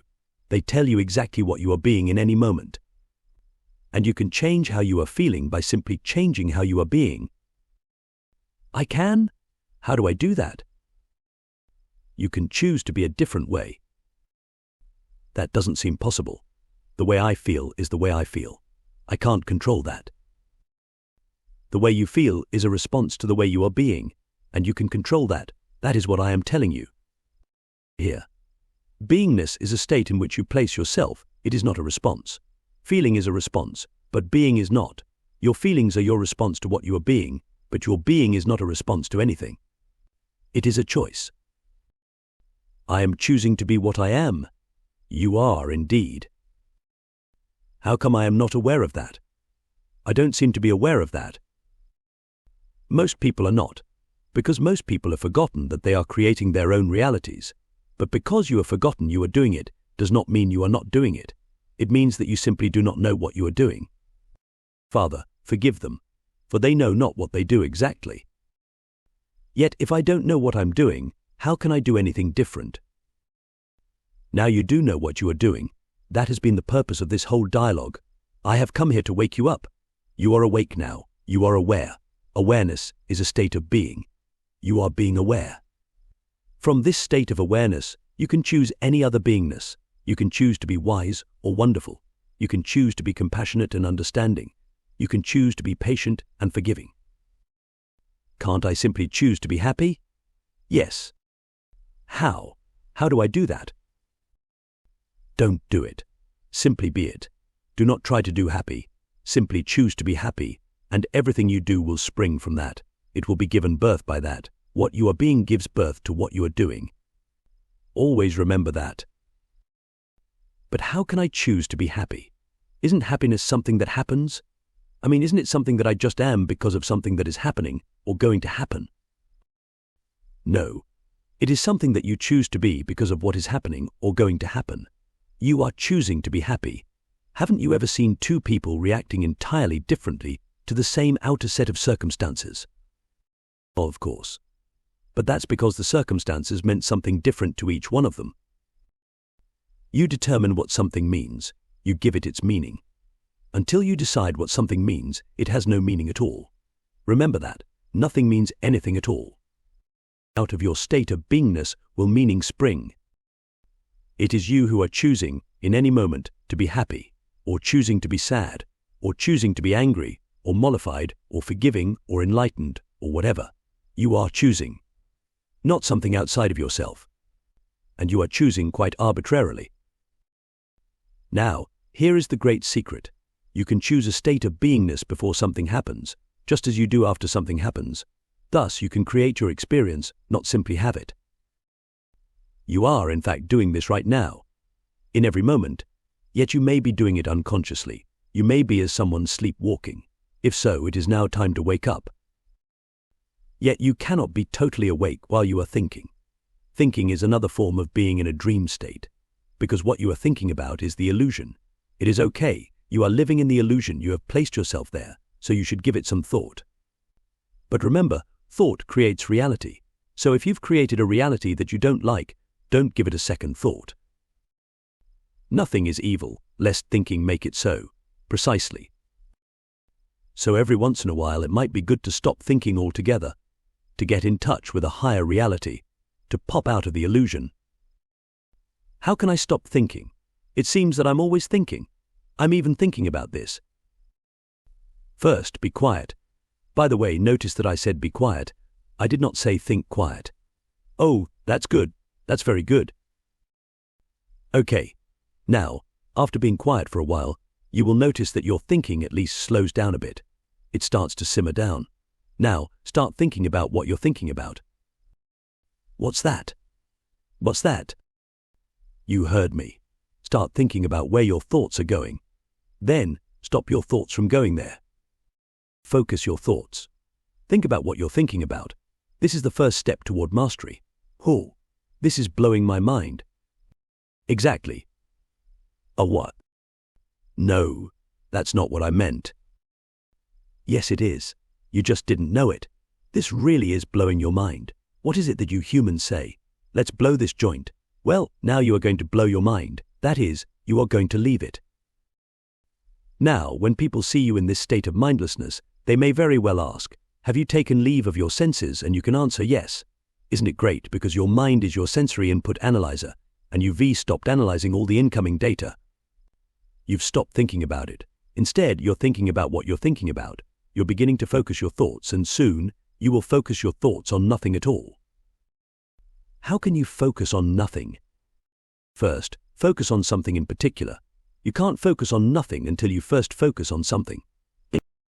Part of the problem here is that the mind is almost always focused on many things, but it is receiving input data from 100 different sources at all times, and it is analyzing this data faster than the speed of light, sending you information about yourself and what is happening to you and around you.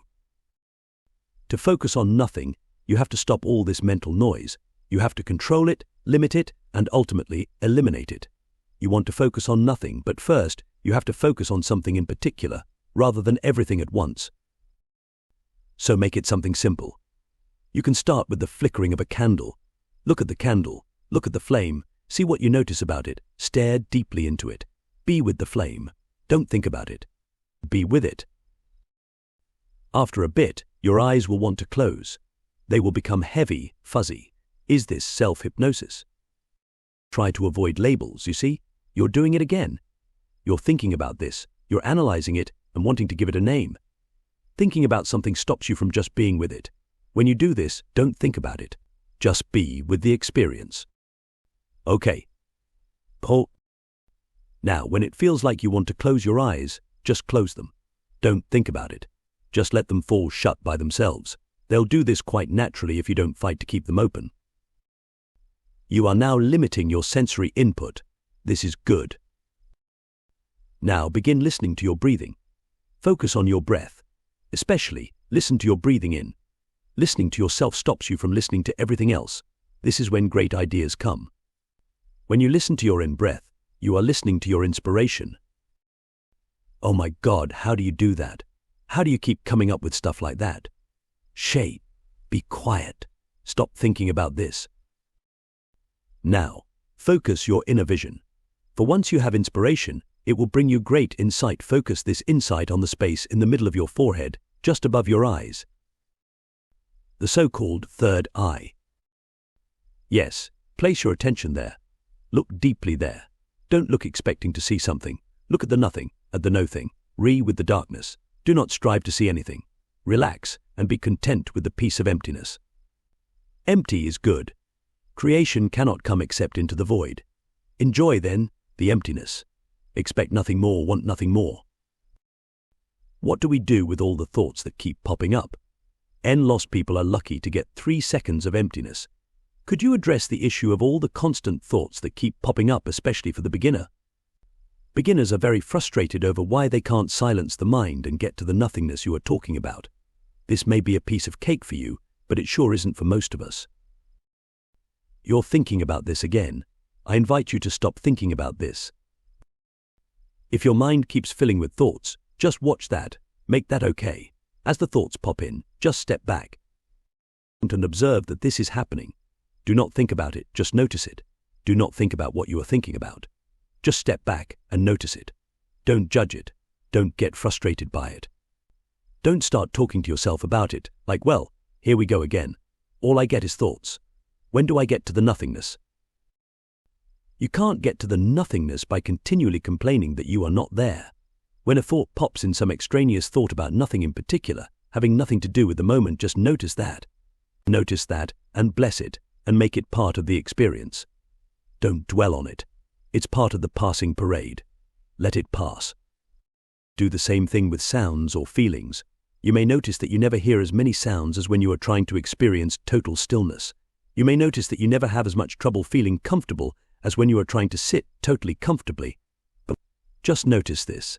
Step back one level and watch yourself noticing this. Include all of this as part of your experience, but don't dwell on it. It's part of the passing parade. Let it pass. Like the question you asked just now, it's just a question you had. It's a thought that popped in. It's part of the passing parade. Let it pass. Don't try to answer it. Don't try to solve it. Don't try to figure it out. Just let it be there. Let it be part of the passing parade. Then let it pass. Notice there's nothing you have to do about it. In this will you find great peace. What a relief. Nothing to want, nothing to do, nothing to be, except exactly what you are being right now. Let go. Let it be.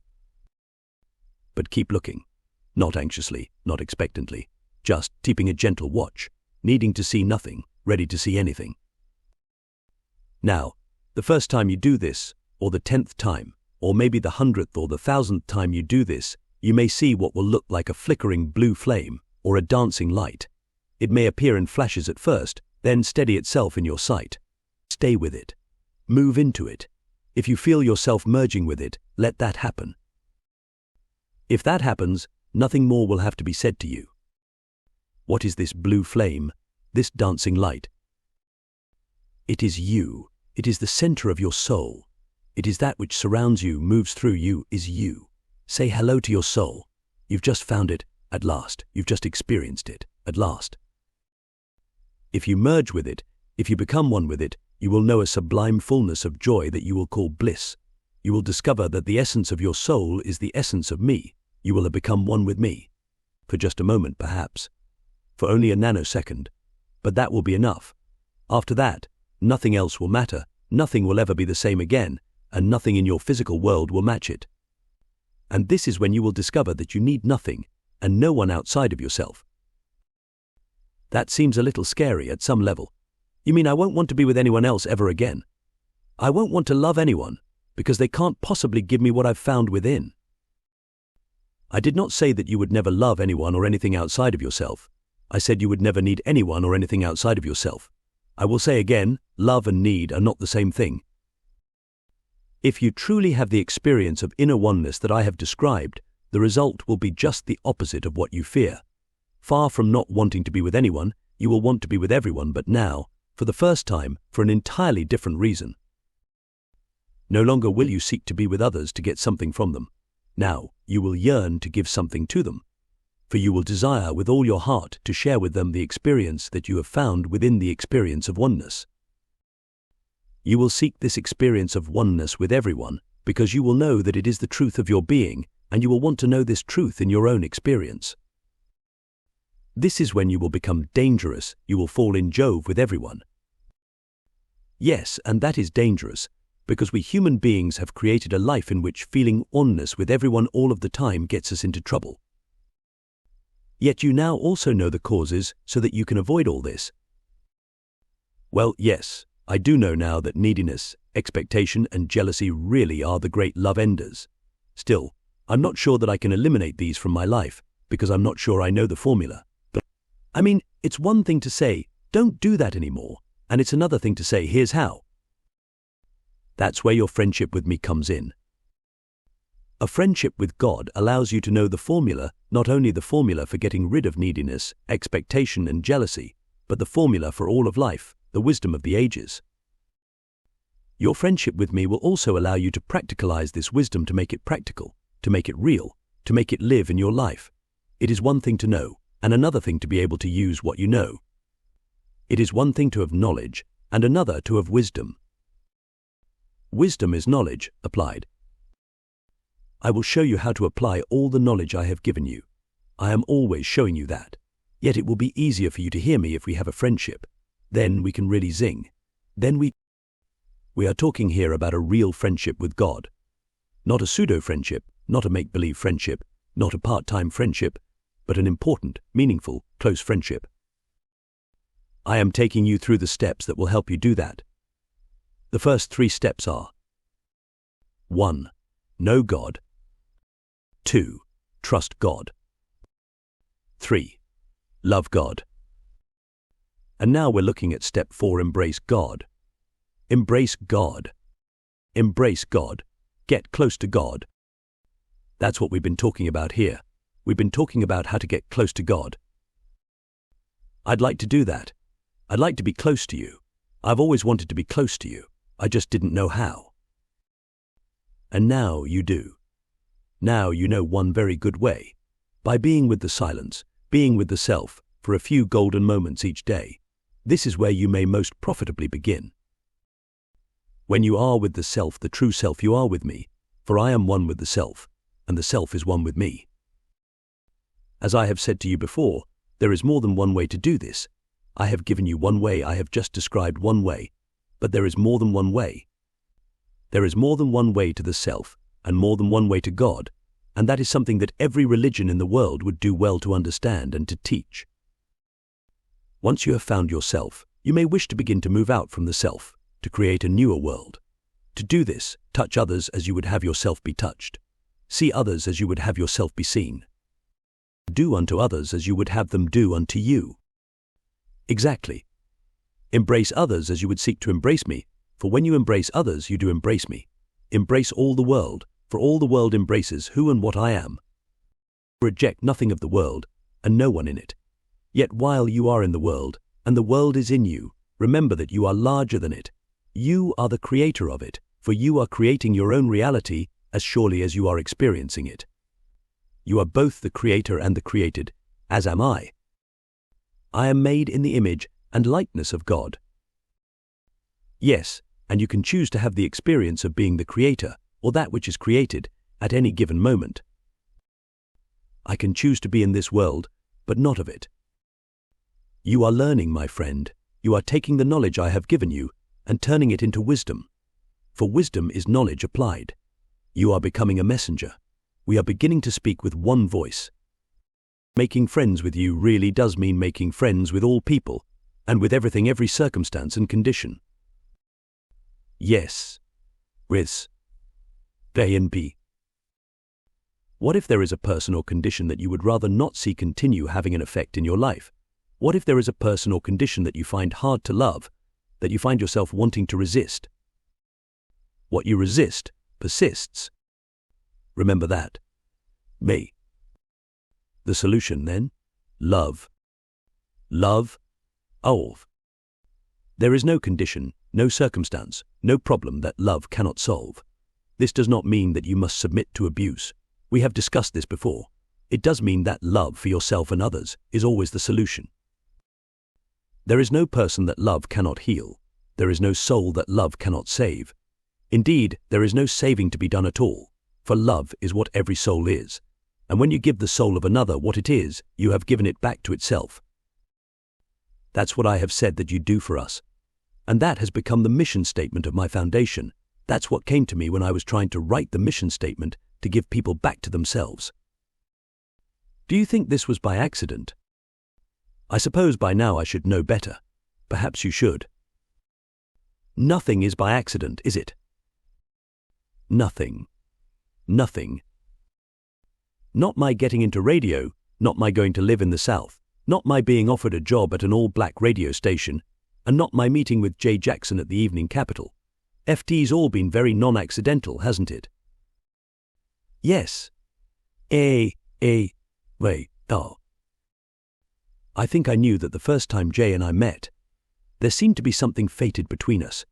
I can't explain it, it's just a feeling I had, almost from the moment I stepped into his office. I was nervous, yes, because I desperately needed work. But I had a sense that things were going to turn out all right almost immediately after I sat down. Jay was a wonderful man. As I grew to know him, I found him to be compassionate, deeply understanding of the human condition, incredibly friendly, and most of all, humanly kind. Everyone loved him. He and Jay saw the positive in everyone. He gave everyone a chance, and then a second chance, and a third. Working for him was a dream. When you did something good, he never missed it. You'd get a note immediately, always in felt-tipped pen, nice job on the budget story. Or, re-interview with the nun, just great. These notes flew off his desk in a flurry. You could find them all over the newsroom, every day. I loved Jay, and I couldn't believe it when he died so young. He was in his mid-40s, I would guess, and had some kind of stomach problem. Or maybe it was something much larger. I don't know. All I know is that in the last months I worked alongside him, he was eating nothing but mush, baby food, mainly, or oatmeal. That's the only kind of stuff he could eat. We were at the Anne Arundel Times then. The evening Capita had been purchased, and Jay, along with his father and brother, had bought another small paper and turned it into a weekly serving. All of Anne Arundel County. Annapolis was the county seat. I was still working at the Capita when Jay called and offered me a job as the founding managing editor of the Times. It took me 2 seconds to decide. I'd received a liberal education at the first paper, but I learned even more at the second. A much smaller publication, with a tiny staff, it required hands-on preparation each week. I learned about layout and paced up. I was also the newspaper's photographer. I had to learn fast how to handle a camera, and even how to work my way around a darkroom, and its ace actually, only reporter. I also learned a lot about operating under pressure, with all of a newspaper publication's unforgiving time deadlines. I'm hoping that what you get here is that I discovered talents I didn't even know I had. I also discovered that I could call forth these talents by simply pressing myself to do so. This was a major revelation for me. This was a major message, a memo from the top. God was telling me something that I have used countless times since life begins at the end of your comfort zone. I have said this before and I will say it again. Don't be afraid in your life to stretch, reach higher than your grasp. It may seem scary at first, but you'll come to enjoy it. As for me, I loved it. I thrived on it. I couldn't get enough of it. And Jay knew that about me. He saw that in me, and he drew it out of me. In those younger years, I was often beset by insecurity, but Jay knew what I was made of. He gave me back to myself. All masters do that, and by so doing they give the greatest blessing. I blossomed under Jay's tutelage, under his firm but gentle guidance, and his nothing is impossible brand of leadership. In fact, I soon adopted it, made it my own. It matched up well with what my father had taught me: you can do anything you set your mind to. Or, as my mother would put it, where there's a will, there's a way. As I said, I really was shocked when Jay died so young. I didn't think that a person that good should have to leave so soon. His work was done. I know that now, but I didn't understand that then. I was mystified, hurt. If this is the reward for the really nice ones, what's the point? That's where I was in my head. I wasn't even sure in those days whether there was such a thing as a hereafter. I didn't know if there was life after death. Jay's death shook me. It made me look hard at this question. Did you find an answer? Yes, I received my answer the day of Jay's funeral. How did that happen? Jay gave me the answer himself. In 2 words, in the graveyard, in his own voice. Chapter 10. Me. A graveyard is, perhaps, an unlikely place to find enlightenment, but that's where I found it. A piece of it, anyway. I'd gone to Jay's funeral service at St. Anne's Church in Annapolis, but arrived late and found just about every seat in the place taken. Half the city must have been there, and I don't know why, but I felt somehow out of place with all the public mourners. I guess I wanted a private moment, just between us. I'd lost a very good friend. We'd become that. He'd been like an older brother to me. I left the church and decided to have my personal service for Jay, my own private goodbye, at his gravesite later that day. 2 hours later, when I guessed that everyone would have been to the grave and left, I made my way to St. Anne's Cemetery. My guess was right. There was no one there. I set out to find Jay's grave and say my farewell, except I couldn't find the gravesite anywhere. I looked at row after row of headstones, but no Elmer J. Jackson, Jr. I doubled back and looked again. Nothing. I was becoming frustrated.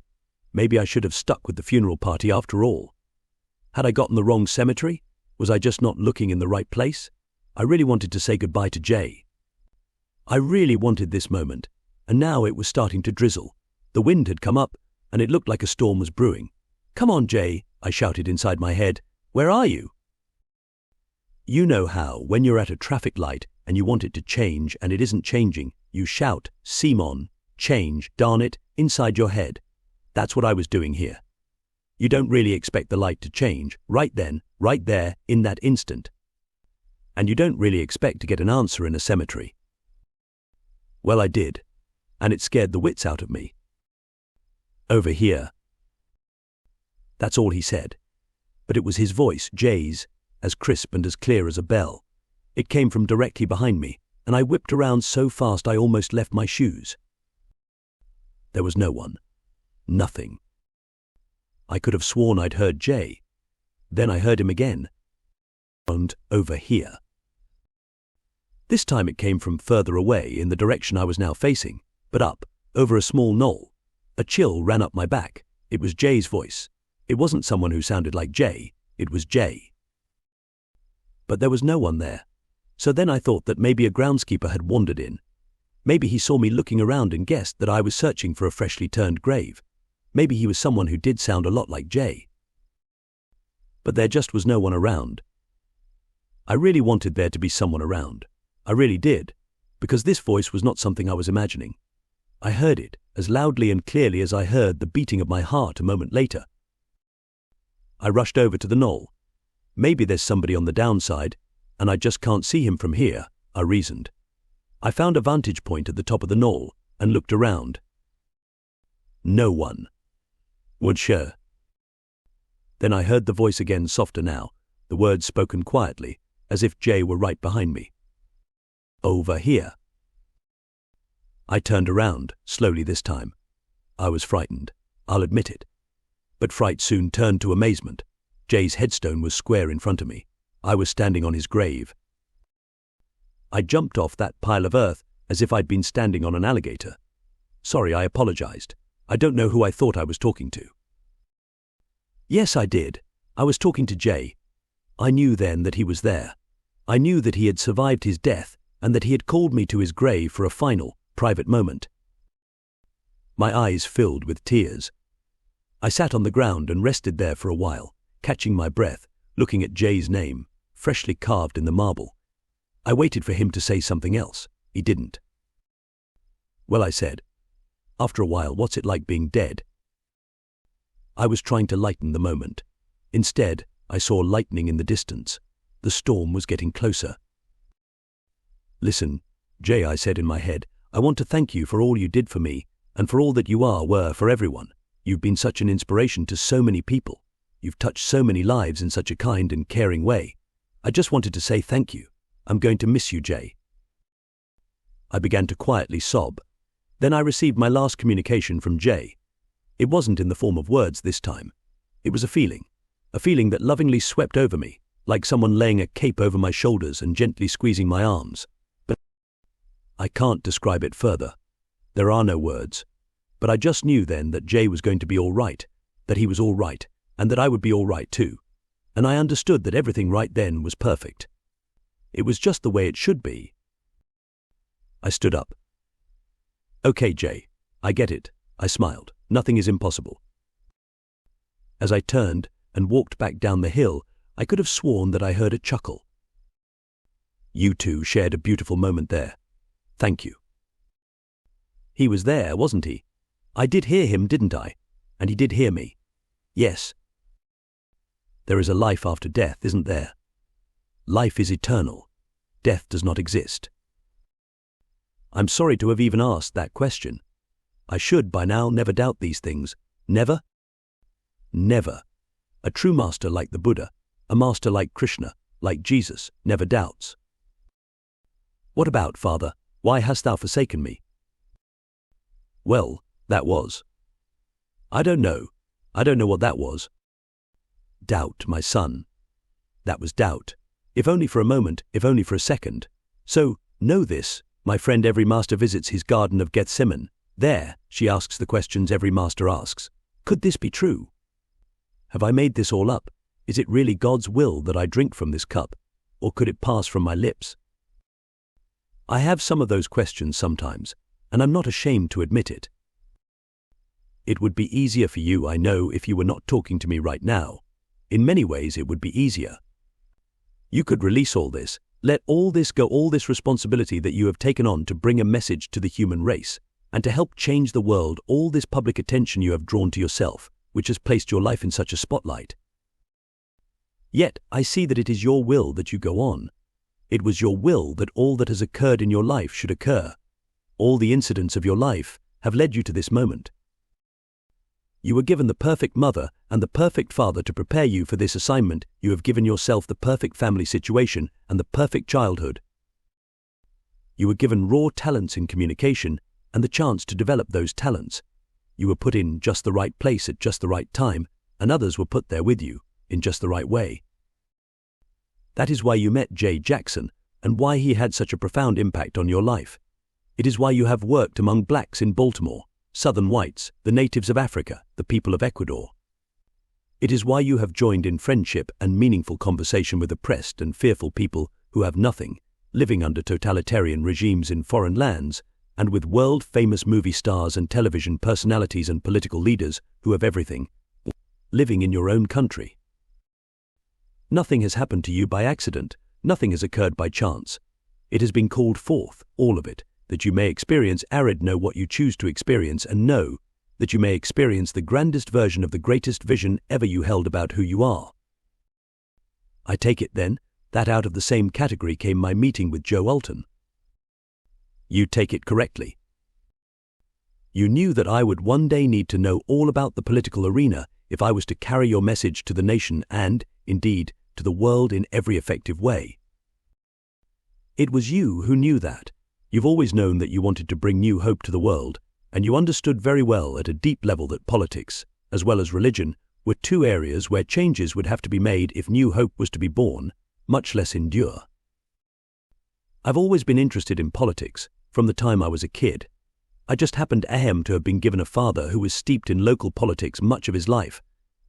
He worked for candidates, he made sure that he knew the people holding office, and our house was always filled with judges and aldermen and ward healers and precinct captains, many of whom regularly played cards with my dad. When I arrived in Annapolis at 19, the first thing I did was get to know Joe Griscom, the mayor, and Joe Alton, the county sheriff. Inasmuch as I worked for the local radio station, I was, nominally, a member of the working press. So I had a little easier time getting to see these men. I also had something to offer. A little airtime never hurt any politician, and I gave both Joes plenty. Not long after I met him, Joe Alton ran for the state senate from our district and won. I liked Joe immensely, most folks did. He won his elections by wide margins, and when some citizens of Anne Arundel County began pushing for a charter form of government, Joe was corralled into heading up the movement. I became involved in the campaign for Home Rule, and when it was victorious, Joe Alton went on to be elected Anne Arundel's first county executive. Several years later, when I found myself back in Annapolis at the Anne Arundel Times, Joe Alton called one day. He liked the way I'd been covering county government, and now he was running for another term as county executive and needed a press aide. But his call didn't come to me. It went to Jay. I guess he didn't want to offend the owners of the local weekly and figured he'd better ask before he offered me a job. Jay walked into my office one afternoon about 3 or 4 months before he died and said, "Your friend Joe wants you to come to work on his campaign." My heart jumped. I was always being given these incredible opportunities. They were always dropping in my lap. Jay saw my excitement. "I guess you're going, eh?" I didn't want to disappoint him. "I won't leave if you really need me," I said. "You've been great to me, and I owe you." "No, you don't," Jay corrected me. "You owe yourself. Always remember that. If you can have something you want without hurting somebody, you owe it to yourself to go after it. Clean up your desk and scram." "Right now?" Why not? I can see where your heart is, and there's no point in keeping you here, counting the days until you can get over there. So go ahead." Jay stuck his hand out, and I shook it. "I've enjoyed this," he smiled. Cub reporter to managing editor. "It's been quite a ride for you." "Yeah. We've had a good ride too. Thanks for taking us along." No, thanks for taking me along, I choked up. Thanks for giving me a chance. I really needed that job when you gave it to me. I'll never forget that. I don't know how I can ever repay something like that I do, Jay said. How pass it on? That was it. How could I leave this guy? How could I abandon the paper? Jay saw the look on my face. Don't even think about it, he said. Pack your stuff and get out of here. Then he was gone. Just like that. Out of my office and out the door to the street. But as he left, he said over his shoulder, "Don't look back, friend. Never look back." That was the last time I saw him. He gave you good advice. Really? We should never look back, ever? There's nothing to gain from looking back.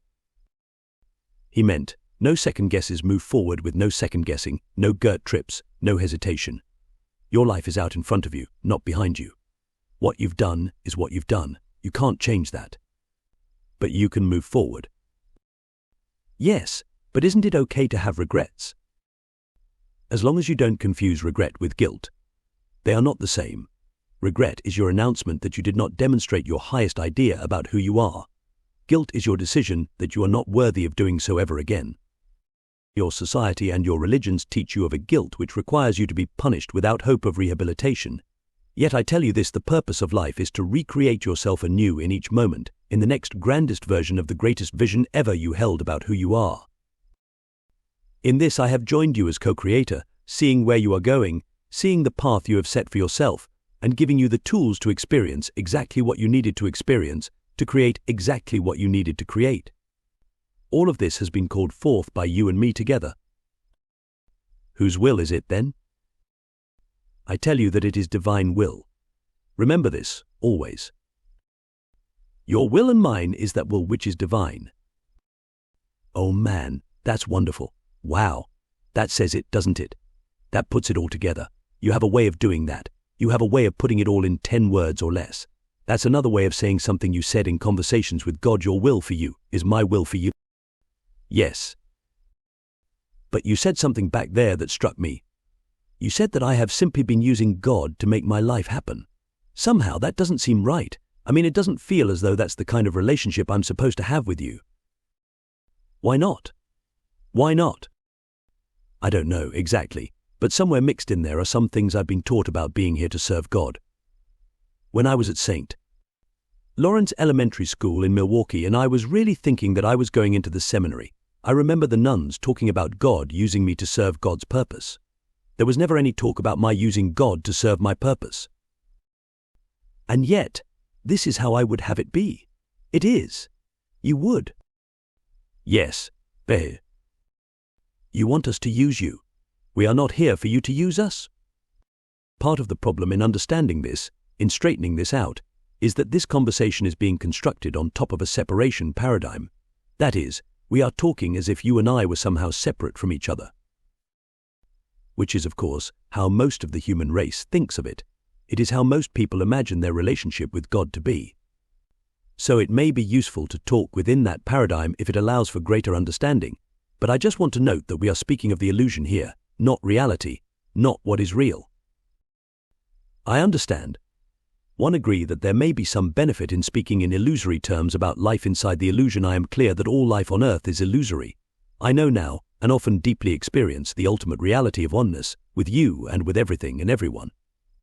But it is helpful to sometimes discuss things within the framework of my, and many people's, lesser understandings. Speaking within that framework, are we not here for you to use us? If you were there for me to use you, why is the world the way it is? Could it be that this is what I had in mind? Or could it be that this is what you've had in mind? I tell you this, it is the latter, and not the former. The world around you is exactly what you've had in mind. I'm going to say that again, because there's a possibility you may have missed it.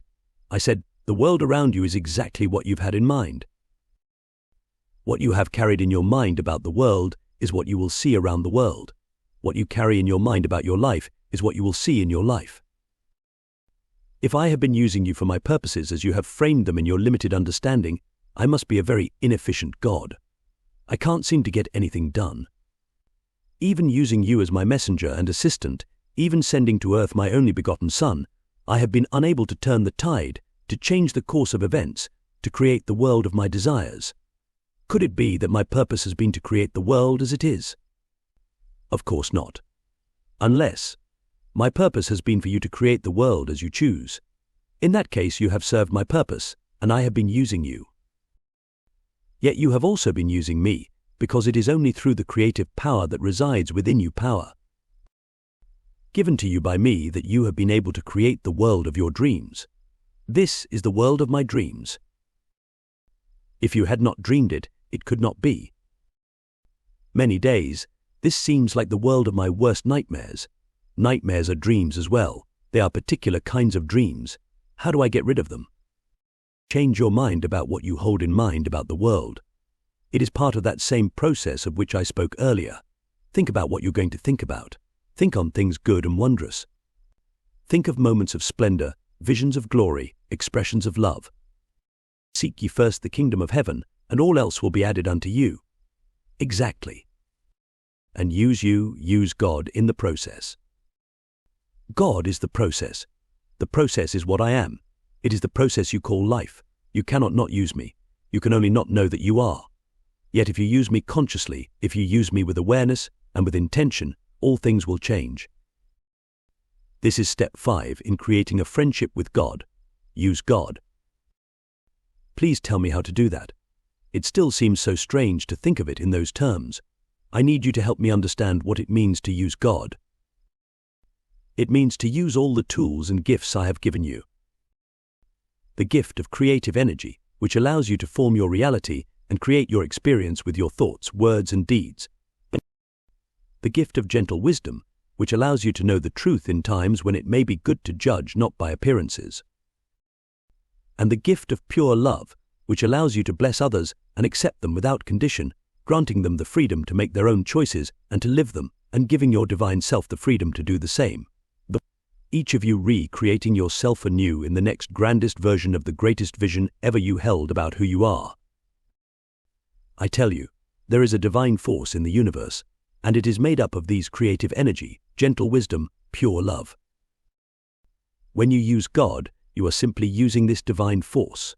May the force be with you. Precisely. Do you think George Lucas came up with that by accident? Do you imagine that idea came out of thin air? I tell you, I inspired George to come up with those words and the ideas behind them, just as I am inspiring you now to come up with the words and ideas here. So go now and do that which you have given yourself to do. Change the world by force. And use me. Use Maine all the time, every day. In your darkest hour and your shining one, in your moment of fear and in your moment of courage, in your ups and your downs, your highs and your lows. I tell you, you will have all of these, and have had them. For everything there is a season, and a time for every purpose under heaven. A time to be born, and a time to die. A time to plant, and a time to harvest that which has been planted, a time to kill, and a time to heal. And a time to break down, and a time to build up, a time to weep, and a time to laugh. A time to mourn, and a time to dance. A time to cast away stones, and a time to gather stones together, a time to embrace, and a time to refrain from embracing. A time to seek, and a time to lose. A time to keep, and a time to cast away, a time to rend, and a time to sow. A time to keep silence, and a time to speak, a time to love, and a time to hate. A time for war, and a time for peace. What is it time for now? That is the question. What time do you choose for it to be now? You have had all of these times, and now it is time for you to choose which time you wish to experience this time. For all that has ever happened is happening now, and ever will happen is happening right now. This is the eternal moment, the time of your new deciding. The world awaits you and your decision. It will put into place what you place into being. You will place into being what you are being. This is how it works. This is how it is. And now is the time of your awakening to this truth. Go forth and spread this message to all the world. The time of your deliverance is at hand. For you have prayed to me, deliver us from evil, and I am doing so again with the message found here. I am holding out, again, the hand of friendship. A friendship with God. I am here for you always. Always. Chapter 11. Thank you for this wonderful dialogue on how to have a friendship with God. I'm having another marvelous time with you, and these first 5 steps alone: know God, trust God, love God, embrace God, use God, could change people's lives. Yes, but patience. There are 2 more. I know, and I need a little help with the next one. Help God. Yes, I need a little help understanding why you need help. I thought you were the one who didn't need anything. I don't need help, but I enjoy having it. It makes things easier. Easier? I thought there were no levels of difficulty in God's world. Are you going back on yourself? No, in ultimate reality there are not. When I converse with you here, I most often use terms consistent with your illusion. If I always spoke to you in terms consistent with ultimate reality, we could not have any conversation at all. You could not understand. It is very challenging to you when I do so, even occasionally. The difficulty is that you do not have words for most of what there is to convey, and of that for which you do have words, you do not have a context within which to place them. This is the difficulty with much spiritual and esoteric writing. They are attempts to convey truth about ultimate reality with limited words, taken out of context. That must be why so much spiritual writing and sacred scripture has been misinterpreted. You're right. So within the context of my understanding, what did you mean when you said that your having my help makes things easier? I meant that it makes things easier for you. Oh, I thought you meant that it makes things easier for you. In a sense I did, and it does. But you see, here's where we get into that context thing again. I am crossing over into the context of ultimate reality when I say things like that. In ultimate reality, what helps you helps me. Because in ultimate reality, you and I are one. There is no separation between us. Yet within the separation paradigm in which you live, within the illusion you are experiencing, such a statement has no meaning. Throughout this dialogue, I have had to do that kind of crossing over, moving from one context to another, in order to explain things that cannot be explained simply by staying within the framework of your own earthly experience. Thus it is a challenge for you to grok in fullness, as wonderful Robert Heinlein would put it, what I mean when I say help God. Most people can't even grok in fullness what grok in fullness means. Well, exactly, that's the problem, right there. You grok it in fullness. Why don't we just say, then, that it makes things easier for us when I help God? But now, tell me, how does it make things easier? In order for you to understand that, you have to understand what God is trying to do. You have to understand what I am up to. I think I do. You are recreating yourself anew in every single moment of now. You are doing this in the next grandest version of the greatest vision you ever held about who you are, and you are doing this in, as, and through us. In that sense, we are you. We are members of the body of God. We are God godding. You have remembered well, my friend. Once again, we begin to speak with one voice. This is good, for you shall be one of many messengers, not only a seeker of the light, but a bringer of the light. And that is how I can best help you. I can best help by remembering. Or, as you would put it, remembering. That is, becoming a member once again of the body of God. You have truly understood. You have grasped this completely, in its every nuance. Now, here is how you can help God. Live your life deliberately, harmoniously, and beneficially. These 3 ways of living you can accomplish by using the gifts I have given you: creative energy, gentle wisdom, and pure love. Creative energy has been placed by me in your entire being and in everything that proceeds from it. Thoughts, words, and deeds are the 3 tools of creation. When you know this, you can choose to be the cause of your experience, rather than being at the effect of it. Life proceeds out of your intentions for it. When you are aware of this, you can live your life deliberately. The things you think deliberately. The things you say deliberately. The things you do deliberately. When you do something and people say, "You did that deliberately," it will not be an accusation, but a compliment. Everything you do on purpose, and your purpose in every moment of your life is, indeed, to live the grandest version of the greatest vision ever you held about who you are. When you use creative energy, you help God be more of what God is, and seeks to experience of itself. Gentle wisdom has been placed by me in your soul. When you use this gift, you live harmoniously in any situation. Your very being is harmony itself. Harmony means feeling the vibration of the moment, of the person, place, or circumstance you are now experiencing, and blending with it. Blending does not mean matching. Singing in harmony does not mean singing in unison. It does mean singing together. When you sing in harmony, you change the way the entire song is sung. It becomes a new song, a different song. This is the song of the soul, and there is none more beautiful. Bring a gentle wisdom to your moments. Watch it change them. Watch it change you. You have that gentle wisdom within you. I have placed it there, and it has never left you. Call on it in times of difficulty and stress, in times of decision or enmity, and it will be there. For when you call on it, you call on it. When you use gentle wisdom, you help God be more of what God is, and seeks to experience of itself. Pure love has been placed by me in every human heart. It is that which I am and which you are. Your heart is filled with this love to overflowing. It is bursting. Your whole self is permeated by it. It is composed of it. Pure love is who you are. When you express pure love, you give yourself the direct experience of who you are. It is the greatest gift. It looks as if you are giving a gift to others, and you are giving it to yourself. That is because there is no one else in the room. It only looks as if there is.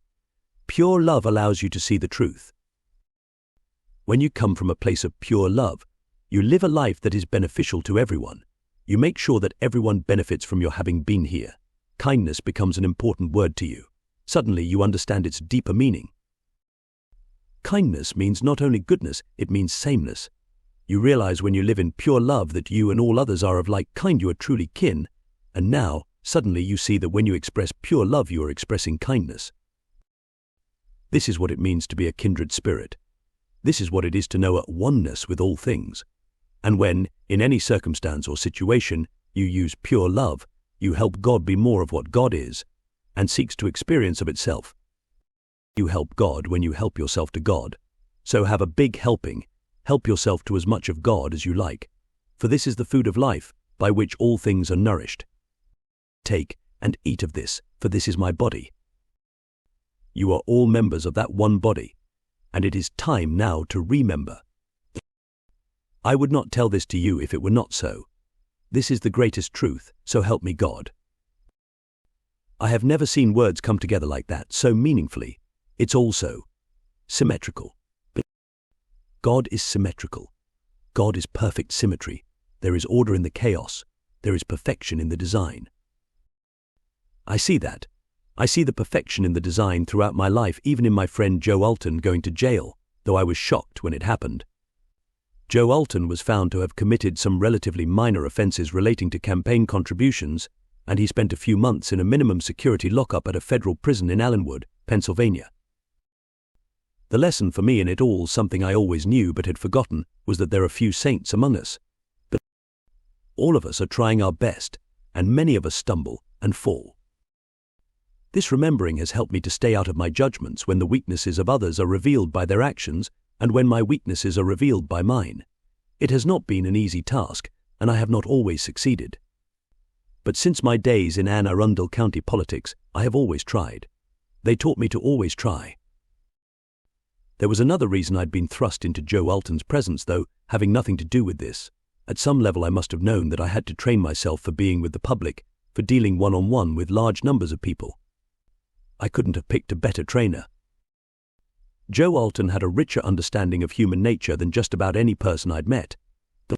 Working with him, first as a low-level campaign aide, then as a low-level staff member in the county government, I had a chance to see him put that into action, and it dramatically changed my own way of dealing with people. Joe was besieged by folks wherever he went. At public meetings they would crowd around, pulling and tugging at him, each person wanting one private moment, a chance to ask a small favor, to request his help, or just to bring themselves to his attention. As they came at him from every direction, I never saw Joe Alton brush off a single person. It didn't matter how late it was, or how long he'd been there, or how much more he had to do after he left. He never failed to look everyone in the eye, or give anyone his full attention. One night following such a public meeting, I was playing lead man, making a path through the crowd in the slow trek from the front of the room to the back of the hall and our waiting car. When we climbed into the back seat at last, I turned to Joe incredulously. "How do you do it?" I asked. "How can you give so much of yourself? All those people, hanging all over you, everybody wanting something from you." "It's very simple to give them what they want." Actually, Joe smiled. "What do they want?" I had to know. What kinds of things are they asking you? They all want the same thing. I looked at him quizzically. "Don't you know what all people want?" "No," I had to admit. Joe looked me straight in the eye. "They all want to be heard." 30 years later, I would be walking out of meeting rooms and lecture halls with people coming at me from every direction, and I would remember Joe. People want to be heard, and they deserve to be. They've read your book and given you their mind from cover to cover. They've given you a part of themselves, and they want a part of you, and that's fair, and that's what Joe Alton knew. It's what he deeply understood. He wasn't giving anything away. He was giving back. I've learned that again on the lecture circuit from some wonderful people. Author Wayne Dyer always says to his audiences, "I'm going to stay here until the last one of you has had your book signed and I've had a chance to visit with you." So do a lot of other speakers. They hang around. They give back. What goes around comes around. Joe Alton was the first to teach me that wisdom too. I learned that what goes around comes around 30 years ago in the rough and tumble of a political campaign. We were in the trailer late one night following a long and difficult debate. Joe's opponent had been ruthless in his denunciations, saying very little about the substantive issues in the campaign, engaging instead in personal attacks. When I got back to the trailer, I headed immediately for the typewriter. My fingers flew across the keyboard as I composed a stinging and concise rebuttal, a rebuke, as I recall, of unmatched eloquence. Joe lumbered over casually. "What are you writing?" "Your statement for the press tomorrow in response to those vicious attacks," I replied in a tone that said, "What else?" Joe just chuckled. "You know I'm not going to use any of that, don't you?" "Why not? We need to come back at him. We can't let him get away with that." "Okay," Joe agreed. "Then here's my statement. Are you ready?" Yes, I thought to myself, now we're cooking. Joe will say this much better than Fever could. "Go," I said, my fingers poised. Joe dictated a one-sentence statement. "I'm sorry to see my opponent doing this to himself." "That's it," I burst out. "That's it." "That's it," Joe repeated. "But what about all those things?" he said. "We can drop down to his level," Joe said quietly, "or we can rise above it. Which do you choose?" But. "Which do you choose?" Joe asked again. I glanced at the pages I had written. I reread the first couple of paragraphs. Then I tore them up. "Good choice," Joe said, and he patted me on the shoulder. "You grew up tonight. Now I want to tell you something about that life experience that you may not realize." "What?" "When you use the insight that you gained there, you are using God. When you use that story in a book like this, you are using God, because you have taken a gift I have given you and sent it to all the world. Do you see? This is more than an interesting anecdote.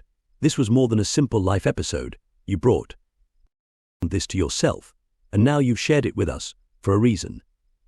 You seek to change yourself and change the world. The telling of stories from your life in this book is about much more than satisfying the curiosity of your readers about your past. It is about causing others to remember what they, too, have always known. Now here is the symmetry. Here is the perfection in the design. It was clear to your soul 30 years ago what persons, places, and conditions would provide perfect experiences that would prepare you to play your role in changing the world. It was also known to your soul that should you choose those experiences, what you received from them would have lasting value that you would use 30 years later. Whoa! Hey. Do you really think anything happens by accident? I tell you again, there is perfection in the design. Nothing happens in life by accident. Nothing. Nothing occurs in your life by chance. Nothing.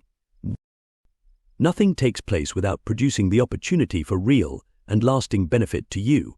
Nothing at all. The perfection of every moment may not be apparent to you, yet that will make the moment no less perfect. It will be no less a gift.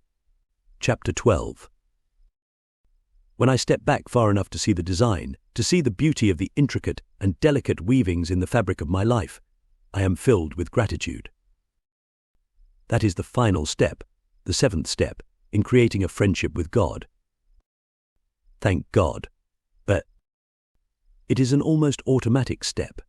It is what naturally occurs, what naturally follows, if you undertake steps 1 through 6. All your life you have not known God as God really is. Now you can. All your life you have not trusted God as you wished you could. Now you can. All your life you have not loved God as you've wanted to. Now you can. All your life you have not embraced God with a closeness that made God a very real part of your experience. Now you can. All your life you have not used God as you would use your best friend. Yet now, being as close as you are, you know that you can. All your life you have not helped God in a conscious way, because you did not know that God wanted any help, and even if you did not know how to give it. Now you do.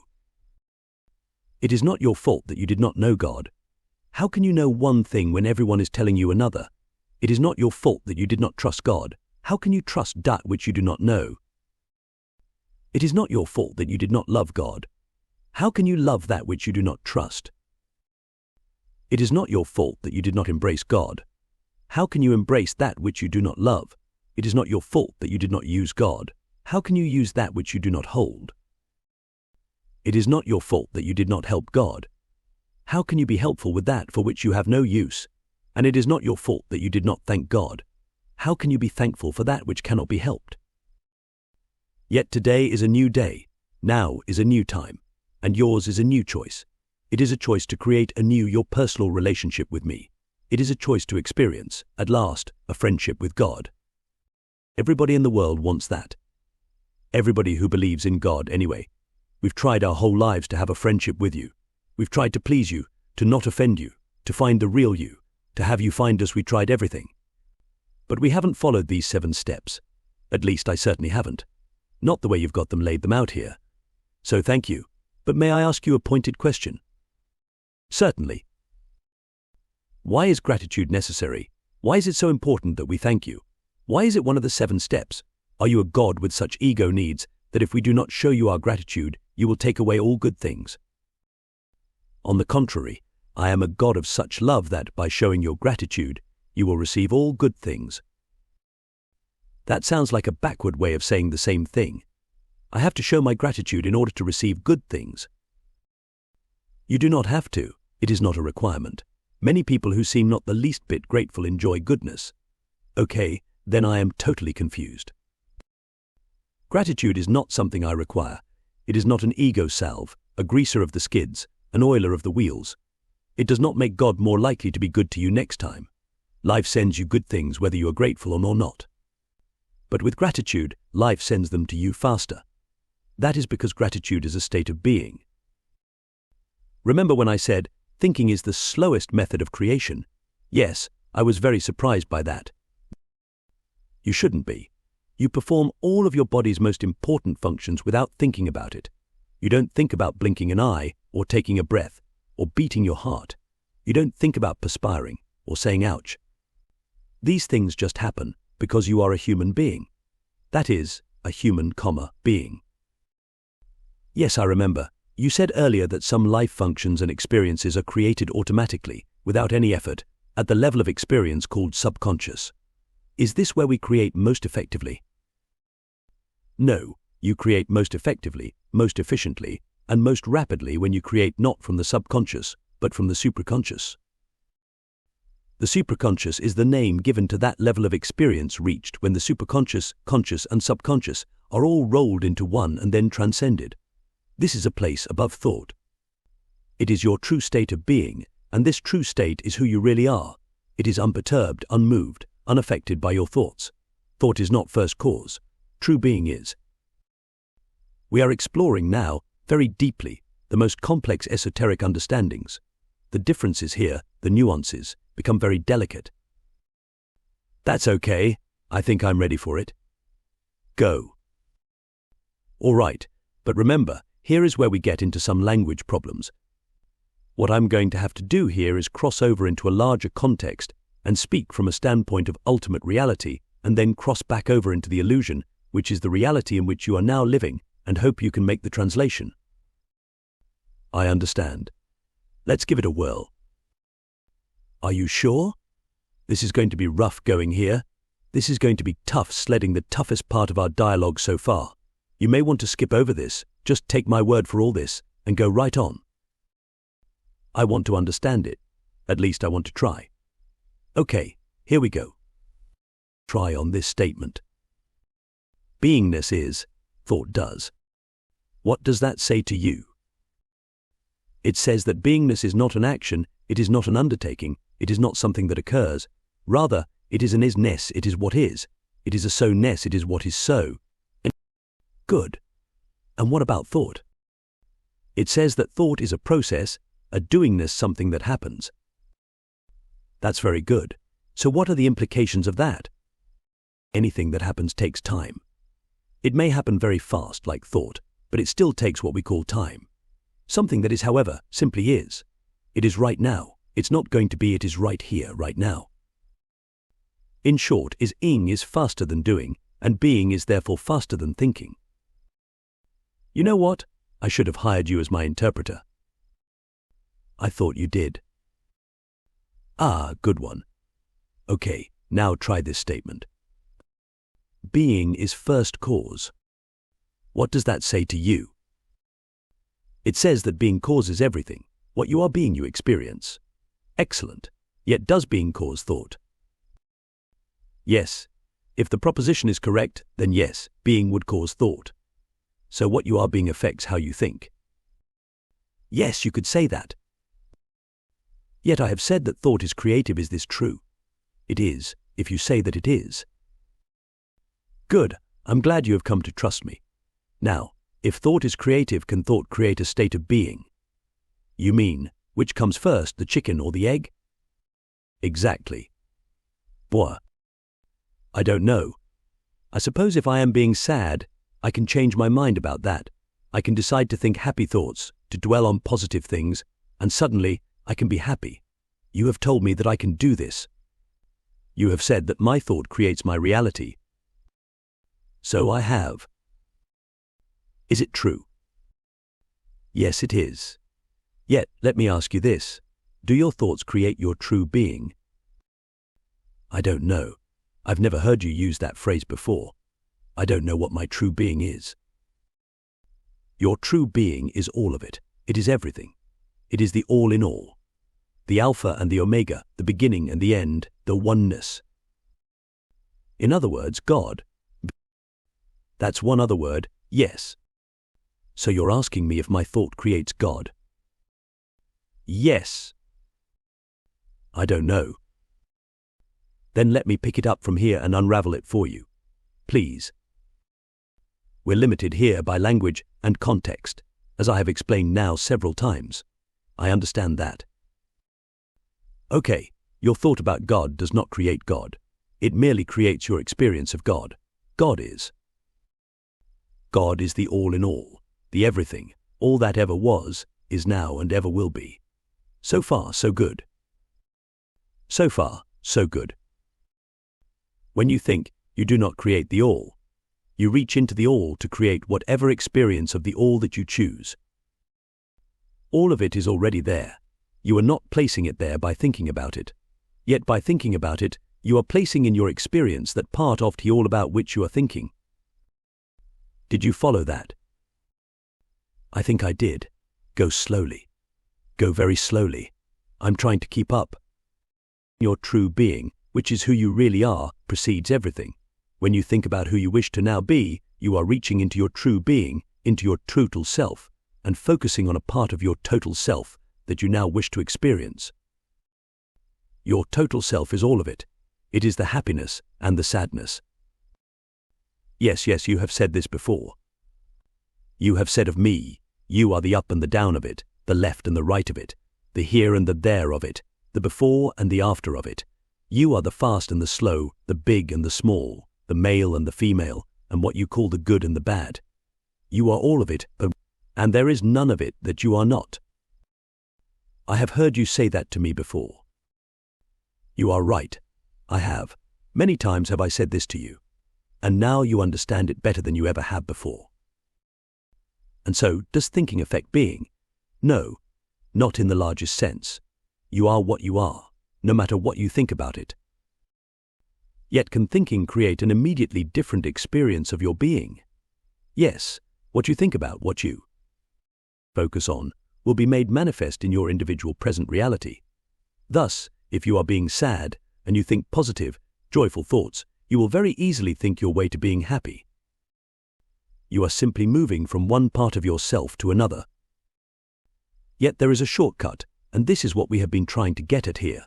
This is what we've been talking about. You can move to any state of being you wish, that is, you can call forth any part of your true being at any moment, instantly, by simply knowing it to be so and declaring it to be so. You once said to me, "What you know is what is so." Yes, I did, and this is exactly what I meant by that. What you know of your true being is what will be so of your state of being right now. When you declare what you know, you make it so. Declarations are made most powerfully with I am statements. One of the most famous of these was a statement made by Jesus, "I am the way and the life." The most sweeping such statement ever made was one made by me. I am that I am. You can make I am declarations too. In fact, you do so every day. 1 a.m. sick and tired, I am up to my ears, and so forth.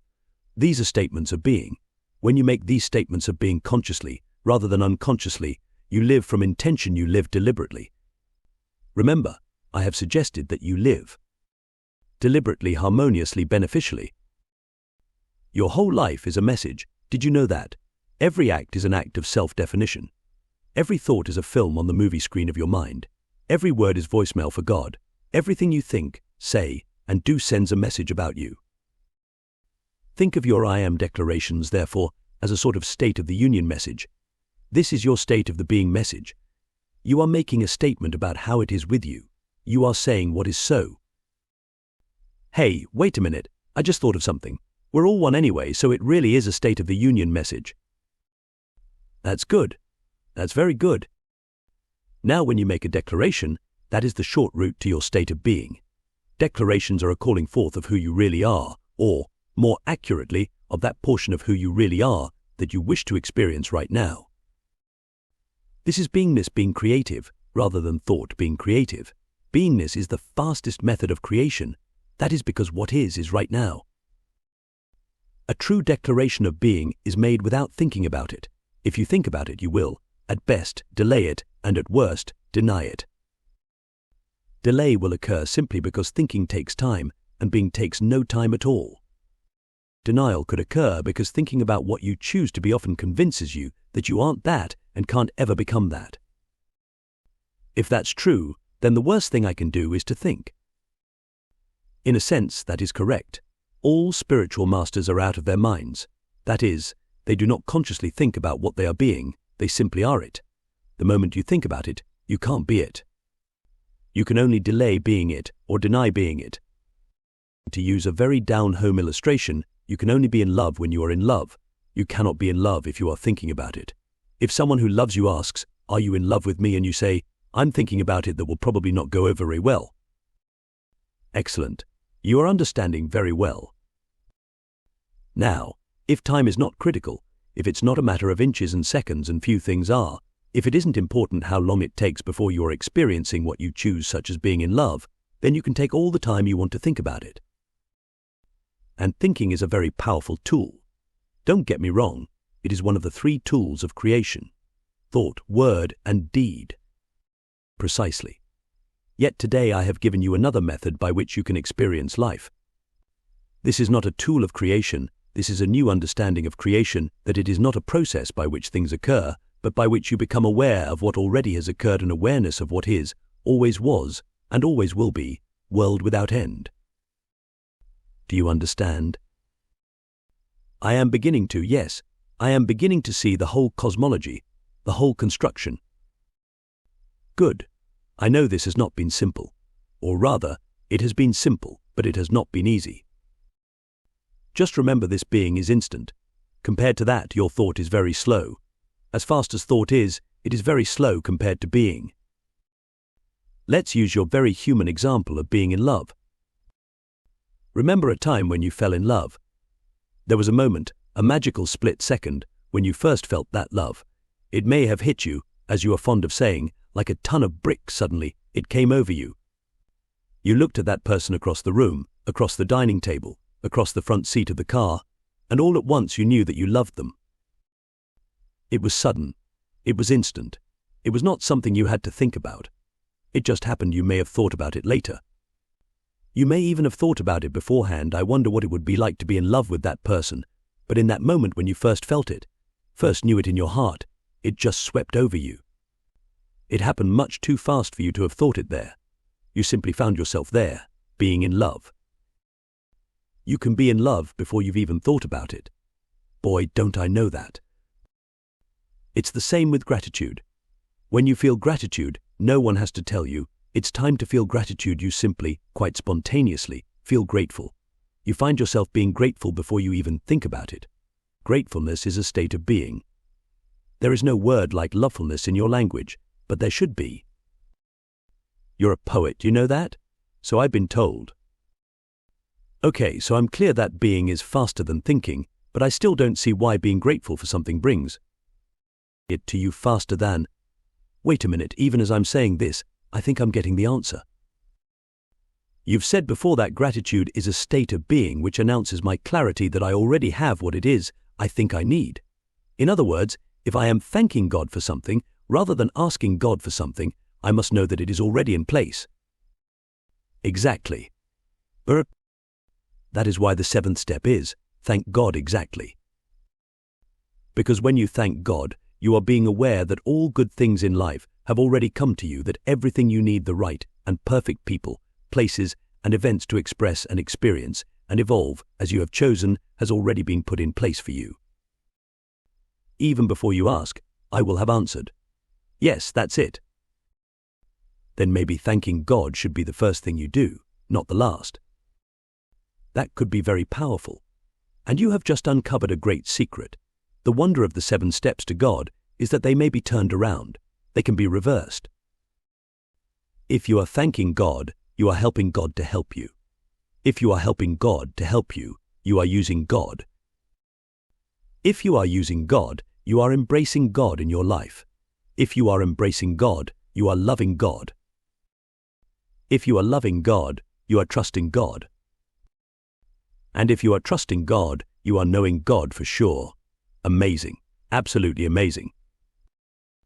You now know how to create a friendship with God. A true friendship. A real friendship. A practical, working friendship. Great.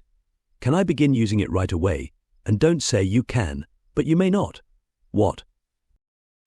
Oh, I had a 3rd grade teacher who was always correcting our grammar. When we would raise our hand and say, "Sister, can I go to the bathroom?" she would always say, "You can, but you may not." Ah, yes, I remember her. Can you ever forget? I can, but I may not. Ba-dee-boom. Cymbal crash, please. Thank you very much. But seriously, folks, I'd like to begin using this friendship. You said that you would help me understand how to practicalize, how to make functional, the wisdom in conversations with God, how to use it in our daily lives. Well, that's what a friendship with God is for. It's for helping you to remember these things. It's for making your day-to-day life easier, your moment-to-moment experience more of an expression of who you really are. This is your greatest desire, and I have established a perfect system whereby all of your desires may be realized. They are being realized now in this very moment. The only difference between you and me is that I know this. In the moment of your total, knowing which moment could come upon you at any time, you, too, will feel as I do always, totally joyful, loving, accepting, blessing, and grateful. These are the 5 attitudes of God, and I promised you that before our dialogue was over, I would show you how the application of these attitudes in your life now can, and will, bring you to godliness. You did make that promise, long ago, in Book 1 of Conversations with God, and I think it's about time you kept it. And you promised to tell us about your life, and especially your experiences since the release of those Conversations with God books, and you've only given us a smattering. So maybe we should both keep our promises. Coolness. Amen. Bear. Chapter 13. I left the county government for a job in the school system. After 10 years went to work on the West Coast with Dr. Elizabeth Kubler-Ross. 18 months later started my own advertising company in San Diego, signed on with Terry Cole Whitaker Ministries there, moved to the state of Washington a couple years later, migrated to Portland, then to Southern Oregon, where I wound up living under the open sky without a nickel to my name, finally found a job back in radio, 3 years later got fired, had a miserable time, then became a nationally syndicated talk show host, wrote the Conversations with God books, have had an amazing time ever since. And here I am. Okay, I kept my promise, now you keep yours. I think people want a little more than that. No, they don't. They want to hear from you. They want you to keep your promise. Fine. I made the world, created Adam and Eve, put them in the Garden of Eden, told them to be fruitful and multiply, had some trouble with the serpent there, watched as they blamed each other and misunderstood everything. Later gave an old man a couple of stone tablets to try to clear things up. Did a little sea splitting and miracle working, sent some messengers to tell my story, noticed that nobody was listening, decided to keep trying, and here I am. Okay, I kept my promise. Cute. Very cute.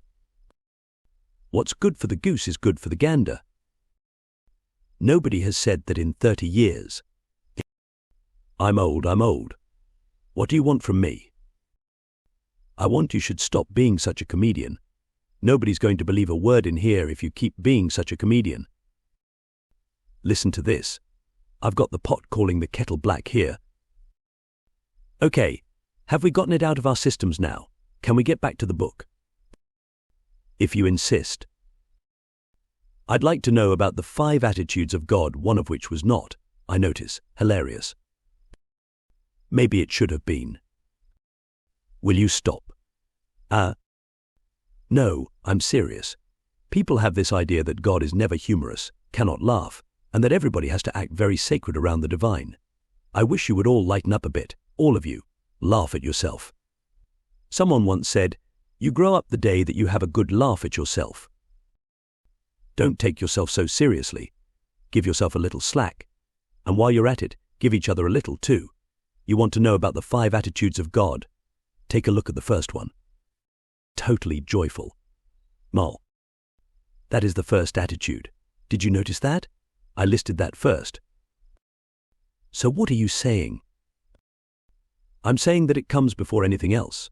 It is what makes everything possible. Without joy, there is nothing. I'm saying that, unless you get a little humor in your life, none of it is going to make any sense. I'm saying that laughter is the best medicine. I'm saying that joy is good for the soul. I'll go further than that. Joy is the soul. The soul is that which you would call joy, pure joy, endless joy, unadulterated, unlimited, unrestricted joy. That is the nature of the soul. A smile is a window to your soul. Laughter is the door. Oh, wow. Wow, indeed. Why is the soul so happy? People aren't that happy. I mean, the people whose souls these are don't seem all that happy. So what's going on here? That's a wonderful question. If the soul is so joyous, why aren't you? That's a perfectly wonderful question. The answer lies in your mind. You must be of a mind to be joyful if you are to release the joy that is in your heart. I thought the joy was in your soul. Your heart is the corridor between your soul and your mind. The joy in your soul must move through your heart, otherwise it will not even enter your mind. Feelings are the language of the soul. They will back up in your heart if you have a closed mind. That is why, when you are feeling very, very sad, you say that your heart is breaking. And that is why, when you are feeling very, very happy, you say that your heart is bursting. Open your mind, allow your feelings to be expressed, to be pushed out, and your heart will neither break nor burst, but be a free-flowing channel of the life energy in your soul. But if the soul is joy, how can it ever be sad? Joy is life expressing. The free flow of life energy is what you call joy. The essence of life is onness unity with all that is. This is what life is unity, expressing. The feeling of unity is the feeling that you call love. Therefore, in your language, it is said that the essence of life is love. Joy, then, is love, expressing freely. Whenever the free and unlimited expression of life and love, that is, the experience of unity and oneness with all things and with every sentient being, is prohibited or limited by any circumstance or condition, the soul, which is joy itself, is not fully expressed. Joy not fully expressed is the feeling that you call sadness. I'm confused. How can a thing be one thing if it is another? How can a thing be cold if its essence is that which is hot? How can the soul be sad if its essence is joy? You misunderstand the nature of the universe. You are still seeing things as separate. Hot and cold are not separate from each other. Nothing is. There is nothing in the universe that is separate from anything else. Hot and cold are, therefore, the same thing in varying degrees. So, too, are sadness and joy. What a terrific insight. I never thought of it that way. Sadness and joy are just two names. They are words we have used to describe different levels of the same energy. Different expressions of the universal force, yes, and that is why these two feelings can be experienced in the same moment. Can you imagine such a thing? Yes, I have felt sadness and joy at the same time. Well, of course you have. It is not unusual at all. The television show MASH was a perfect example of this kind of juxtaposition, and, more recently, an extraordinary motion picture called Life is Beautiful. Yes, these are incredible examples of how laughter heals, of how sadness and joy can intermingle. This is the life energy itself, this flow that you call sadness-joy. This energy can be expressed in a way that you call joy at any time. That is because the energy of life can be controlled. Like turning a thermostat from cold to hot, you can speed up the vibration of life energy from sadness to joy. And I tell you this, if you carry joy in your heart, you can heal any moment. But how do you carry joy in your heart? How do you get it there if it's not there? It is there. Some people do not experience that. They do not know joy's secret. What is the secret? You cannot feel joy until you let it out. But how do you let it out if you are not feeling it? Help another to feel it. Release the joy that is inside of another, and you release the joy that is inside of you. Some people don't know how to do that. That is such a huge statement. They don't know what that looks like. It can be done with something as simple as a smile, or a compliment, or a loving glance, and it can be accomplished with something as elegant as making love. With these devices can you release joy in another, and with many more. With a song, or a dance, or the stroke of a brush, or the molding of clay, or the rhyming of words. With the holding of hands, or the meeting of minds, or the partnering of souls. With the mutual creation of anything good and lovely and useful. With all these devices can you release another's joy, and with many more. With the sharing of a feeling, the telling of a truth, the ending of anger, the healing of judgment. With the willingness to listen, and the willingness to speak. With the decision to forgive, and the choice to release. With the commitment to give, and the grace to receive. I tell you, there are 1,000 ways to release the joy in the heart of another. Nay, 1,000 times 1,000. And in the moment you decide to do so, you will know how. You're right. I know you're right. It can be done even on someone's deathbed. I sent you a great teacher to show you that. Yes, Dr. Elizabeth Kubler-Ross. I couldn't believe it. I couldn't believe that I actually got to meet her, much less work on her staff. What an extraordinary woman. I'd left the Anne Arundel County government before Joe Alton's troubles began. To take a job in the school system there. Its long-time press aide retired, and I applied for the position. Once again, I was in the right place at the right time. I received more incredible life training, working on everything from the crisis intervention team to the curriculum development committee, whether preparing a 250-page report on school desegregation, once more touching the black experience for a congressional subcommittee, or traveling from school to school, holding first-of-their-kind family meetings with teachers, parents, students, administrators, and support staff. I was in the thick of things. I spent the decade of the 70s there, the longest I'd ever worked anywhere, and enjoyed the first 2/3 of it immensely. But eventually, the bloom fell off the rose, and my tasks began getting repetitious and uninspiring. I was also starting to glimpse what looked more and more like a dead end ahead. I could see myself doing the same job for 30 more years. Without a college degree, I didn't stand much chance for advancement. I was lucky, In fact, to have the high-level job I did have, and my energies began to flag. Then, I was kidnapped in 1979 by Dr. Elizabeth Kubler-Ross, and a kidnapping it was, make no mistake about it. I'd begun helping Elizabeth that year as a volunteer, partnering with a friend, Bill Griswold, in coordinating some East Coast fund-raising lectures for Shanti Nilaya, the non-profit organization that supported her work. Bill had introduced me to Dr. Ross a few months earlier when he'd asked me to help with some PR. For an appearance he'd managed to talk her into making in Annapolis. I'd heard of Elizabeth Kubler-Ross, of course, a woman of monumental achievement. Her groundbreaking 1969 book on death and dying had altered the world's view of the dying process, lifting the taboo from the study of thanatology, spawning the founding of the American hospice movement, and changing the lives of millions forever.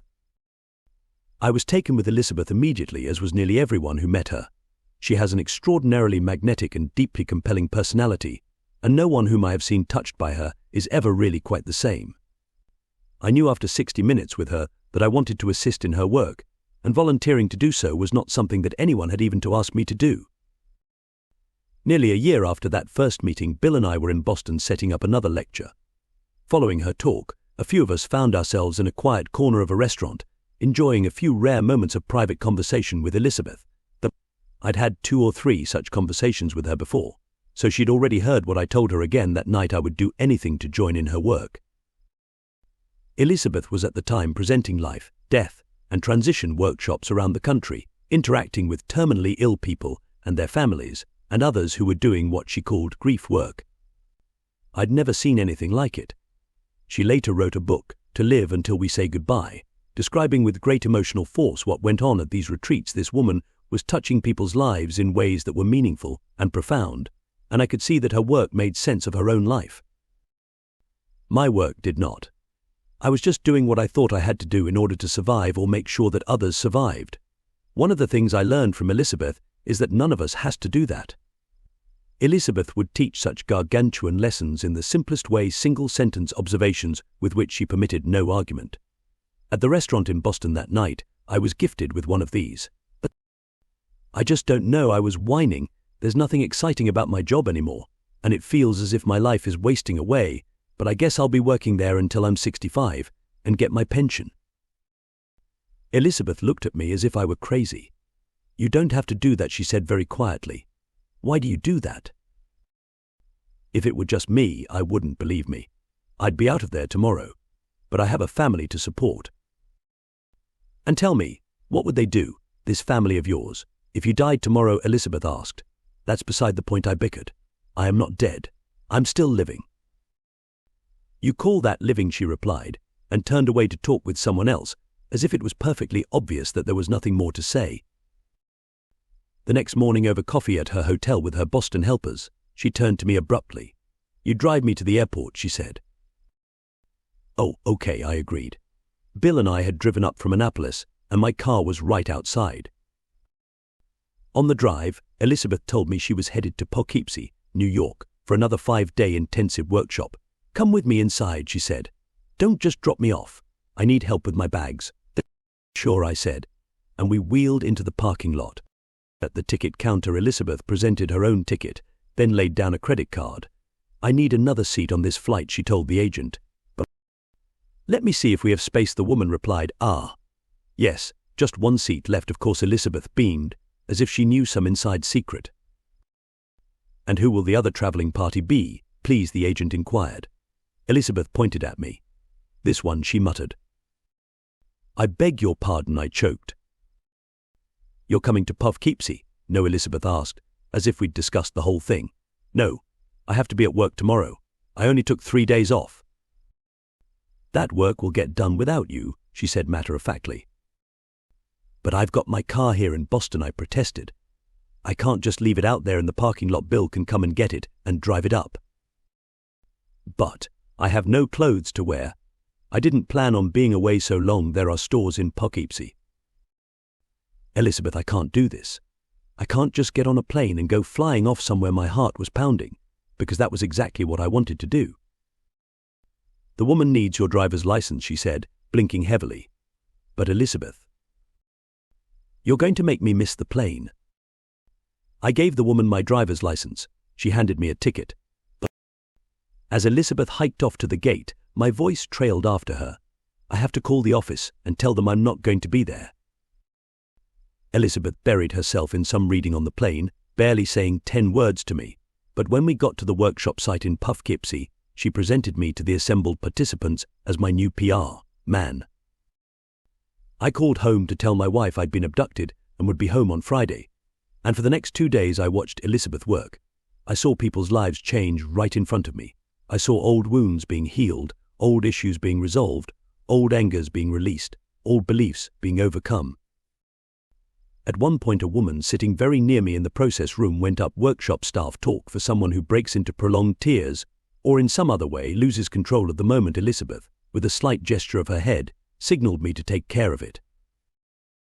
I gently guided the weeping woman from the room and walked her to a small space which had been set aside down the hall. I'd never done this kind of thing before, but Elizabeth had given very specific instructions to everyone who staffed. She generally brought 3 or 4 people with her. One thing she was very clear on. Don't try to fix it, she said, just listen. If you need help, call for me, but being there to listen is almost always enough. She was right. I was able to be there for that workshop participant in a quality way. I was able to hold the space of safety for her, to give her a place to just let it all out, to let go of what she'd been carrying around that had been triggered in the larger room. She cried and wailed and spat out her anger and talked quietly, and then went through the whole cycle again. I never felt so useful in my life. That afternoon I called the school board office back in Maryland. Personnel. Please, I said to the operator, and when I'd been connected to the right department, I took a deep breath. Can a person, I asked, resign over the phone? My time as a member of Elizabeth's staff was one of the greatest gifts of my life. I saw, up close, a woman working in saintly ways, hour after hour, week after week, month after month. I stood by her in lecture halls, in workshop rooms, and at the bedside of people who were dying. I saw her with old folks and with little children. I watched her with the fearful and the brave, the joyful and the sad, the open and the closed, the furious and the meek. I watched a master. I watched her healing the deepest wounds that can be inflicted upon the human psyche. I watched, I listened, and I tried very hard to learn.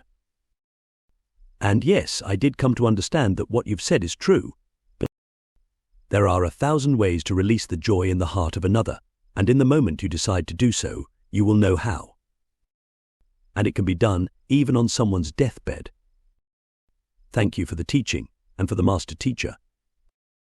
You are welcome, my friend. And do you know, now, how to live joyfully?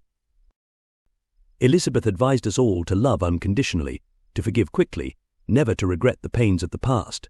Should you shield the canyons from the windstorms, she would say, you would never see the beauty of their carvings. She also urged us to live fully now, to stop and taste the strawberries, and to do whatever it took to finish what she called your unfinished business, so that life could be lived fearlessly and death could be. When you are not afraid to die, you are not afraid to live. And of course her biggest message was death does not exist. That is much to receive from one person. Elizabeth has much to give. Go, then, and live these truths, and those I have brought to you through other sources, that you may spread the joy in your soul, feel it in your heart, and know it in your mind. God is life, at its highest vibration, which is joy itself. God is totally joyful, and you will move to your own expression of godliness when you express this first attitude of God. Chapter 14. I never met anyone more joyful than Terry Cole Whitaker. With a smile that could knock your eyes out, a wondrous, eruptive, liberated laughter that was utterly infectious, and an unparalleled ability to touch people deeply with her understandings of the human condition, this sensational woman took Southern California by storm in the early 1980s with a brand of optimistic spirituality that brought hundreds of thousands back into happy relationship with themselves and with God. I first heard about Terry when I lived in Escondido and worked for Dr. Kubler-Ross at Chantilly. I've never been more occupationally fulfilled, and close contact with a person of such compassion and spiritual wisdom brought me back to a place. I had not been in years a place of yearning to have a personal relationship with God, to know God in my life as a direct experience. I hadn't gone to church since my 20s when, for the second time in my life, I'd almost become a member of the clergy. Missing out on the priesthood in my teens, I cycled back to my desire to minister when I continued my theological investigations in the years after I left Milwaukee at 19. In searching for a God of whom I did not have to be afraid, I abandoned Roman Catholicism for good after turning 20. I began scouring books on theology and made visits to a number of churches and synagogues in Anne Arundel County, finally settling on the First Presbyterian Church in Annapolis as the place I would attend. Almost immediately I joined the choir, and within a year I'd become a lay reader in the church. As I stood at the lectern on Sundays and read the week's scriptural passages, I became aware once more of my childhood longing to spend my life in close relationship with God, teaching all the world of His love. Presbyterians did not seem to be nearly as fear-based in their faith as Catholics. There were far fewer rules, rituals, and therefore pitfalls, so I had a much higher comfort level with their theology. I became so comfortable, in fact, that I began to put some real passion into my Sunday morning Bible readings, so much so that the congregation began to look forward to my turn in the rotation. This became apparent not only to me, but to the leadership of the church as well, and it was not long before I was brought in for a chat with the pastor, one of the nicest people I've ever known.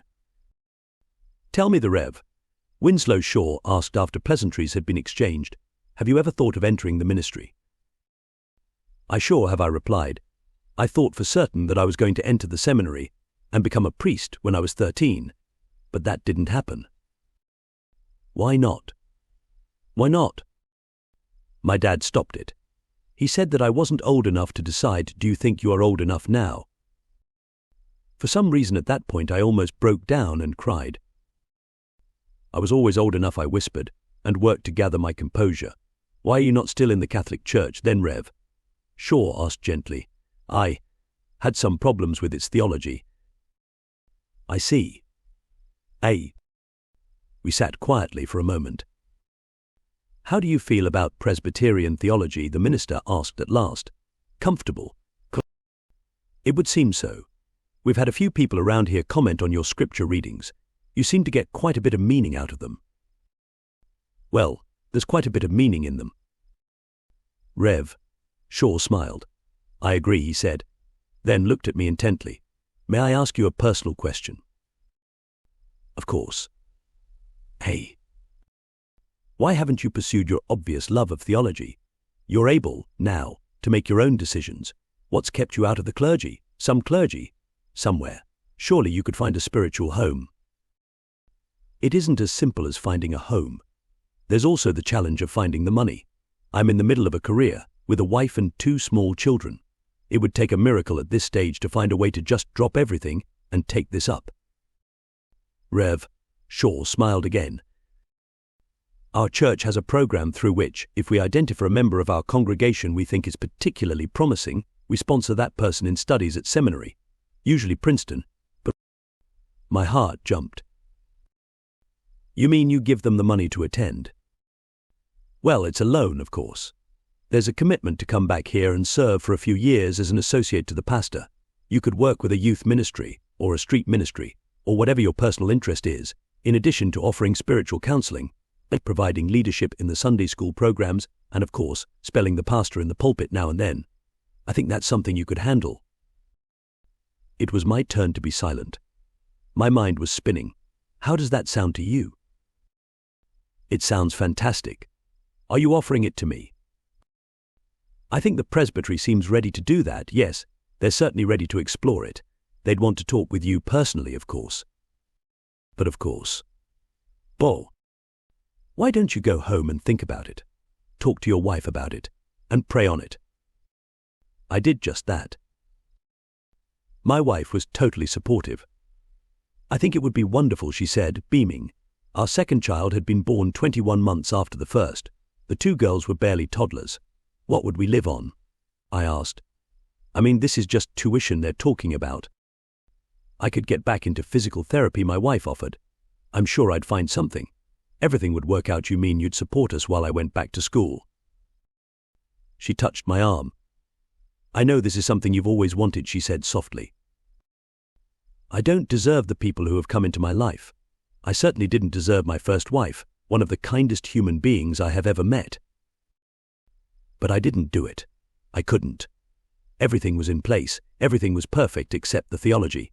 In the end, it was the theology that stopped me. I'd done as Rev. Shaw suggested.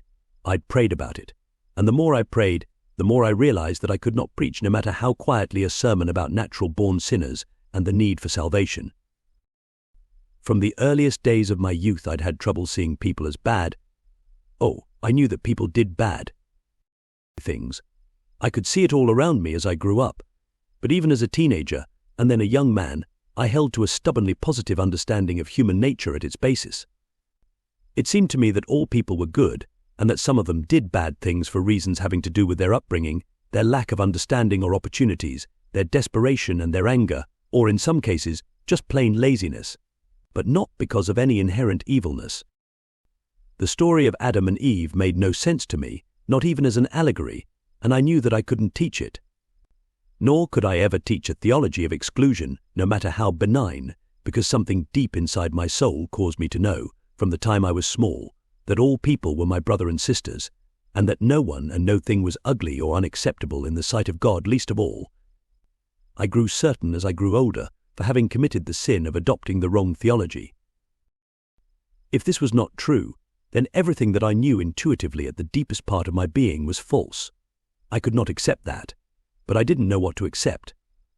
The opportunity to enter the Christian ministry, very real and very present for the second time in my life, threw me into spiritual crisis.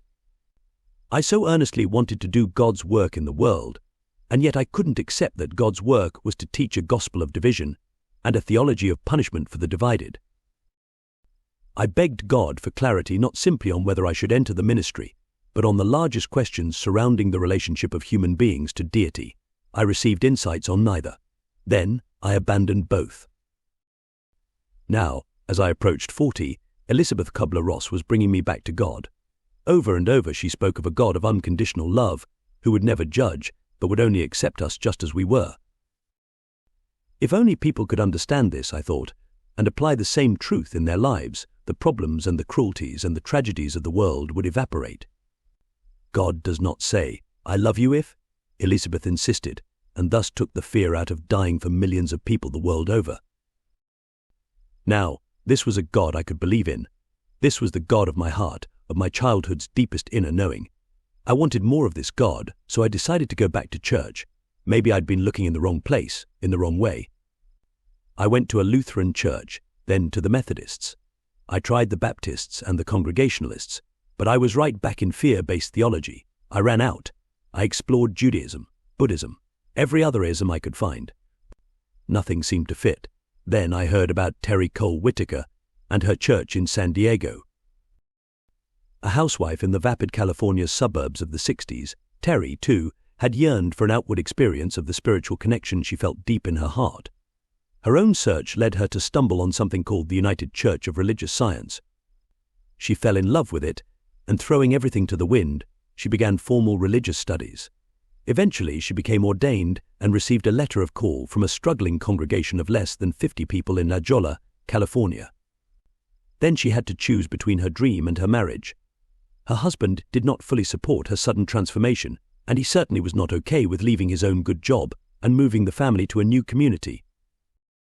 So Terry left the marriage, and within 3 years she turned the La Jolla Church of Religious Science into one of the largest in the denomination. Over 1,000 people were coming to hear her at 2 services each Sunday morning, and the throng was growing. Word of this spiritual phenomenon spread quickly throughout Southern California, even to Escondido, a very conservative, traditional wine-growing and farming community to the north of San Diego. I went down to check it out. Terry's congregation had grown so large that she'd had to move her services into a rented movie theater. Celebration of Life with Terry Cole Whitaker, the marquee read, and as I approached I thought, "Oh brother, what's this?" Ushers handed out carnations to everyone as they filed in, and greeted each person as if they'd known them for a lifetime. "Hello, how are you? It's so great to have you here." I didn't know what to make of it. I'd been greeted nicely at churches before, of course, but never quite so effusively. There was an energy in the space that felt enlivening. Inside, the moving, rousing theme from Chariots of Fire was playing. An air of expectancy filled the theatre. People were chattering and laughing. Finally, the house lights went down, and a man and woman appeared on the stage, the man taking a seat at one side and the woman at the other. "Now is the time to become quiet, to go within," the man said into a microphone. A choir in the back of the room softly sang an invocation about peace, and the service began. I'd never experienced anything quite like this. It certainly wasn't what I'd anticipated, and I was feeling a bit out of place, but I decided to hang in there. After a few opening announcements, Terry Cole Whittaker stepped to the center of the stage behind a see-through, plexiglass podium and chirped. Good morning. Her smile was radiant, her cheerfulness contagious. If you came here this morning expecting to find something that looks like a church, or feels like a church, or sounds like a church, you came to the wrong place. She was certainly right about that. The audience laughed its agreement. But if you came here this morning hoping to find God, notice that God arrived the moment you walked through the door. That was it. I was hooked. Even if I didn't know exactly what she was driving at yet, anyone who had imagination and courage enough to open a Sunday service with a line like that had my attention. It was the beginning of a nearly 3-year relationship. As with the first time I met Elizabeth, I was captivated by Terry Cole Whittaker and her work within 10 minutes. As I did with Elizabeth, I made that clear very quickly by volunteering my enthusiastic assistance. And as with Elizabeth, I was on staff with Terry's organization very soon, accepting a position in the ministry's outreach department, writing newsletters, creating the weekly church bulletin, etc. It just happened that I was out of work within a few weeks of crossing paths with Terry. Elizabeth fired me. Well, fired seems like a harsh term. She let me go. It wasn't in anger, it was just time for me to move on, and Elizabeth knew it. She said simply, "It is time for you to go. I give you 3 days." I was flabbergasted. But why? What have I done? It is not what you have done. It is what you will not do if you stay here. You will not realize your full potential. You cannot possibly do so, standing in my shadow. Get out, now, before it is too late. But I don't want to leave, I pleaded. You have played in my backyard long enough, Elizabeth said matter-of-factly. I give you a little kick, like the bird from its nest. It is time for you to fly. And that was that. I moved to San Diego and got back into the commercial public relations and marketing game, starting my own firm called The Group. There was no group actually, there was only me, but I wanted it to sound like something of substance, and I acquired quite a few clients within the next few months, including a man running for Congress as an independent candidate whose name did not even appear on the ballot. Ron Packard was the former mayor of Carlsbad, California, and became the first man to win a seat in Congress on a write-in vote in this century, and I helped him do that. But, with the stunning Packard victory the notable exception, my days in marketing and advertising once again proved vacuous. After working with Elizabeth, helping someone sell weekend hotel stays, restaurant food, or home remodeling was singularly and predictably unsatisfying. I was going crazy again. I had to find some way to return meaning to my life. I poured all of my energy into volunteering at Terry's church. I spent days, evenings, weekends in church work, letting my business forgive me. I can't resist this go to hell.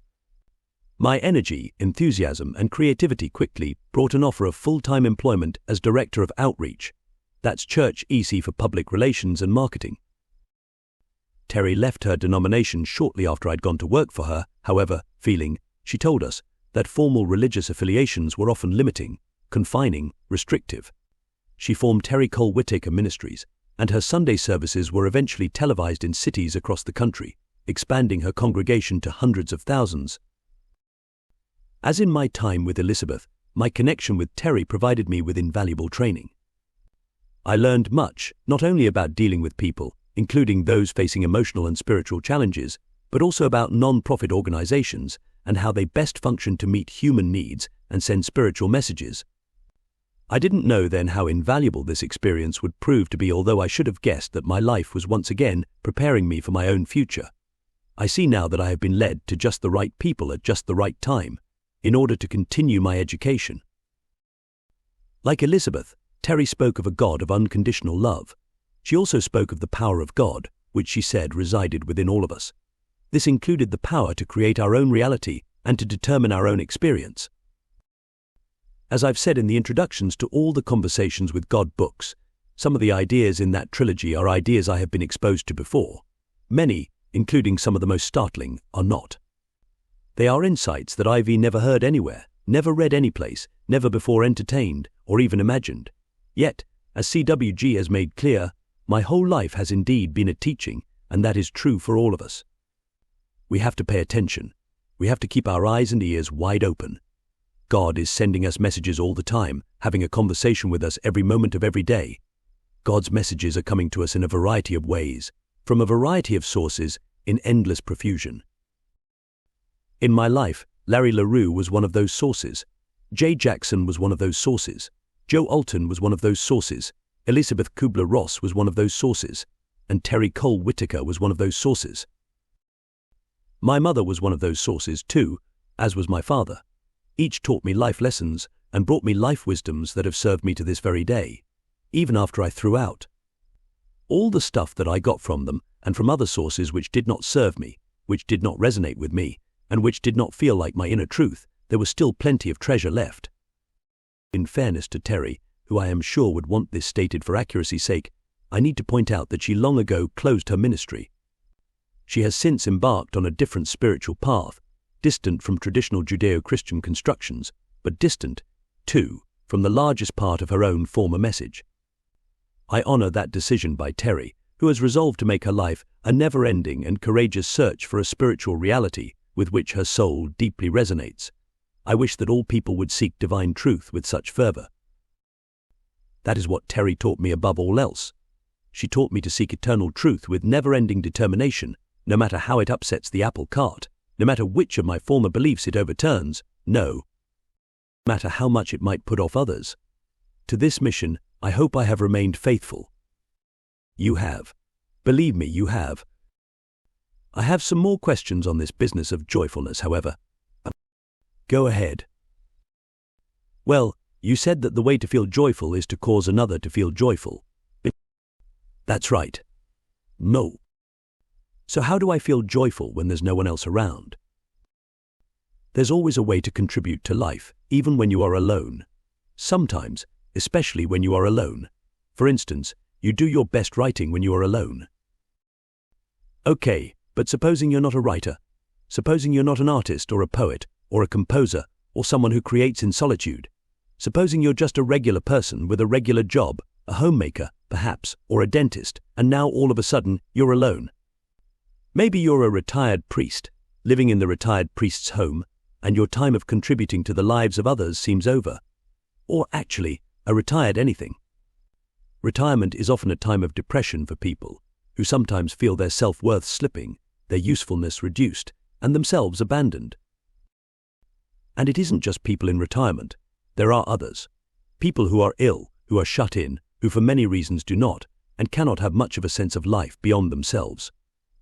Then there are the ordinary, everyday folks who do just fine when they are active and with other people, because they do as you say, they bring joy to others. But even they have times when they are by themselves, alone with their thoughts, with no one else around and no obvious way to bring joy to others. I guess what I'm asking is, how do you find joy inside yourself? Isn't this idea of finding joy by bringing joy to others a little dangerous? Isn't it a bit of a trap? Couldn't it lead to the creation of little martyrs people who feel that the only way they can deserve happiness is to make others happy? Those are good questions. Those are very good observations and good questions. Thank you. So what are the answers? First, let's clarify something. There is no time that you are ever alone. I am always with you, and you are always with me. That's number one. And it's an important place to begin, because it changes everything. If you think you are really alone, it could be devastating. Just the thought of total aloneness itself, without anything else going on, could be devastating. That's because the very nature of the soul is unity and oneness with all that is, and if it appears that there is nothing and no one else, then an individual could feel just that individual, and not one, with anything else at all. And that would be devastating, because it violates your deepest sense of who you are. So it is important to understand that, in fact, you are never alone, and that aloneness is impossible. People who have been prisoners of war in solitary confinement, or shut-ins who've suffered debilitating strokes and are trapped in their own minds, might disagree with you. I know I'm using extreme examples, but I'm saying that there are cases when aloneness would very much be possible. You can create the illusion of aloneness, yet the experience of something does not make it a reality. I am always with you, whether you know it or not. Yet if we don't know it, then you may as well not be with us, because the effect, for us, is the same. I agree. Therefore, to change the effect, know that I am with you always, even unto the end of time. How can I know this if I don't know it? Do you understand the question? Yes, and the answer is that it is possible for you to know, and yet not know that you know. Could you explain that further, please? In life, there appear to be those who do not know, and who do not know that they do not know. They are as children. Nurture them. Then there appear to be those who do not know, and who know that they do not know. They are willing. Teach them. Then there appear to be those who do not know, but who think that they know. They are dangerous. Avoid them. Then there appear to be those who know, but who do not know that they know. They are asleep. Wake them. Then there appear to be those who know, but who pretend that they do not know. They are actors. Enjoy them. Then there appear to be those who know, and who know that they know. Do not follow them. For if they know that they know, they would not have you follow them. Yet listen very carefully to what they have to say, for they will remind you of what you know. Indeed, that is why they have been sent to you. That is why you have called them to you. If a person knows, why would he pretend that he does not know? Who would do that? Nearly everybody. At one time or another, nearly everybody. But why? Because you all love the drama so much. You have created an entire world of your illusion, a kingdom in which you can reign, and you have become the drama king and the drama queen. Why would I want the drama rather than an end to the drama? Because it is in the deliciousness of the drama that you get to play out, at the highest level and with the greatest intensity, all the various versions of who you are, and may then select who you choose to be. Because it is juicy. You're kidding. Isn't there an easier way? Well, of course there is, and you will ultimately choose that the moment you realize that all the drama isn't necessary, yet sometimes you will continue to use drama to remind yourself and to instruct others. All wisdom teachers do this. What are they reminding and instructing about? The illusion. They are reminding themselves and instructing others that all of life is an illusion, that it has a purpose, and that once you know its purpose, you can live within the illusion or outside of it, at will. You can choose to experience the illusion and make it real, or you can choose to experience ultimate reality in any given moment. How can I experience ultimate reality in any particular moment? Be still and know that I am God. I mean that literally. Be still. Ew. That is how you will know that I am God, and that I am always with you. That is how you will know that you are one with me. That is how you will meet the Creator inside of you. If you have come to know me, to trust me, to love me, and to embrace me, if you have taken the steps to having a friendship with God, then you will never doubt that I am with you always, and always. So, as I have said before, embrace me. Spend a few moments each day embracing your experience of me. Do this now, when you do not have to, when life circumstances do not seem to require you to. Now, when it seems that you do not even have time to. Now, when you are not feeling alone, so that when you are alone you will know that you are not. Cultivate the habit of joining me in divine connection once each day. I have already given you directions on one way that you may do this. There are other ways, many ways. God is not limited, and neither are the ways to reach God. Once you have truly embraced God, once you have made that divine connection, you will never want to lose it, for it will bring you the greatest joy you ever had. This joy is what I am, and what you are. It is life itself, expressing at the highest vibration. It is supraconsciousness. It is at this level of vibration that creation occurs. You might even say it's the creation vibration. Yes, it is. That is it, exactly. But I thought that joy was something that you could only feel when you were giving it away. How can you feel this joy if you are simply being alone with yourself, connecting only with the God within? Only? Did you say only? I tell you, you are connecting with all that is. You are not being alone with yourself, and you never can be. It is not possible. And when you actually feel your eternal connection with the God within, you are giving away joy. You are giving it to me. For my joy is to be one with you, and my greatest joy is for you to know it. So I bring joy to you when I let you bring joy to me. Has there ever been a more perfect description of love? No. And is love not what God is, what we are? Yes. Good.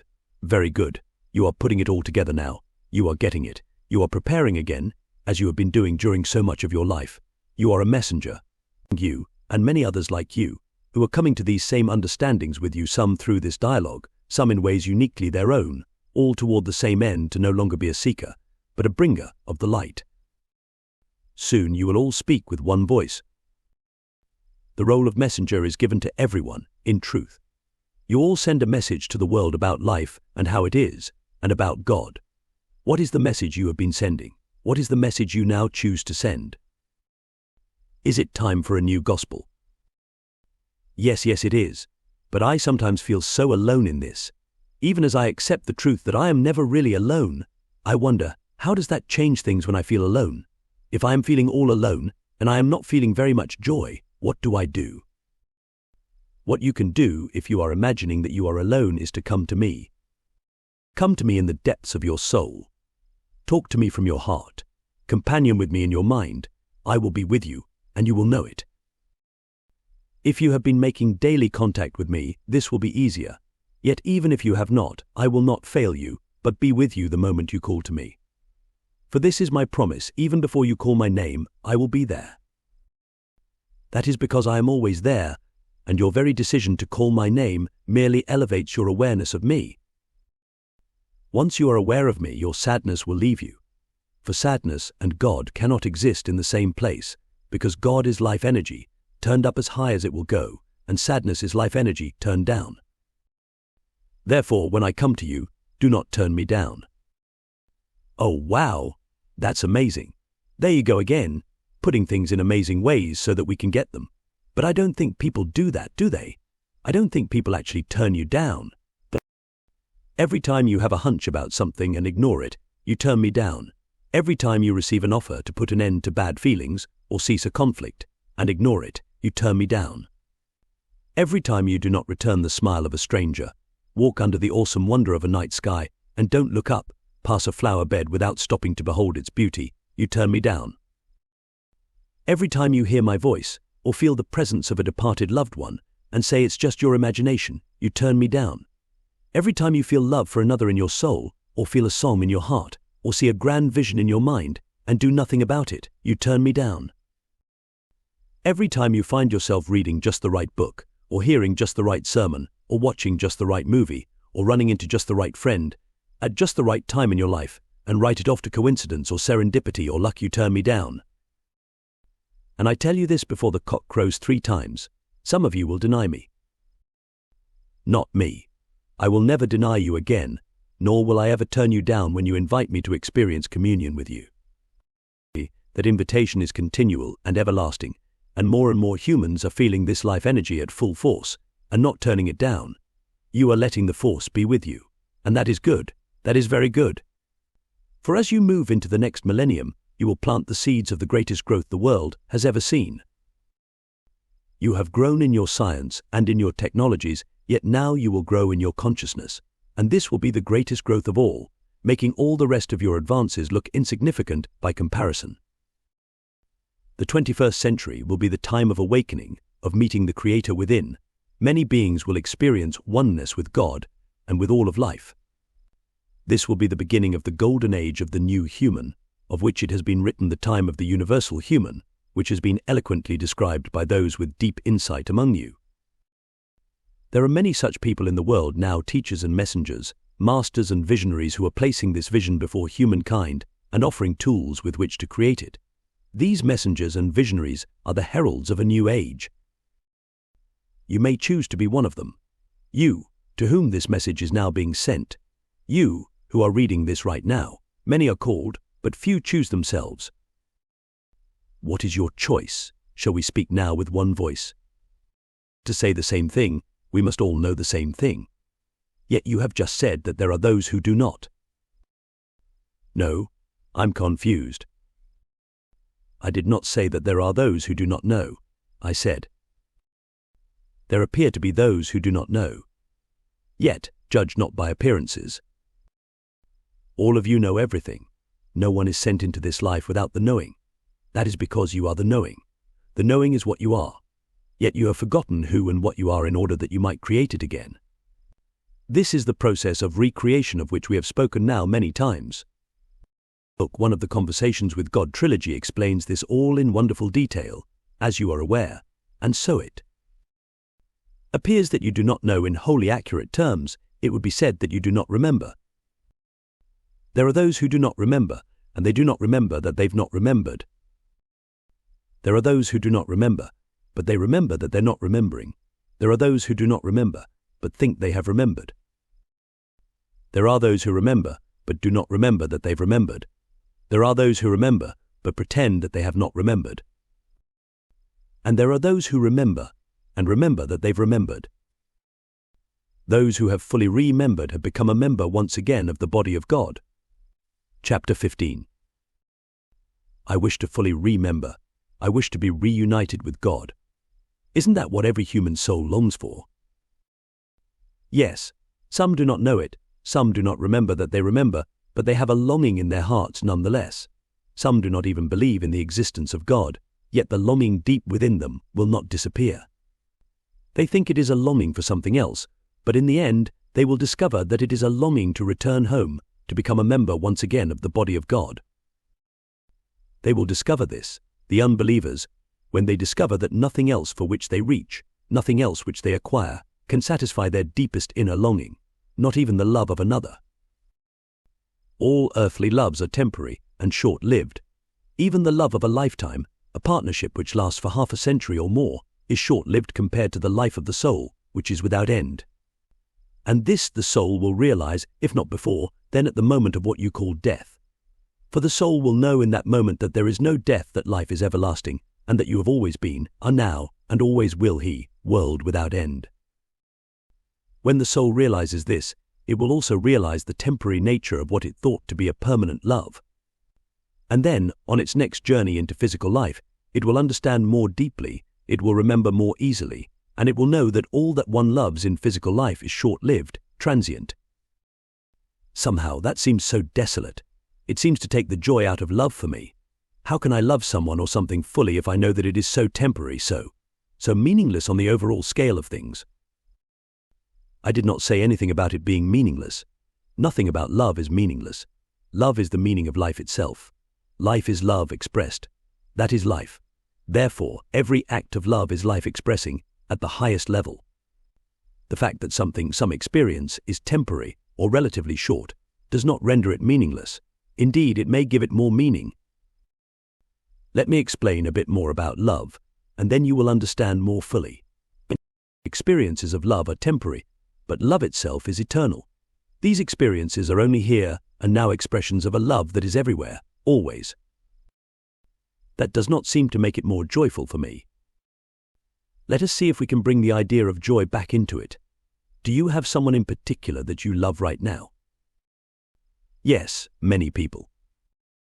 And one, in particular, with whom you partner?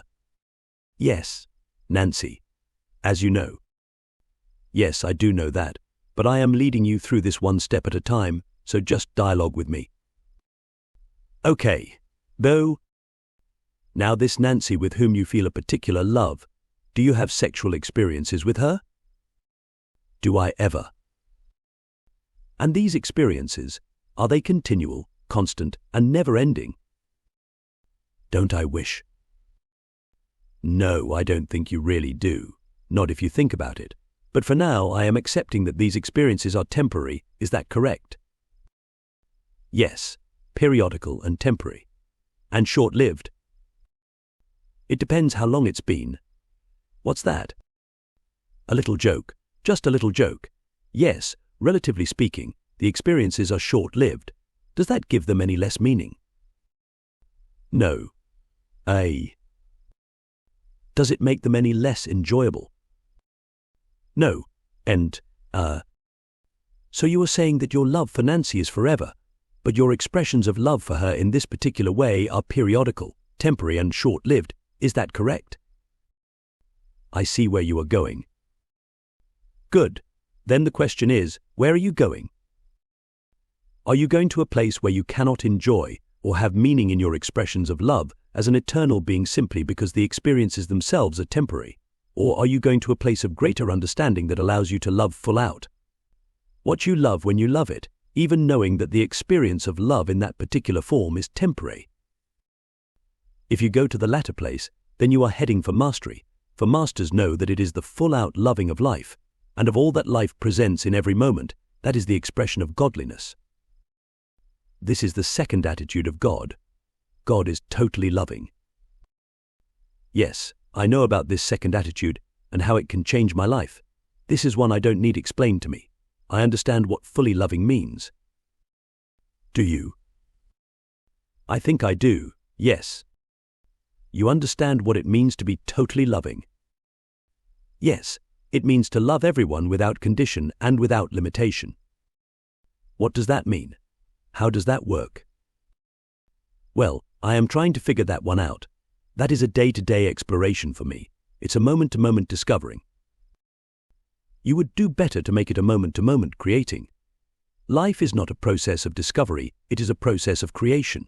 But how do one create, then, moment-to-moment, the experience of unconditional and unlimited love? If you do not have the answer to that question, then you cannot say that you understand what it means to be totally loving. You understand what the words are saying, but you do not know what they mean. As a practical matter, they have no meaning. That is the problem today with the word love. And the phrase, one love you. And the phrase, one love you, yes. People say it, but many people do not understand what it really means to love another. They understand what it means to need another, to want something from another, and even to be willing to give something in return for what they need and want, but they do not understand what it means to really love, to truly love. Many people have had a real challenge, a real problem, with this word love and this phrase, one love you. Including me, of course. My life has been a disaster when it comes to love. I didn't understand what it meant to be fully loving, and I guess I don't understand now. I can say the words, but I don't seem to be able to live them. Can anybody be truly loving, without any condition, without any limitation? Can human beings do that? Some can, and have. These beings are called masters. Well, I am not a master by this or any other measure. You are a master. All of you are. You are simply not experiencing that, yet you are well on your way to experiencing mastery, my son. I wish I could believe that. So do I. Until my most recent years, I didn't understand anything at all about love. I thought I knew it all. But I knew nothing, and my life was a demonstration of that. And you've just proven to me here that I don't really understand it yet. I mean, I talk a good game, but I'm not what you'd call a championship player. I haven't gone into my important relationships and my marriages in my narrative here, because I want to honor the privacy of those people whose lives I've touched in hurtful ways. I've kept my story limited to my own personal wanderings. But I can say in a general sense that just about everything one can do to hurt a person, except injure someone physically, I've done in my love relationships. Just about every mistake one can make, I've made. Just about every selfish, insensitive, non-caring thing one can do, I've done. I married for the first time when I was 21. Of course, I thought I was a grown man, understanding all there was to understand about love. I understood nothing. About selfishness I knew a great deal, but about love I knew nothing. The woman who was unlucky enough to marry me thought she was getting a self-assured, sensitive, caring guy. And what she got was a self-centered, egotistical, domineering man who, like his father, assumed that he was the boss, and who inflated himself by making others look small. It was just after we were married that we moved to the south for our short stay, then headed back to Annapolis again. I became deeply involved in the town's cultural life, with the colonial players, and helping put on the first productions at the Annapolis Summer Garden Theater. I was one of the founders of Maryland Hall for the Creative Arts. as well as part of the small group that conceived and coordinated the first Annapolis Fine Arts Festival there. Between my full-time job and my other obligations, however, I was away from my wife and children 3 or 4 nights a week, and most weekends, throughout the year. In my world, love meant providing and being willing to do what it takes to accomplish that. This willingness I had, and no one ever had to convince me of my responsibilities. Yet I thought they began and ended with my pocketbook, because that's where they seemed to begin and end for my father. Only later, as I grew older, was I able to admit and acknowledge that my father was far more involved in my life than I wanted to give him credit for. Making pajamas, he was incredibly handy. With a sewing machine, baking apple pies the world's best, taking me camping, he became a pack leader when we joined the Cub Scouts, hauling me on fishing trips to Canada and expeditions to Washington, D.C. and elsewhere, teaching me photography and typing. The list is endless. What I did lack from my father was any verbal or physical show of love. He simply never said "I love you," and actual bodily contact was unheard of, except on Christmas and birthdays, when Mom would instruct us, after we received our always wonderful gifts, to go hug your father. We did it as fast as we could. It was a cursory closeness. To me, Dad was the source of authority in the house. Mum was the source of love. Dad's edicts and decisions, his wieldings of power, were often arbitrary and heavy-handed, and Mum was the voice of compassion and patience and leniency. We went to her with our pleas that she help us get around Dad's rules and restrictions or get him to change his mind. She often did. Together, they played a very good game of good cop, bad cop. I imagine that this was a fairly typical model of parenting in the 1940s and 1950s, and I simply adopted the model in the 60s, with some modifications. I made it a point to constantly tell my children that I loved them and to hug and kiss them a lot whenever I was around them. I simply was not around them very much. In the model I was given, it was the woman's job to be with the kids while the man went out into the world and did things. One of the things I eventually wound up doing was having flings with other women, and finally a full-fledged affair. That led to the end of my first marriage and turned into my second. I was never proud of the way I behaved, and my deep sense of guilt only ripened through the years. I've apologized to my first wife many times, and because she is, and has always been a gracious person, we have maintained cordiality for many years. But I know that I hurt her deeply, and I wish there was some way a person could go back and redo, or undo, or at least do a different way, what was done. My second marriage failed, and led to a third which also ultimately failed. I didn't seem to know how to hold on to a relationship, and the reason was that I didn't seem to know how to give. I held, although not consciously, I don't think the extraordinarily selfish and immature view that relationships existed to bring me pleasure and convenience, and that the challenge was to keep them going while giving up as little of myself as possible. In truth, that is what romantic relationships felt like to me, interactions requiring me to give up bits and pieces of myself until I had all but disappeared. I didn't want that, and yet I didn't seem to know how I could be happy without a significant other in my life. So it was always a question of how much of myself I was willing to sell out in order to have the security of a permanent source of love, companionship, and affection, sex in my life. As I said, I'm not very proud of any of this. I'm trying to be transparent here. My friend Rev. Mary Manin Morrissey, founder of the Living Enrichment Center in Wilsonville, Oregon, calls me a recovering male. By the end of my third marriage, I thought I was ready to quit, but I was actually to go through this 2 more times before I was able to make a long-term relationship work. In the process, I fathered 7 more children with a woman with whom I had a long-term relationship without becoming married. But to say that I have acted irresponsibly would be generous in the extreme. Yet in each instance I believed that this was finally the relationship that was going to last, and I was doing everything I could to make it work. Given my complete misunderstanding then of what love really is, I realize now how empty those words were. And I wish that I could say that these behaviors were limited to those partnerships, but that would not be telling the half of it. Along the way and in between, I involved myself with many other women, conducting myself with equal immaturity and selfishness. Now, I fully realize that there are no victims and no villains in these matters, and that all life experiences are co-creations, but I acknowledge the huge role that I played in these scenarios. I see the pattern that it took me 30 years to break, And those are ugly realities I am unwilling to try to cover up with New Age aphorisms. So it is not surprising, then, that in my late 40s I found myself alone, and as I have said before, my career and health were in no better shape than my love life. It was with hopelessness that I watched my 50th birthday approaching.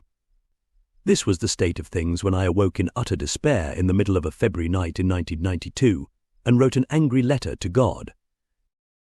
I can't tell you how much it's meant to me that God answered. It meant a lot to me, too. But I often wonder, why did this happen to me? I'm not worthy. Everyone is worthy of having a conversation with God. That was the whole point. Yet I could not make that point by preaching to the choir. Okay, but why me? There are many people who have led less than perfect lives. Why choose me?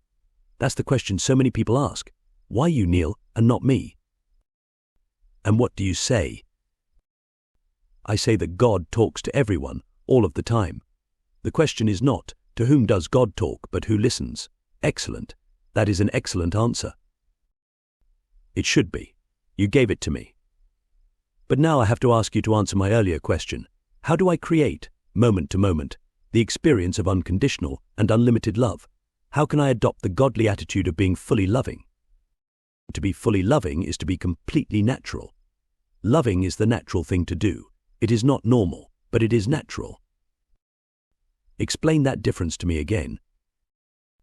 Normal is a word used to denote what is usual, commonplace, consistent. The word natural is used to denote the basic nature of a thing. Your basic nature as a human being is to be loving, to love everyone and everything, though it is not normal for you to do so. Why not? Because you have been taught to act against your basic nature, to not be natural in the way you move through the world. And why is that? Why have we been taught that? Because you have believed that your natural self is bad, is evil, is something which must be tamed, restrained, subdued, and so you have required your race to exhibit and adhere to normal behaviors that are not natural. To be natural was to be sinful, indulgent, perhaps even dangerously evil. Even to allow yourself to be seen in a natural state was said to be sinful. That is true to this day. Certain magazines are still considered by some to be dirty nude sunbathing is labeled by many as deviant. Naked bodies, in general, are to be avoided, and people who walk around naked even in their own homes or around their own backyards or pools are often called perverted. And it goes far beyond exposing our private parts. In some cultures we won't even allow a woman to show her face, or her wrists, or her ankles. This, of course, is understandable. If you've ever seen a really attractive pair of woman's ankles, you can understand why some people believe that they must be hidden from public view. They can be very provocative and even lead a person to think of sex. Okay, so I'm kidding, but it's almost that repressive in some homes and in some cultures. And that is not the only natural aspect of your being that many of you have discouraged. You have discouraged telling the truth, even though it is very natural for you to do so.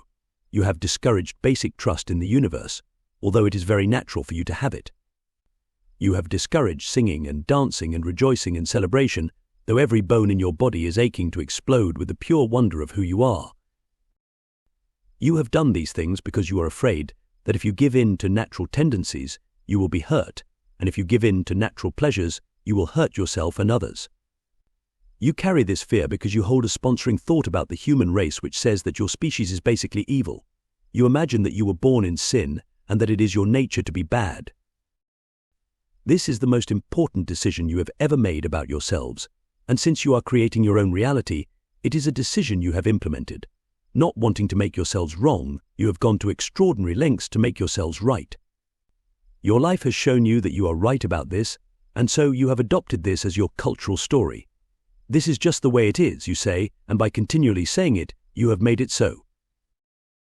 Yet unless you change your story, change your idea of who you are and how you are as a race, as a species, you can never be fully loving, because you cannot even fully love yourself. That is the first step in being fully loving. You must fully love yourself. And this you cannot do so long as you believe that you were born in sin and are basically evil. This question, what is the basic nature of man, is the most important question now before the human race, If you believe that humans are by nature non-trustworthy and evil, you will create a society that supports that view, then enact laws, approve rules, adopt regulations, and impose restraints that are justified by it. If you believe that humans are by nature trustworthy and good, you will create an entirely different kind of society in which laws, rules, regulations, and restraints are rarely required. The first society will be freedom-limiting, the second freedom-giving. God is fully loving because God is fully free. To be fully free is to be fully joyful, because full freedom creates the space for every joyful experience. Freedom is the basic nature of God. It is also the basic nature of the human soul. The degree to which you are not fully free is the degree to which you are not fully joyful, and that is the degree to which you are not fully loving. You have discussed this before, and so I get that it must be pretty important. You are saying that to be totally loving means to be fully free. Yes, and to allow others to be fully free. You mean everyone should be able to do anything they want? That is what I mean. To the degree that it is humanly possible to allow that, yes, that is what I mean. That is how God loves. God allows. I allow everyone to do anything they want, without consequence, without punishment. The two are not the same thing.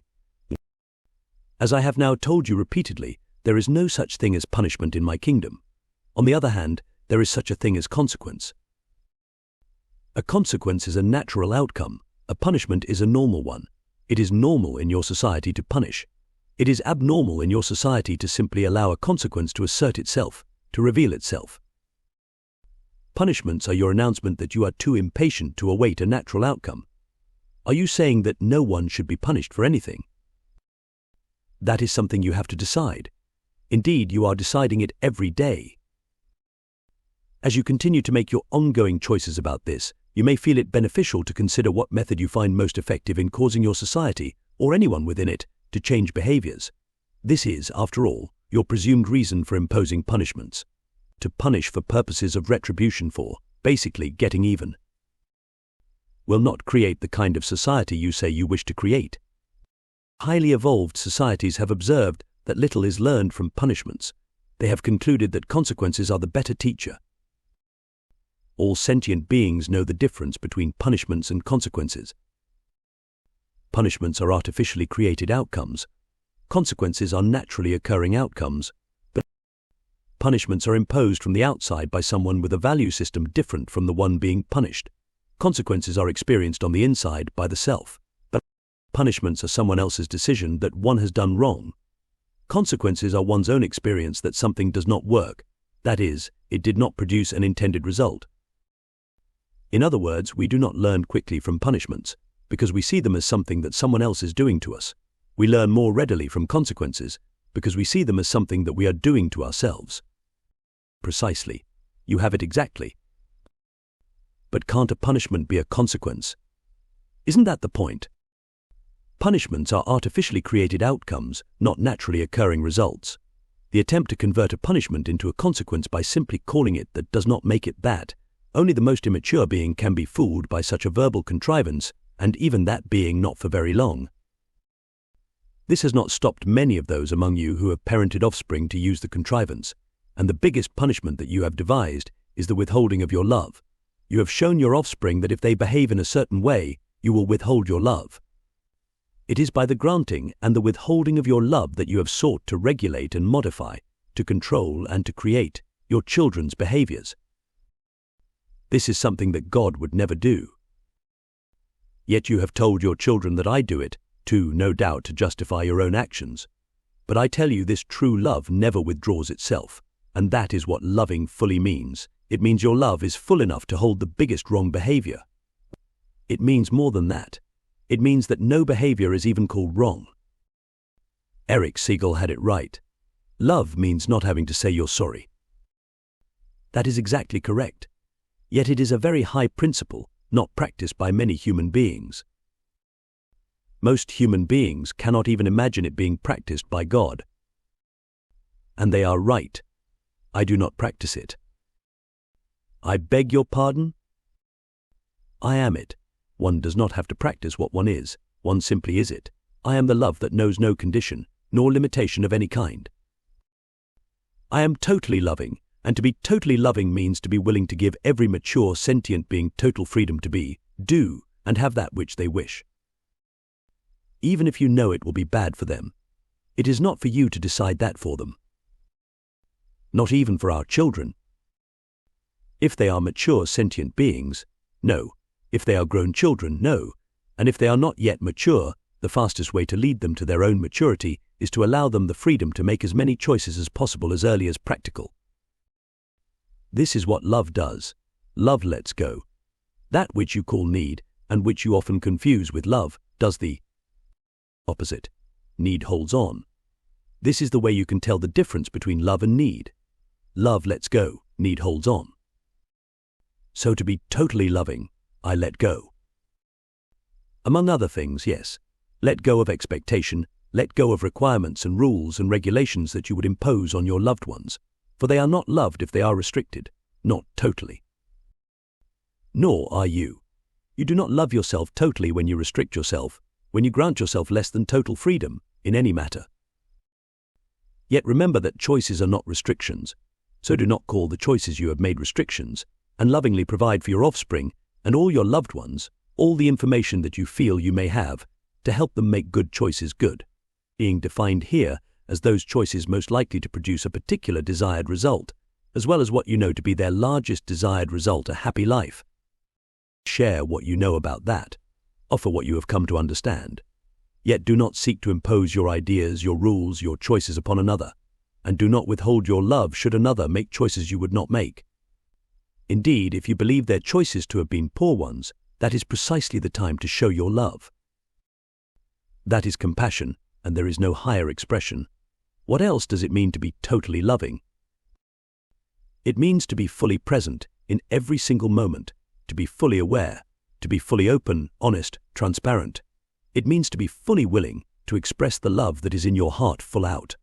To be fully loving means to be fully naked, without hidden agenda or hidden motive, without hidden anything. And you say that it is possible for human beings, for regular people like me, to achieve such love. This is something of which we are all capable. It is more than that of which you are capable. It is that which you are. This is the nature of who you are. The most difficult thing that you do is to deny that, and you are doing this difficult thing every day. It is why your life feels so difficult. Yet when you do the easy thing, when you decide to come from, to be, who you really are, which is pure love, unlimited and unconditioned, then your life becomes easy again. All the turmoil disappears, all the struggle goes away. This peace may be achieved in any given moment. The way to it may be found by asking a simple question: what would love do now? The magic question again. Yes, this is a marvelous question, because you will always know the answer. It is like magic. It is cleansing like a soap. It takes the worry out of being close. It washes away all doubt, all fear. It bathes the mind with the wisdom of the soul. What a good way of putting that. It is true. When you ask this question, you will know instantly what to do. In any circumstance, under any condition, you will know. You will be given the answer. You are the answer, and asking the question brings forth that part of you. What if you fool yourself? You cannot fool yourself. Do not second-guess this answer when it instantly comes to you. When you second-guess is when you fool yourself and can make a fool of yourself. Go into the heart of love and come from that place in all your choices and decisions, and you will find peace. Chapter 16. What does it mean to be totally accepting, blessing, and grateful? These last three of the 5 attitudes of God are not quite as clear to me, especially 3 and 4. To be totally accepting means not to quarrel with what is showing up right now. It means not to reject it, or throw it back, or walk away from it, but to embrace it, hold it, love it as if it were your own. Because it is your own. It is your own creation, with which you are well pleased unless you are not. If you are not, you will resist owning what you have created, and what you resist persists. Therefore rejoice, and be glad, and should the present circumstance or condition be one which you now choose to change, simply choose to experience it in another way. The outward appearance, the outward manifestation, may not be altered at all, but your inner experience of it can and will be changed forever, simply out of your decision about it. Remember, this is what you are after. You are not concerned with outer appearances, only with your inner experience. Let the outer world be what it is. Create your inner world as you would have it be. This is what is meant by being in your world, but not of it. This is mastery in living. Let me get this straight. You should accept anything, even those things you disagree with. Accepting something does not mean refusing to change it. In fact, the opposite is true. You cannot change that which you do not accept in yourself especially, and outside of yourself as well. Accept everything, therefore, as the divine manifestation of the divinity within you. Then you declare yourself to be its creator, and only then can you uncreate it. Only then can you recognize, that is, know again the power within you to create something new. To accept something is not to agree with it. It is simply to embrace it, whether you agree with it or not. You would have us embrace the devil himself, wouldn't you? How else will you heal him? We have had this exchange before. Yes, and we will have it again. Over and over will I share with you these truths. Over and over will you hear them, until you hear them. If you catch me repeating myself, it is because you are repeating yourself. You are repeating every behavior, every action, every thought, which has brought you over and over again to sadness, to misery, to defeat. Yet the victory can be won, the victory over this devil of yours. Of course, there is no devil, as we have also discussed many times before. We are speaking metaphorically here. But how can you heal that which you will not even hold? You must first hold something firmly in your grasp, firmly in your reality, before you can let it go. I'm not sure I understand. Help me to understand that. You cannot drop something you do not hold. Therefore, behold, I bring you glad tidings of great joy. God is totally accepting. Humans are very accepting. Humans love each other, except when those others do this or do that. They love their world, except when it does not please them. They love me except when they don't. God is not accepting, God is accepting. Of everyone and everything, there are no exceptions. Being totally accepting sounds a lot like being totally loving. It is all the same thing. We are using different words to describe the same experience. Love and acceptance are interchangeable concepts. In order to change something, you must first accept that it is there. In order to love something, you must do the same thing. You cannot love the part of yourself that you claim is not there, that you disown. You have disowned many parts of yourself that you do not wish to claim. In disclaiming those parts of yourself, you have made it impossible to totally love yourself and thus to totally love another. Deborah Ford wrote a wonderful book on this subject called The Dark Side of the Light Chasers. It is about people who are seeking the light, but don't know how to deal with their own darkness, don't see the gift there. I recommend this book to everybody. It can change lives. It explains in very clear and understandable terms why acceptance is such a blessing. It is a blessing. Without it, you would be damning yourself and others. Yet through love and acceptance, you bless all those whose lives you touch. When you become totally loving and totally accepting, you become totally blessing, and this renders you and everyone else totally joyful. Everything flows together, everything connects to everything else, and you are beginning to see and to understand that all of the 5 attitudes of God are really one and the same. They are what God is. The aspect of God that is totally blessing is that aspect which condemns nothing. In God's world there is no such thing as condemnation, only commendation. You are all to be commended for the work you are doing, for the job you are doing, getting to know and to experience who you really are. Whenever anything bad would happen around my mother, she would always say, God bless it. Everyone else would say, God damn it. But Mum would say, God bless it. One day I asked her why. She looked at me as if she couldn't quite comprehend how I could ask the question. Then, with the love and patience of one explaining something to a small child, she answered, I don't want God to damn it. I want God to bless it. That's the only thing that will make it any better. Your mother was a very aware person. She understood many things. Go now and bless all things in your life. Remember, I have sent you nothing but angels, and I have brought you nothing but miracles. How does one go about blessing things? I don't understand what that's about, what those words mean. You give something your blessing when you give it your best energies, your highest thoughts. I should give my best energies, my highest thoughts, to things I hate, like war, violence, greed? People who are unkind? Policies that are inhumane? I don't understand. I can't give these things my blessing. But it is precisely your best energies and your highest thoughts which those things need if they are to be changed. Do you not understand? You change nothing by condemning it. Indeed, you literally condemn it to be repeated. I am not to condemn wanton killing, rampant prejudice, widespread violence, unchecked greed. You are to condemn nothing. Nothing? Nothing. Have I not sent my teachers to tell you, judge not, and neither condemn? Yet, if we condemn nothing, we seem to be approving of everything. Failure to condemn does not mean failure to seek change. Because you have not condemned something does not mean that you approve of it. It simply means that you refuse to judge it. You may still, on the other hand, choose something else.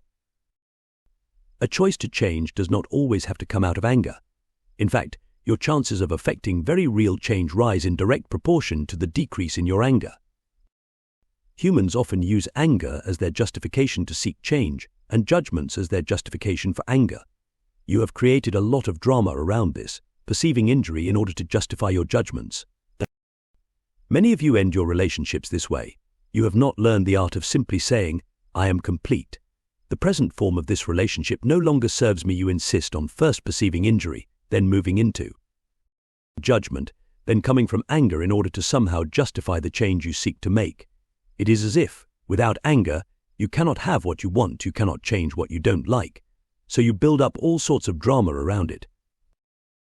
Now I tell you this, bless your enemies, and pray for those who persecute you. Send them your best energies and your highest thoughts.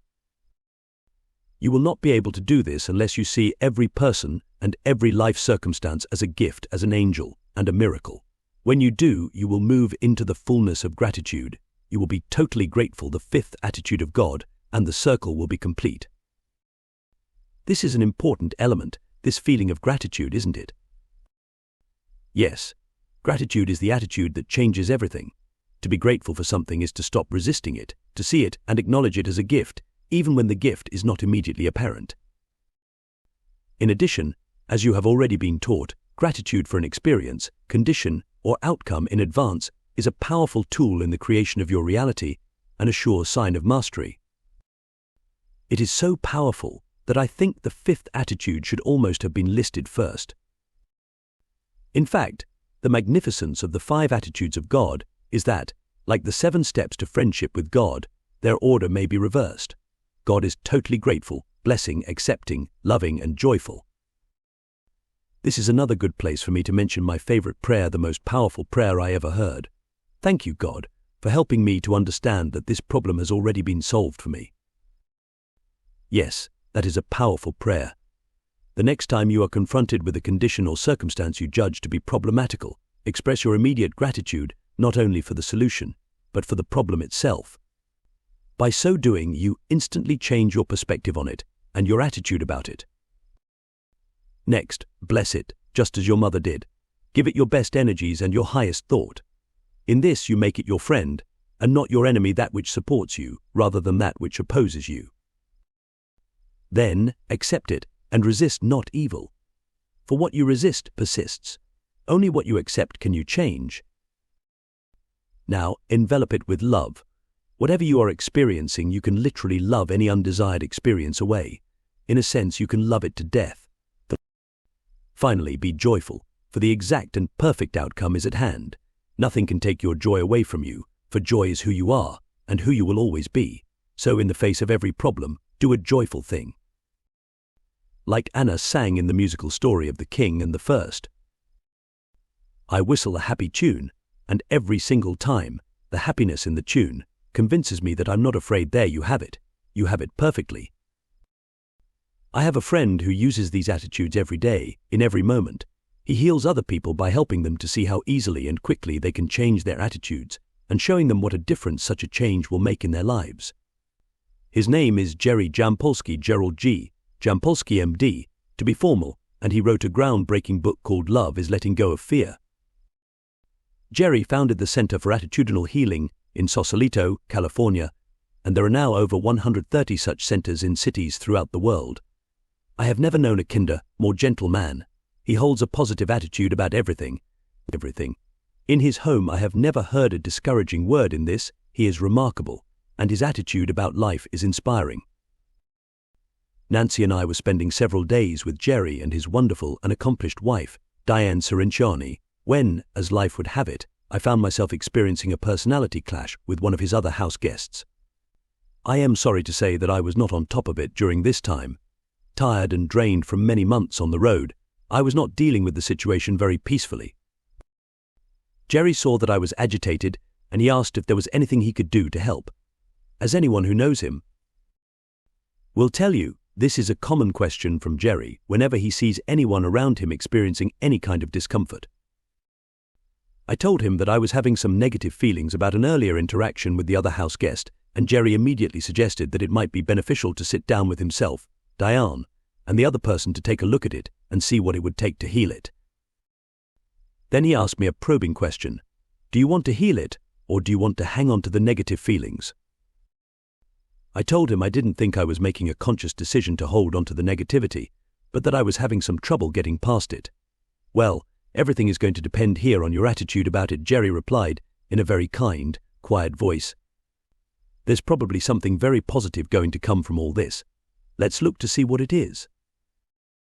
We had the talk, he suggested, and, with his facilitation and Diane's, the other house guest and I took the first steps on the road, back to love. I was really grateful to have Jerry around, during a time when I just plain lost touch with my center, and who I really am. Without taking sides, without making judgments, without any drastic interventions other than a continuing suggestion to look at things in a different way and give myself permission to see another's point of view, Diane and Jerry not only played a huge role in healing the moment, but gave me tools with which to apply attitudinal healing principles to everyday life. Not all of us can be lucky enough to be around Jerry Jampolsky when we're having a rough moment, but we can be around Jerry's wisdom. That's why I am excited about his new book, Forgiveness, the Greatest Healer of All. What makes Jerry Jampolsky stand out is his remarkable attitude. It heals everything in sight. It even healed Jerry's sight. It happened that during the time we spent together, Jerry was experiencing some medical complications involving his eyesight, which was deteriorating. In fact, on one of the days we were there, he was scheduled to have some outpatient surgery, and there was a real possibility that the procedure could cause his eyesight to be diminished rather than improved. In fact, there was a chance that he might lose his sight in one eye altogether. None of this seemed to bother Jerry. He wasn't giving it a second thought. He simply wasn't going to dwell on it. He avoided any discussion of it during the days before the surgery, and I remember that he left for the hospital with the biggest smile. Everything is going to be just fine, he announced, no matter how it turns out. I learned something that day from a master. To accept something is not to agree with it. It is simply to embrace it, whether you agree with it or not. Yes, I could see that Jerry was accepting and blessing the experience he was having. You give something your blessing when you give it your best energies, your highest thoughts. That's why I think immediately of Jerry when I hear about the 5 attitudes of God. He's a person who practices those attitudes consistently. People are always asking me how my life has changed since my books have come out.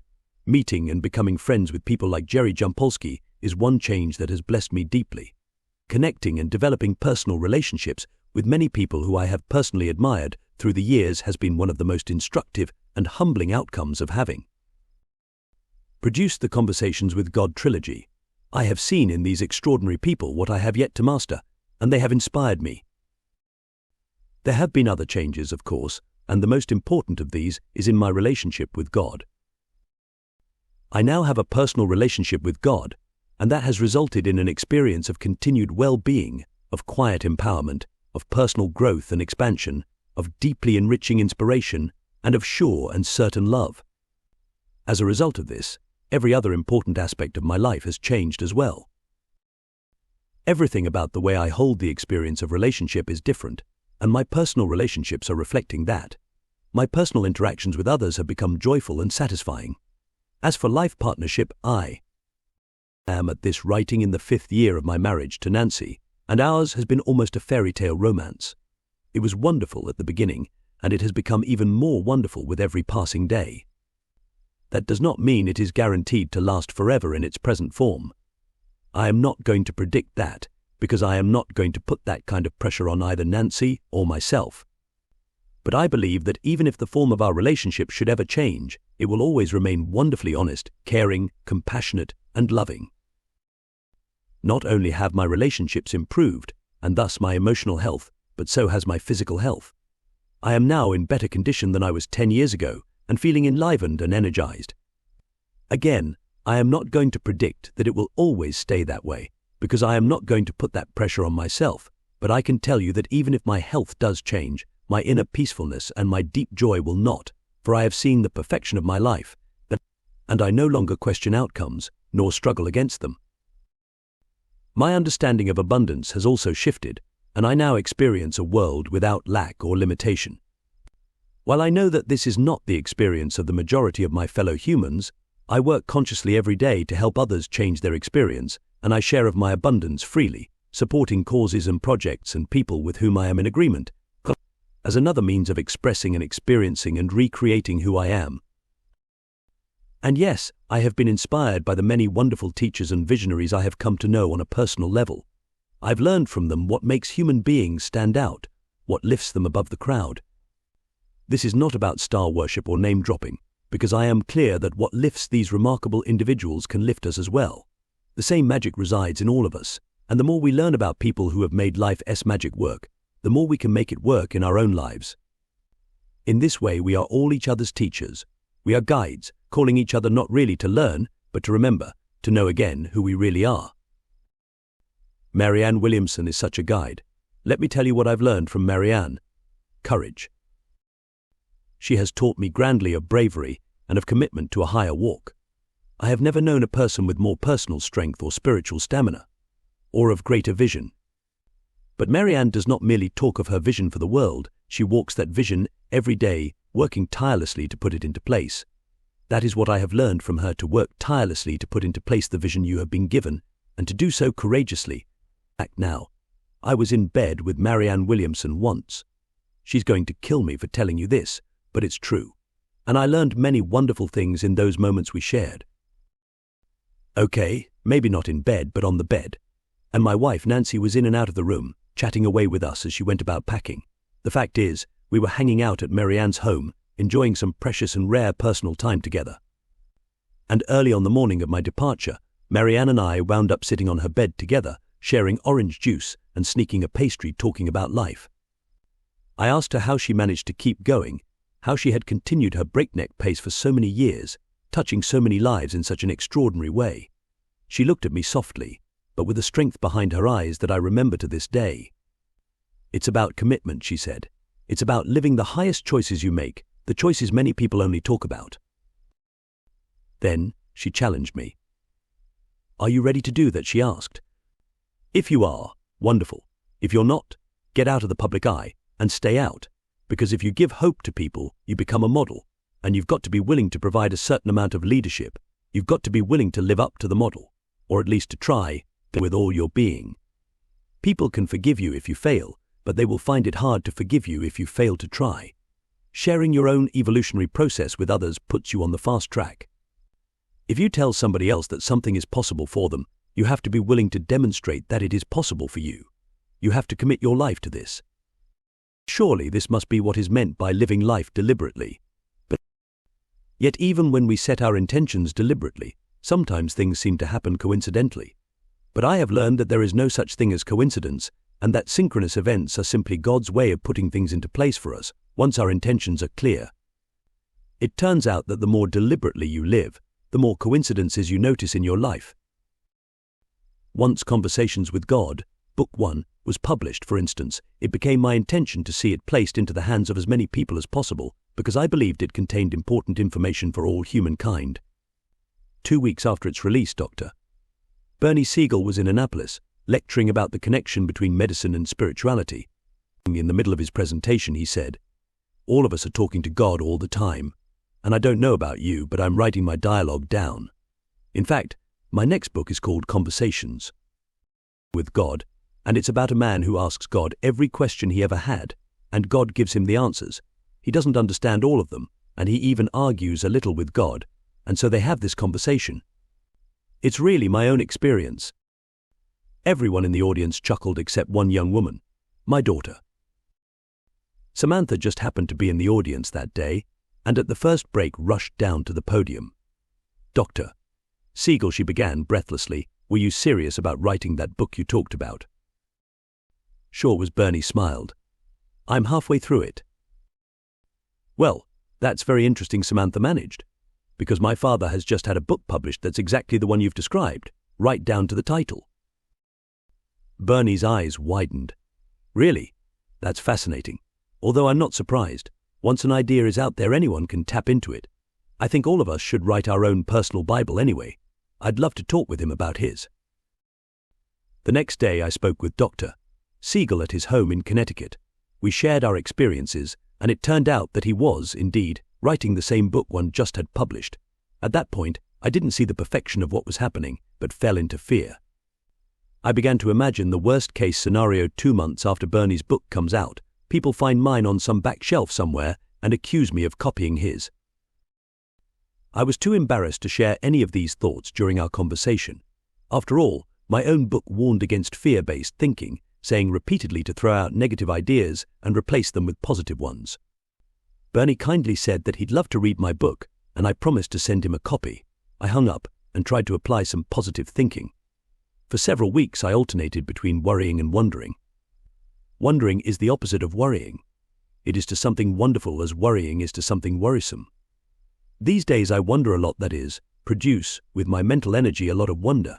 In those early days I was still caught up in worrying at least half the time. Half-time wondering must have been enough, because do you know what Bernie Siegel did?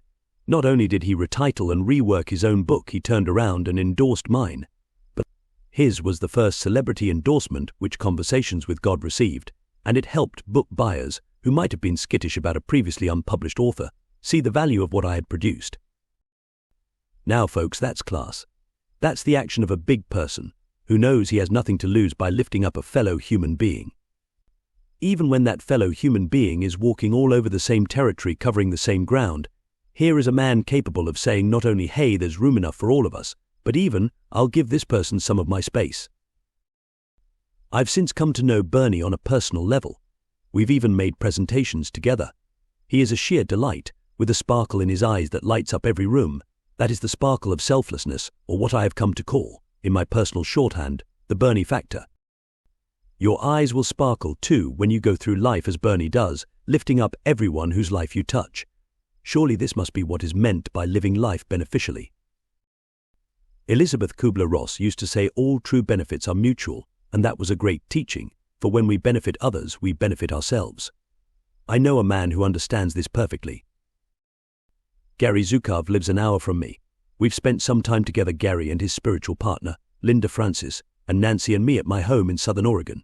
He told me over dinner once about how, 10 years before, he'd written The Seat of the Soul.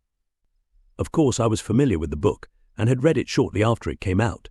He also wrote The Dancing Wu-Li Masters. Both were big sellers, and Gary was suddenly a celebrity, except that he was not. In his heart, he felt that he wanted to be treated just like everyone else. But authoring bestsellers does not always allow that, so Gary had to make a conscious effort to move himself out of the spotlight. He disappeared for a few years, declining lecture invitations and interview requests, retreating instead to a quiet place to mull over what he had done. Had his books made a real contribution? Were they worthy of all the attention? Had he added something of value? What was his place in all of this? As Gary was sharing his process, I realized that I had not taken the time to ask myself those same questions. I'd just plunged ahead. But I knew I'd have to learn from those who have granted themselves a longer look at deeper issues, and I set my intention to do so, though I didn't know how or when I would be given the opportunity. Jump ahead 10 months. I am hopping on a plane to Chicago. As I turn the corner into the cabin, there is Gary Zukov. We just happened to catch the same flight and be seated in the same section, though we were going to the city for entirely different reasons, and we discovered while chatting across the aisle that we were booked into the same hotel. Okay, I said to myself, what's going on here? Is this another one of those coincidences? When we got to the hotel, we thought it might be nice to have dinner together. I was in the process of producing the book you are now reading, and it was not going well. Everything had come to a complete halt. As we scanned our menus, I was sharing this with Gary. I told him that I was worried because I was including stories from my life in the book, and I didn't know if my readers would be interested. What they are interested in is truth, Gary said. Simply, if you tell anecdotes just to tell anecdotes, they have limited value. But if you describe experiences in your life in order to share what you learned from them, they become invaluable. Of course, he added quietly, you have to be willing to show yourself completely in order to do that. You can't hide behind a persona. You have to be willing to be authentic, transparent, and to say things the way they are. If you're not responding to a life situation from a place of mastery, say so. If you're falling short of your own teachings, admit it. People can learn from that. So Gary said, tell your anecdotes, but always include where you are and what you have learned. Then we can stay with your story because it becomes our story. Don't you see, we're all walking the same path. He smiled warmly. Gary Zukav had returned to the public eye by then, of course, accepting invitations to appear on Oprah, and even going out now for book signings and lectures. And his book about the soul is a bestseller all over again. I asked him how he was dealing with his fame. He understood, of course, that I was really asking for some advice on how I might deal with mine. And so he thought for a moment. His eyes glazed over just briefly, and I watched him go somewhere else. He spoke, quietly again. First, I have to find my center, my inner truth, my authenticity. I search for this every day. I seek it actively. I went looking for it before I answered your question. Then, I try to move from there in everything I do, whether it's my writing, or a media interview, or a book signing somewhere. If I'm on Oprah, for instance, I try to forget that I'm talking to 70 million people. I've got to keep talking to the people right in front of me, to the audience right there in the studio. And if I never abandon my center, I stay in tune with myself. And that allows me to stay in tune with others, and with everything around me. Surely this must be what is meant by living life harmoniously. My authentic truth is that life has been exciting since the Conversations with God trilogy was published, and one of the exciting parts of it has been learning that most people of fame and importance are not inaccessible and unapproachable and self-inflated, as I sometimes imagined them to be. In fact, it's just the opposite. The people of high profile whom I've met have been wonderfully real, genuine, sensitive, and caring, and I'm coming to see that these are qualities which are common to people who stand out.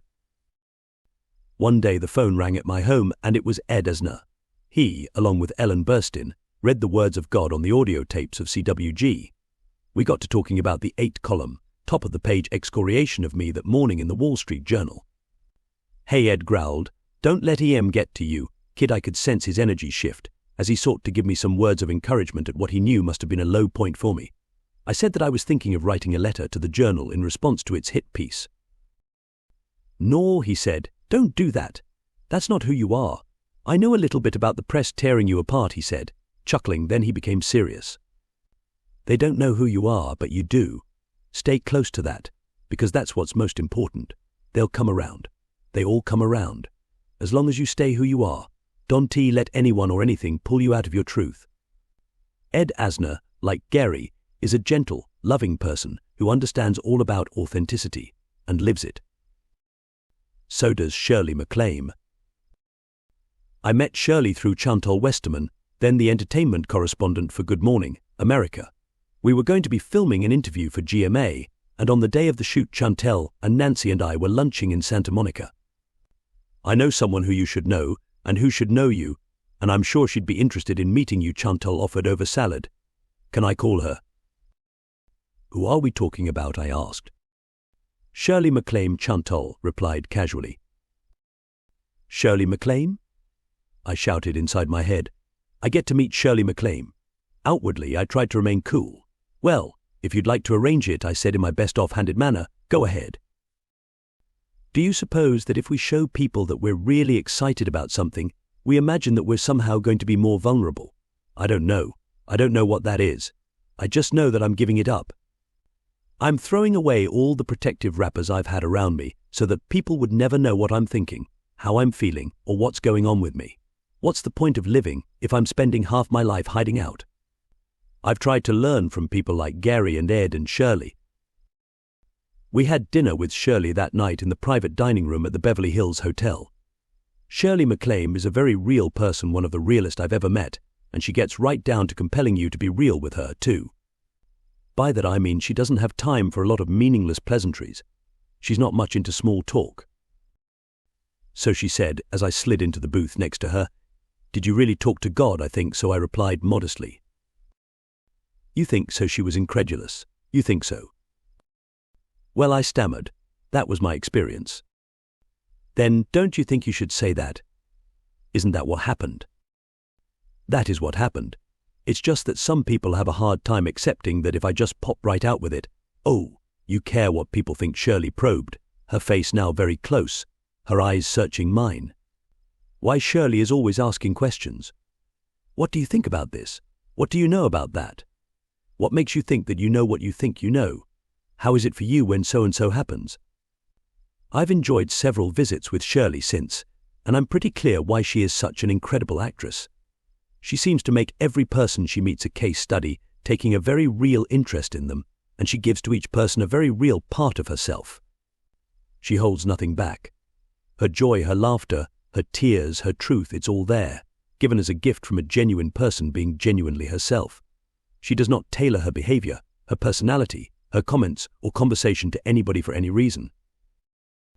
And here's what Shirley has shared with me, not from anything in particular that she has said during our times together, but just from her beingness. Never take someone else's answer for your own, never give up who you are, and never stop exploring who you could be if you move to the next level. That takes courage. Which brings me to two of the most courageous people I know, Ellen DeGeneres and Anne Heche. It was in December of 1998 that Nancy and I received an invitation to spend a few days with these two remarkable women. They asked if we could arrive in time for a day-long gathering they were planning with a few friends for January 1st. We're starting a new life in this new year, and we couldn't think of anyone we'd rather spend New Year's Day with than you, their message said. The books have inspired us so much. Nancy and I flew in from Estes Park, Colorado, where we'd just finished, that morning, our annual year-end Recreating Yourself retreat. I don't think there's any place on earth where I have felt more comfortable, more rapidly than I did in Ellen and Anne's home. It's difficult not to feel instantly comfortable, because in their space all pretense is gone, all things disingenuous disappear, and what's left is unconditional acceptance of who you are, as you are, no excuses required, no explanations needed, correct? No guilt or shame or fear or feeling of being not enough. The experience is not the result of anything in particular that Ellen and Anne are doing, but what they are being. First, they are being loving, openly, honestly, continuously. This shows up as warmth and an easy affection shared with each other and with everyone else in the room. Then, they are being transparent, which is, of course, another way of being loving. There isn't a hidden agenda, there isn't an unspoken truth, there isn't a single deception in the space.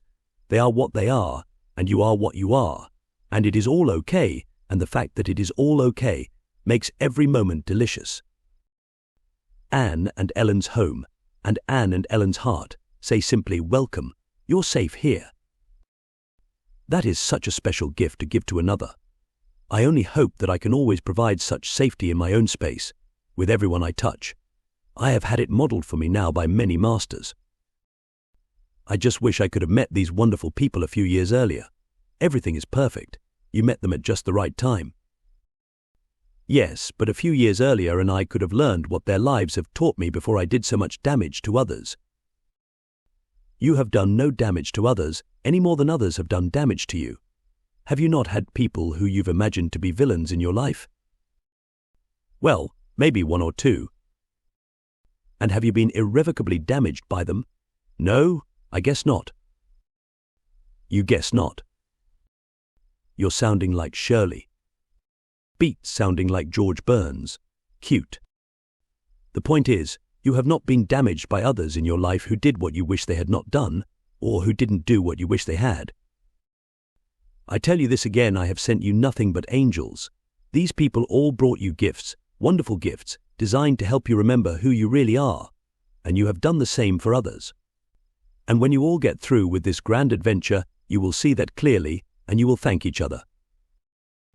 I tell you, the day will come when you will review your life and be thankful for every minute of it. Every hurt, every sorrow, every joy, every celebration, every moment of your life will be a treasure to you, for you will see the utter perfection of the design. You will stand back from the weaving and see the tapestry, and you will weep at the beauty of it. So love each other, every other, all others, even those you have called your persecutors, even those you have cursed as enemies. Love each other and love yourself. For God's sake, love yourself. I mean that literally. Love yourself, for God's sake. That has sometimes been very hard to do, especially when I think about how I have been in the past. I wasn't a very nice person during most of my life. I spent 30 years, my 20s, 30s and 40s, being an utter. Don't say it. Don't indict yourself that way. You were not the worst person who ever walked the face of the earth. You were not the devil incarnate. You were, and are, a human being, making mistakes, trying to find your way back home. You were confused. You did what you did because you were confused. You were lost, and now you are found. Do not lose yourself again, this time in the labyrinth of your own self-pity, in the maze of your own guilt. Rather, call yourself forth, in the next grandest version of the greatest vision ever you held about who you are. Tell your story, yes, but do not be your story. Your story is like everyone's life story. It is just who you thought you were. It is not who you really are. If you use it to remember who you really are, you will have used it wisely. You will have used it exactly as it was intended to be used. So tell your story, and let us see what else you have remembered as a result of it, and what there is for all people to remember.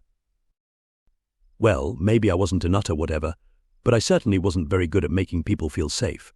Even in the early 80s, when I thought I'd learned a little about personal growth, I wasn't applying what I was learning.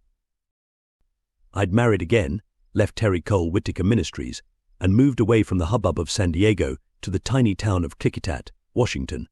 But life didn't work out very well there either, largely because I was simply not very safe to be around. I was selfish and manipulated every moment and person that I could in order to get what I wanted. Not much changed when I moved to Portland, Oregon, hoping to get a fresh start. Instead of improving, my life went from complicated to more complicated, the crushing blow being a huge fire in the apartment house where I was living with my wife, destroying just about everything we owned. But I hadn't hit rock bottom yet. I blew my marriage apart, then formed other relationships, and blew them apart. I was struggling like a drowning man trying to stay afloat, nearly taking everyone around down with me. By this time I knew that things couldn't get worse. Except they did. An 80-year-old man in a Studebaker hit the car I was driving head-on, leaving me with a broken neck. I wound up in a Philadelphia collar for over a year, undergoing intensive physical therapy daily for months, every other day for more months, finally dropping off to 2 visits a week, and then, at last, it was over, but so was everything else in my life. I'd lost my earning power, lost my latest relationship, and I walked outside one day to find that my car had been stolen. It was a classic case of when it rains, it pours, and I will remember that moment for the rest of my life. Still reeling from everything else that was going wrong, I walked up and down the street in the vain hope that I'd simply forgotten where I'd parked. Then, with utter resignation and deep bitterness, I dropped to the sidewalk on my knees and wailed away my anger. A passing woman gave me a wide-eyed look and scurried to the other side of the street. 2 days later, I took the last few dollars I had and bought a bus ticket to Southern Oregon, where 3 of my children were living with their mother. I asked if she could give me some help, maybe let me stay in an empty room she had in the house for a few weeks until I could get on my feet. Understandably, she turned me down and turned me out. I told her that I had no place else to go, and she said, "You can have the tent and the camping gear." That's how I wound up on the center lawn at Jackson Hot Springs, just outside Ashland, Oregon, where the space rental was $25 a week that I didn't have. I begged the campground manager for a few days to get some money together, and he rolled his eyes. The park was already filled with transients, and the last thing he needed was one more, but he listened to my story. He heard about the fire, the accident, the broken neck, the stolen car, and the incredible unending run of bad luck, and I guess his heart went out to me. "Okay," he said, "a few days. See what you can work out. Put your tent down over there." I was 45 years old, and I felt my life had come to an end. I had gone from being a well-paid professional in the broadcasting industry, managing editor of a newspaper, public information officer for one of the nation's largest school systems, and a personal assistant to Dr. Elizabeth Kubler-Ross, to picking up beer cans and soda bottles on the streets and in the park to claim the 5-cent deposit. 20 cans make $1, 100 make a flyer, and 5 livers a week keeps me in the campground. I learned a few things about life on the streets during the better part of a year that I spent at the hot springs. I wasn't exactly on the street, but I was the next closest thing to it. And I found out that there's a code out there in the open air, on the streets and under the bridges and in the parks, that, if the rest of the planet followed it, would change the world, help each other. If you're out there for more than a few weeks, you get to know the others who are out there with you, and they get to know you. Nothing personal, mind you, nobody asks about how you came to be there. But if they see you in trouble, they won't pass you by as so many under-roof people will. They'll stop, ask, "You okay?" and if you need something they can help you with, you've got it. I've had guys on the street give me their last pair of dry socks or half the day's pickings when it looked like I wasn't going to make my quota, and if somebody made a big score a flyer or a 10 spot from a passerby, he'd come back to the campsite with food for everybody. I remember trying to set up that first night. It was already dusk when I got to the grounds. I knew I had to work fast, and I didn't exactly have tons of tent pitching experience. The wind was whipping up, and it looked like rain. "Tie her down to that tree," came a gruff voice out of nowhere. "Then send a line back over to the telephone pole. Put a marker on the line so you don't kill yourself in the middle of the night going to the John." The rain began falling lightly. Suddenly we were putting the tent up together. My unnamed friend said nothing that wasn't necessary, limiting his comments to "need a stake over here and better get the fly up, or you'll be sleeping in a lake." When we were finished, he did most of the work. Actually, he tossed my hammer to the ground. "That ought to hold, yeah," he muttered and walked away. "Hey, thanks," I called after him. "What's your name? Don't matter," he said, and didn't look back. I never saw him again. My life became very simple in the park. My biggest challenge and my biggest desire was staying warm and dry. I wasn't yearning for a big promotion, worrying about getting the girl, fretting over the phone bill, or asking myself what I was going to do with the rest of my life. It was raining a lot, and the chill winds of March were blowing, and I was simply trying to keep warm and dry. Once in a while I wondered how I was going to get out of there, but mostly I wondered how I was going to get to stay there. $25 a week was a lot of money to come up with out of thin air. I intended to look for work, of course. But this was right here, right now. This was about tonight, and tomorrow, and the day after that. I was mending a broken neck, had no car, no money, very little food, and no place to live. Then again, it was spring, moving into summer. That was on the plus side.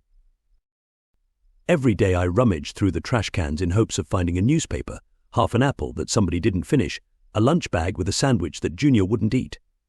The newspaper was for extra padding under the tent.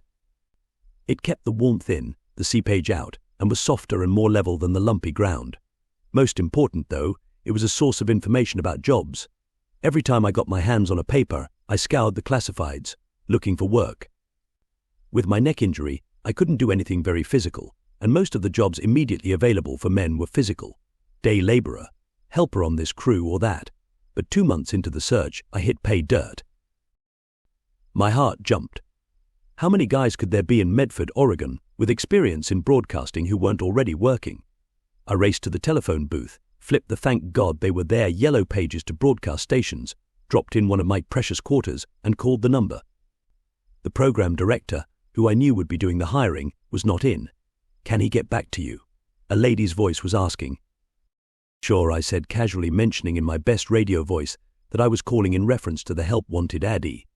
"I'll be here until 4 o'clock. I gave her the payphone number and hung up, then sat on the ground next to the booth for 3 hours, waiting for the call back that never came. The next morning I found a paperback romance novel in the trash, snatched it up, and headed back to the phone booth. I wanted to be prepared to wait out the day if need be. Sitting down at 9 o'clock and cracking open my book, I told myself that if no call came before noon, I'd invest another quarter and call the station after lunch. The phone rang at 9:35. "Sorry I couldn't get back to you yesterday," the PD said. "I got tied up. So I'm told you saw the ad for a weekend jock. You got experience." Again, I went deep into my lower register. "Well, I've done some work on the air here and there," I said nonchalantly, then added, "over the last 20 years while this exchange was taking place. I prayed that a big RV didn't rumble into the park as I was standing there talking. I didn't want to have to explain why a huge vehicle was driving through my living room. "Why don't you come in?" the program director offered. "You got an air check." An air check is a tape recording, edited to exclude the music, of a disc jockey's on-air work. I definitely piqued his interest. No, I left all my stuff in Portland, I fibbed. But I can do a live read on any copy you give me, and I think you'll get an idea of what I can do. All right, he agreed. Drop in around 3. I go on at 4, so don't be too late, got it? I actually jumped in the air and let out a whoop as I stepped out of the phone booth. A couple of the boys were walking by. That good, one of them drawled. I think I found a job, I crowed. They were genuinely happy for me, doing what one of them wanted to know. Weekend disc jockey. I go in for an interview at 3. Looking like that. I hadn't thought about my appearance. There'd been no haircut for weeks, but I could probably get away with that. Half the disc jockeys in America had ponytails, but I would have to do something about my clothes. There was a laundry room on the grounds, but I didn't have the money to buy soap, get something washed and dried and ready to wear, plus pay the bus fare up to Medford and back. It hadn't hit me until then just how poor I was. I couldn't make a basic maneuver, like running into town for a quick job interview, without some sort of miracle occurring.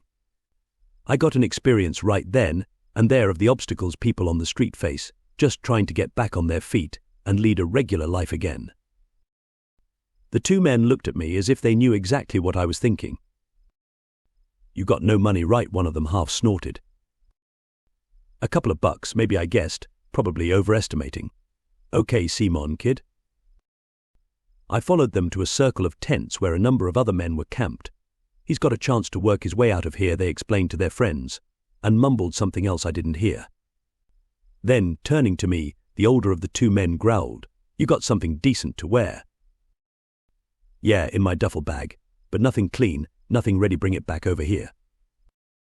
By the time I returned, a woman I'd seen around the springs had joined the men. She lived in one of the small trailers that dotted the park.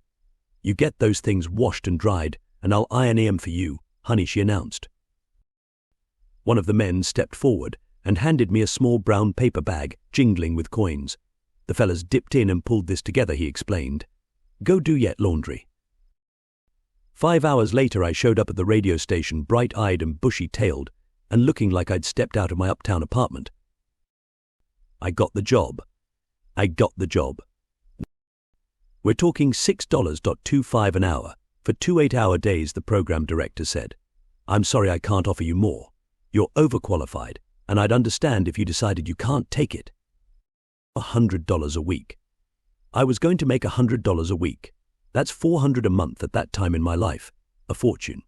No, it's just what I was looking for right now," I offered offhandedly. "I've enjoyed my career in radio, and now I've gone on to something else. I just wanted to find a way to keep my hand in it. This'll be fun for me." And I wasn't lying, because fun it was. The fun of surviving. I lived in my tent for a couple more months, and I saved up enough to buy myself a '63 Nash Rambler for $300. I felt like a millionaire. I was the only one in our group at the campsite with wheels, and the only one with a regular income, and I shared both freely with all the others, never forgetting what they had done for me. Nervous about the dropping temperature, I moved in November into one of the tiny one-room cabins at the park that rented for $75 a week. I felt guilty leaving my friends outside. None of them had that kind of money, so I'd invite one or two of them to share the space with me on the really cold or rainy nights. I tried to rotate the guys around, so everyone had a chance to get out of the weather. Just when it looked like I'd be working part-time forever, I received a surprise offer from another radio station in town to come over and do their afternoon drive-time show. They'd caught my weekend gig and liked what they heard, but Medford is not exactly a big radio market, and I was offered $900 a month to start. Still, I was working full-time again and able to leave the campground. I'd lived there over 9 months. It was a time I will never forget. I blessed the day I trudged to that park, lugging my camping gear with me, for it was not the end of my life at all, but the beginning. I learned in that park about loyalty and honesty and authenticity and trust, and about simplicity and sharing and surviving. I learned about never resigning myself to defeat, yet accepting and being grateful for what is true right here, right now. So it isn't just from movie stars and famous authors I have learned. It's from homeless people who befriended me, and from people I see every day, people I encounter as I go through life. the mailman, the grocery clerk, the lady at the dry cleaners. All have something to teach you, something to bring you as a gift. And here is a great secret. Every one of them came to receive a gift from you as well. What is the gift you have given them? And if you have, in your confusion, done what you imagine to have hurt them, do not assume that this is not, too, a gift. It may have been a great treasure, as was your time in the park. Have you not learned from your greatest hurts, sometimes even more than from your greatest pleasures? Who, then, is the villain, and who is the victim in your life? You will have reached real mastery when you can come to clarity about this before, rather than after, the outcome of an experience is known to you. Your time of destitution and desolation taught you that your life is never over. Never, ever, ever think that your life is over, but know always that each day, each hour, each moment is another beginning, another opportunity, another chance to recreate yourself anew. Even if you do this at the last possible moment, at the moment of your death, you will have justified your entire experience and glorified it before God.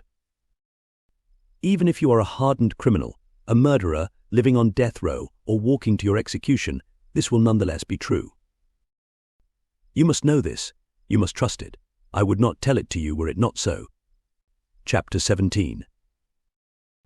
That is the most hopeful thing I have ever read. It means that all of us, even the worst of us, have a home in your heart, if we will but claim it. And this must be what it means to have a friendship with God.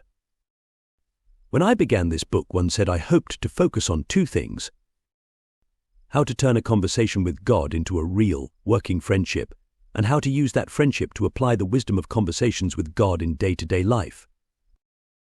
And now you are learning what I said to you before, that your relationship with God is no different from your relationship with each other. As in your relationships with other humans, you begin with a conversation. If the conversation goes well, you develop a friendship. If the friendship goes well, you experience true oneness. This is what all souls desire with each other. It is what all souls seek with me. The idea behind this book was to show you how to develop that friendship once you've had the conversation. You've had the conversation in 3 books that preceded this. Now, it is time to have a friendship. I am sorry to say that many people, however, will not take the first step in their relationship with me. They find it impossible to believe that I would have a real conversation with them, and so they limit their experience of me to one-way interactions, what most would call prayer. They talk to me, but not with me. Some of those who talk to me have a high level of faith that I am hearing their words. Yet even they do not expect to hear mine, so they look for signs. They say, "God, give me a sign." Yet when I give them a sign in the most common way that they can think of, by using the very language which they speak, they deny me. And I tell you this, some of you will yet deny me. Not only will you deny that this is a sign, you will deny that receiving such a sign is even possible. Yet I tell you this, nothing is impossible in God's world. I have not stopped talking directly with you, and I never will. You may not always hear clearly or interpret with complete accuracy what I have to say, but as long as you try, as long as you keep the dialogue open, you give our friendship a chance. And as long as you give God a chance, you will never be alone, never face any important question by yourself, never be without an instant resource in a time of need, and yes, always have a home in my heart. This is what it means to have a friendship with God. And that friendship is open to everyone, everyone. Regardless of their beliefs, regardless of their religion. Regardless of their beliefs, regardless of their religion, or lack of religion, or lack of religion. Anybody can have a friendship with God at any time, is that right? You all do have a friendship with God. Some of you just don't know it, as I have already said. But I know that we are repeating ourselves, but I want to make sure, I want to make absolutely certain that I get this right. You just talked about how we don't always interpret everything completely accurately, and this is one thing I want to get as accurately as I can. I want there to be no mistake about this. You are saying that there is no right way to God. That is what I am saying. Exactly, precisely, unequivocally. There are 1,000 paths to God, and everyone gets you there. So we can, at last, bring an end to better about God. We can stop saying that ours is the better God. Yes, you can, but will you? That is the question. It will require you to give up your ideas of superiority, and that is the most seductive idea human beings ever had. it has seduced the entire human race. It has justified the wholesale slaughter of members of your own species and every other species of sentient being on your planet. This one single thought, this one idea that you have, that you are somehow better than someone else, has caused all the heartache, all the suffering, all the cruelty, all the inhumanity that you have inflicted upon each other. You've made this point before. And like many other points I have made with you in this dialogue, I will make it over and over again. This point, in particular, I want to emphasize now, in such stark terms, in such clear and specific language, that you can never forget it. For throughout the ages humans have asked me, what is the way to a more perfect world? How can we live together in harmony? What is the secret to lasting peace? And throughout the ages I have given you the answer. Throughout the ages I have brought you this wisdom, 1,000 times in 1,000 ways, yet you have not listened. Now I declare it over and over here, in this dialogue, in language so plain that you can never again ignore it, but will understand it completely and internalize it so deeply that you will hereafter and forevermore reject any suggestion that one group of you is somehow better than another group of you. Again I say put an end to better. For this is the new gospel. There is no master race. There is no greatest nation. There is no one true religion. There is no inherently perfect philosophy. There is no always right political party, morally supreme economic system, or one and only way to heaven.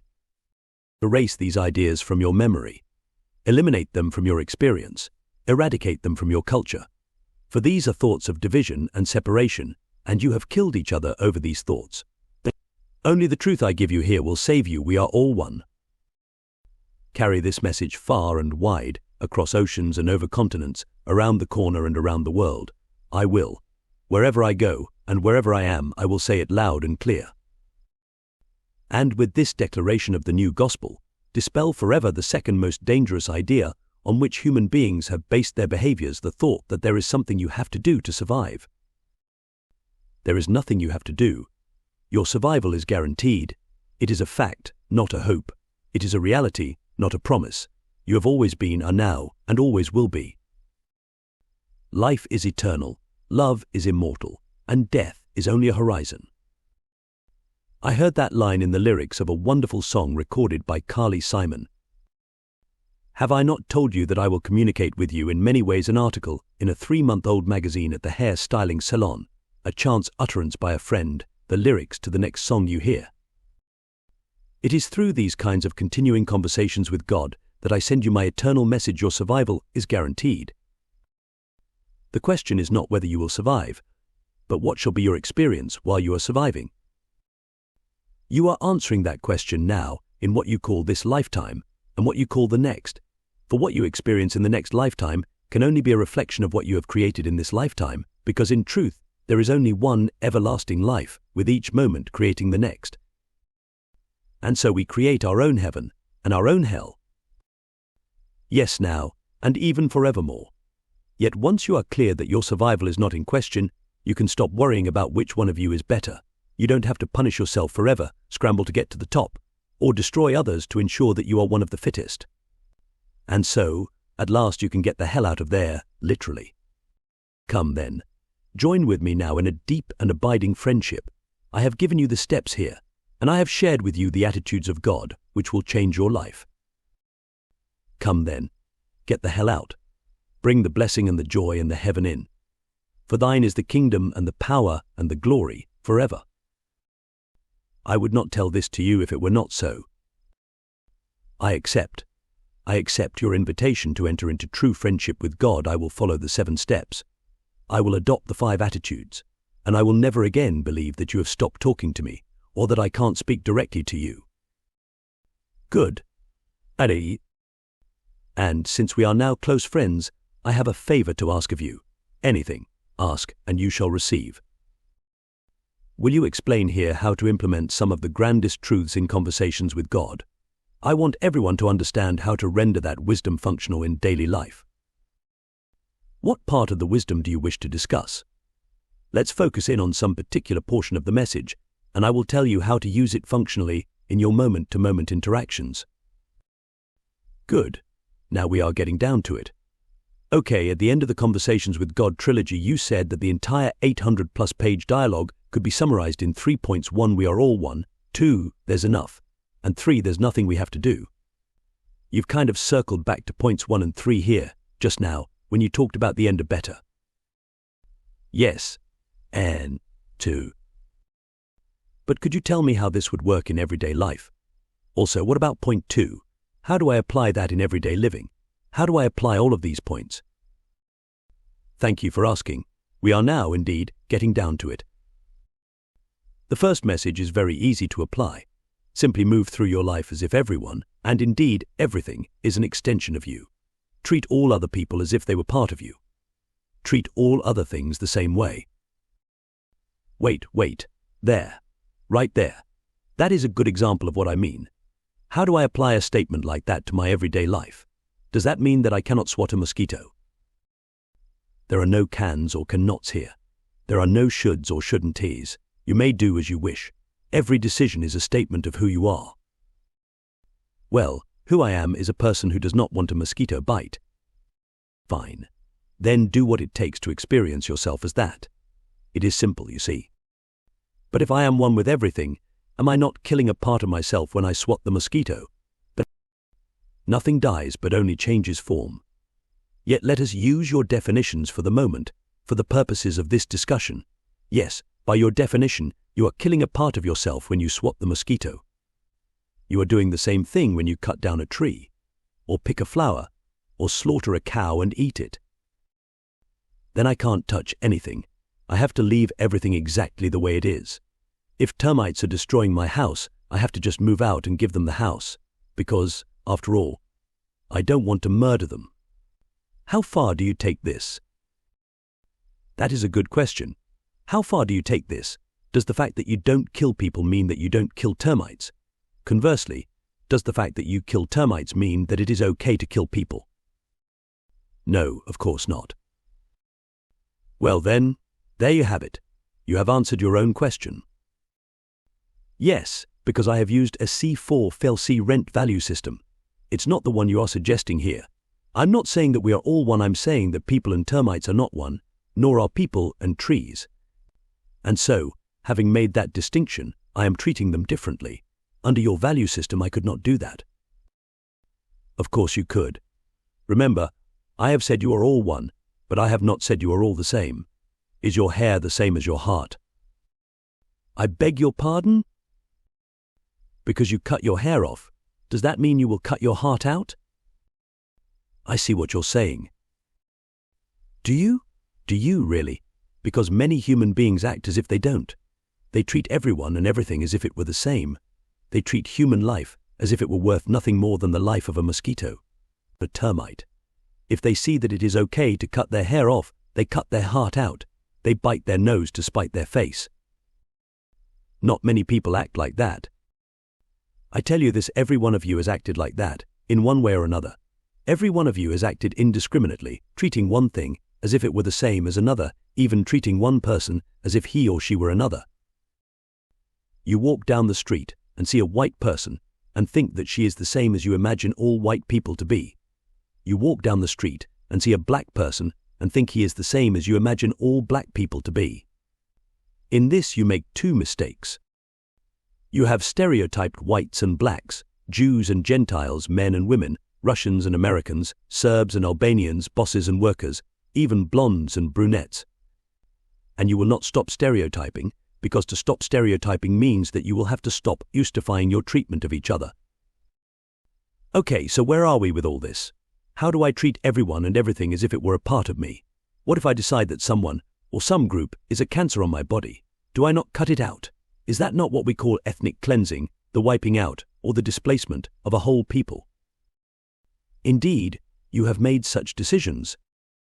Yes, about the Albanians in Kosovo, about the Jews in Germany. I was thinking more about the native peoples of America.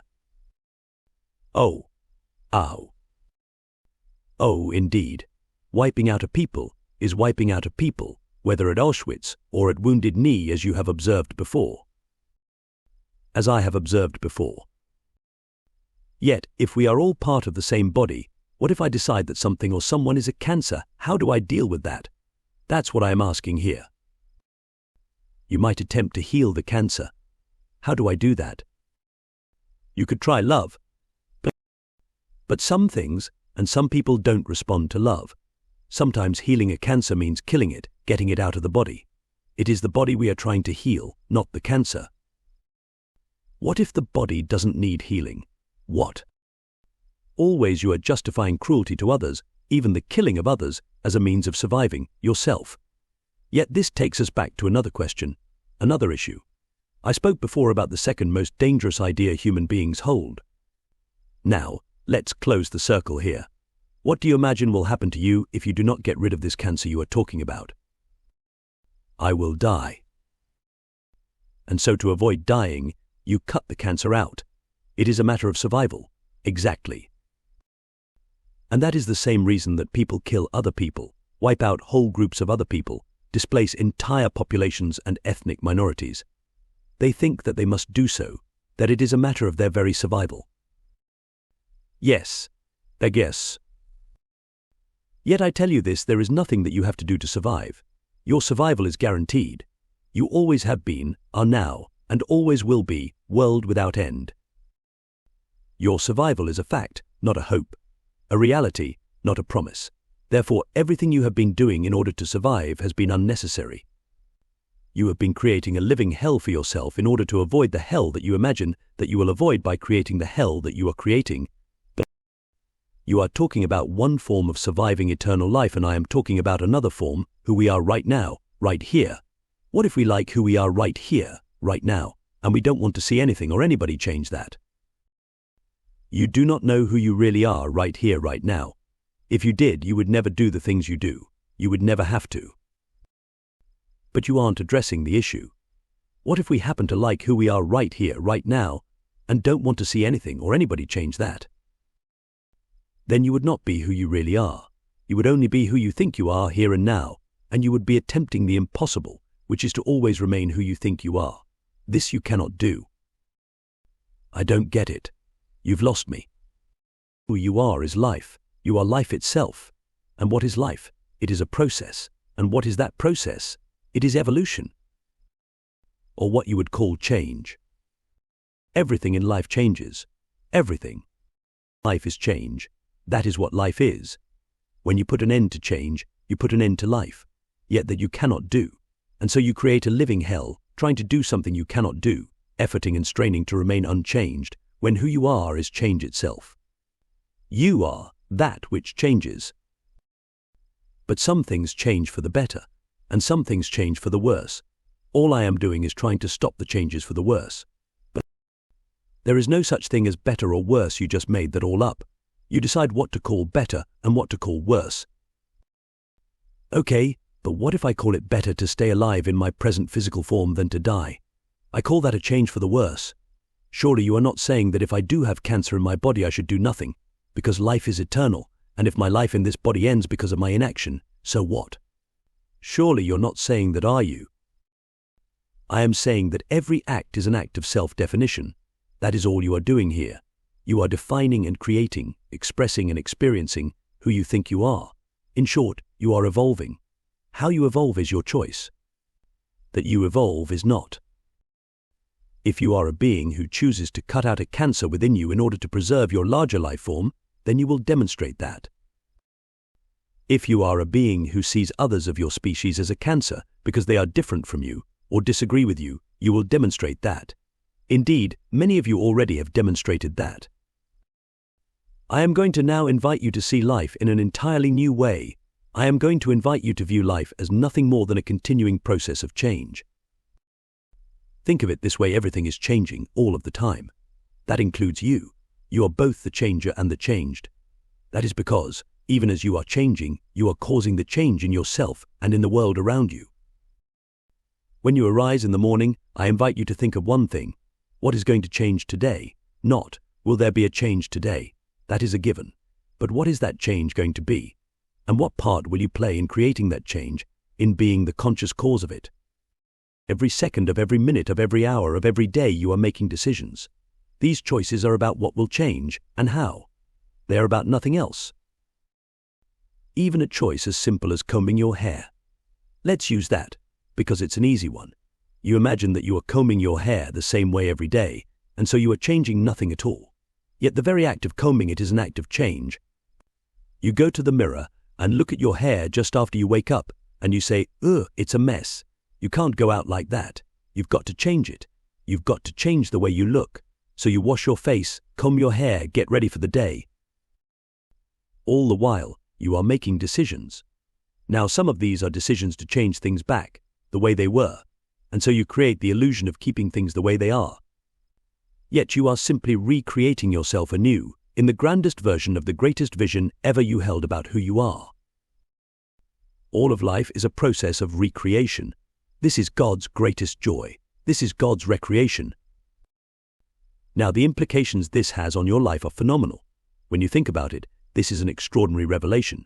You are doing nothing but changing. You are doing nothing but evolving. How you are changing is up to you. What you are evolving into is up to you.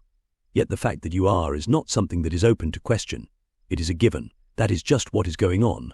That is what life is. It is what God is. It is what God is. Life, God, you, that which changes. But you still haven't resolved the dilemma. If I am one with everything, what about swatting the mosquito? What kind of change do you choose to create in that part of yourself that you call the mosquito? That is the question you are asking, and that is the implication of the we are all one wisdom. You are changing the part of the all that you call the mosquito. You cannot kill the mosquito, do you see? Life is eternal. You cannot end it. You do have the power to change your form. As in your popular science fiction entertainments, you might call yourself a shapeshifter. Yet know this, all of consciousness acts together. In the highest sense, it is impossible for one of you to have dominion or control over another. Every aspect of divinity has co-creative control over its destiny. Therefore, you cannot kill a mosquito against its will. At some level, the mosquito has chosen that. All of the change in the universe occurs with the consent of the universe itself, in its various forms. The universe cannot disagree with itself. That is impossible. This is dangerous talk. This is a dangerous teaching. People could use this to say, well, then I can do anything to anyone I want, since they've given me their permission. After all, they're co-creating it with me. It would be behavioral anarchy. You already have that. Life is what you call behavioral anarchy, do you not see? You are all doing what you want, when you want, how you want, and I am not stopping you. Are you not seeing that? The human race has done what it has called hideous things, and it has done them over and over again, and God is not stopping it from doing so. Have you not ever wondered why? Of course I have. We all have. We have cried out in our hearts, God, why are you allowing this? Of course we have asked. Well, do you not want the answer? Of course I want the answer. Good, because I have just given it to you. If that's true, I'm going to have to think about this. If that's true, it feels as though there is now nothing in place to stop us from doing incredible damage to each other, all under the guise of simply believing that everything in the universe agrees with what we are doing. I am just deeply troubled by that. I don't know how to deal with it. The doctrine of right and wrong, of crime and punishment, good and evil, everlasting reward and everlasting damnation, all those things which control us, all those things which give hope to the oppressed, all of them are wiped out by this message. If we don't have a new message to replace it, I'm afraid for the human race and the new depths of depravity to which it could go. But you do have a new message. It is, at last, the truth. And this message is the only message that can save the world. The old message has not done that. Do you not see this? Is this not clear to you? The old message, which you say has given humanity hope, has brought you none of the results you've hoped for. That old message of right and wrong, crime and punishment, good and evil, everlasting rewarding and everlasting damnation, has done nothing to end the suffering on your planet, to end the killing on your planet, to end the torture that you are inflicting upon yourselves. And that is because it is a message of separation. There is only one message that can change the course of human history forever, end the torture, and bring you back to God. That message is the new gospel. We are all one. From this new gospel emerges a new message of total responsibility, telling you that you are totally responsible for what you are choosing, that you are choosing it all together, and that the only way to change your choices is to change them all together. You will not end the torture of yourselves so long as you imagine yourselves to be merely torturing another. You will only end the torture when you are clear that you are, in fact, torturing yourself. This you can only see when you understand, completely, that it is impossible to do anything against the will of another. Only in that moment of clarity can you glimpse what you would have thought to be an impossible truth. You are doing all of this to yourselves. And this truth you cannot see unless you understand, embrace, and live the new gospel. We are all one. Therefore, of course, you cannot do anything to another that has not at some level been co-created with you. That would be possible only if we are not all one. Yet, we are all one. There is only one of us. We are creating this reality together. Do you understand the implications of this? Do you see its awesome impact? Go now, therefore, and teach ye all nations. Teach that what you do for another, you do for yourself, and what you fail to do for another, you fail to do for yourself. Do unto others as you would have it done unto you, because it is being done unto you. That is the golden rule. And now you understand it completely. Chapter 18. Why are these wonderful truths not taught to us in this way from the beginning? As beautiful as the golden rule was before, now it makes even more sense. It is perfectly symmetrical. The circle of logic is complete. We see the reason for it. We see why it is in our own best interest to apply this wisdom. It is no longer an act of altruism, but of practicality. It is simply what works for us. Why is the golden rule not taught this way from the very beginning, to little children? The question is not, why hasn't this been done in the past? The question is, what do you intend to do in the future? Go, therefore, and teach ye all nations, spreading far and wide the new gospel. We are all one. Ours is not a better way. Ours is merely another way. Speak it not only from your pulpits, but from the halls of your governments as well, not only in your churches, but in your schools, not only through your collective conscience, but through your collective economies. Make your spirituality real, right here, right now, on the ground. It sounds like you're talking about politicizing our spirituality, yet there are those who say that spirituality and politics should not mix. You cannot avoid politicizing your spirituality. Your political viewpoint is your spirituality, demonstrated. Yet perhaps it is not a matter of politicizing your spirituality, but of spiritualizing your politics. But I thought that there was to be a separation of church and state. Don't we get into trouble when we try to marry religion and politics? Indeed you do, and I am not talking about that. You may decide that church and state are best left separate. Based on your results, you may decide that religion and politics do not mix. Spirituality, on the other hand, may be another matter. The reason you may decide that church and state should be separate is that church means a particular point of view, a particular religious belief. You may have observed that when such beliefs inform your politics, you create great controversy and political strife. This is because all people do not hold the same religious beliefs, and in fact, not all people even participate in religion or church in any form. Spirituality, on the other hand, is universal. All people participate in it. All people agree with it. They do. You could have fooled me. They do, even if they do not know it, even if they do not call it that. This is because spirituality is nothing more than life itself, as it is. Spirituality says that I things are part of life, and that is a statement with which no one can disagree. You can argue all you want about whether there is a God, and whether all things are part of God, but you cannot argue about whether there is life, or whether all things are part of life. The only discussion left then is whether life and God are the same things, and I tell you they are. Even an agnostic, even an atheist would agree that there is some force in the universe that is holding it all together. There is also something that started it all, and if there is something that started it all, there has to have been something existing before the universe as you now know it existed. The universe didn't just burst into being out of thin air, and even if it did, thin air is something.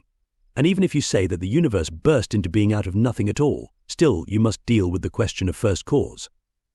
What caused something to arise out of nothing at all? This first cause is life itself, expressing in physical form. It is life in formation.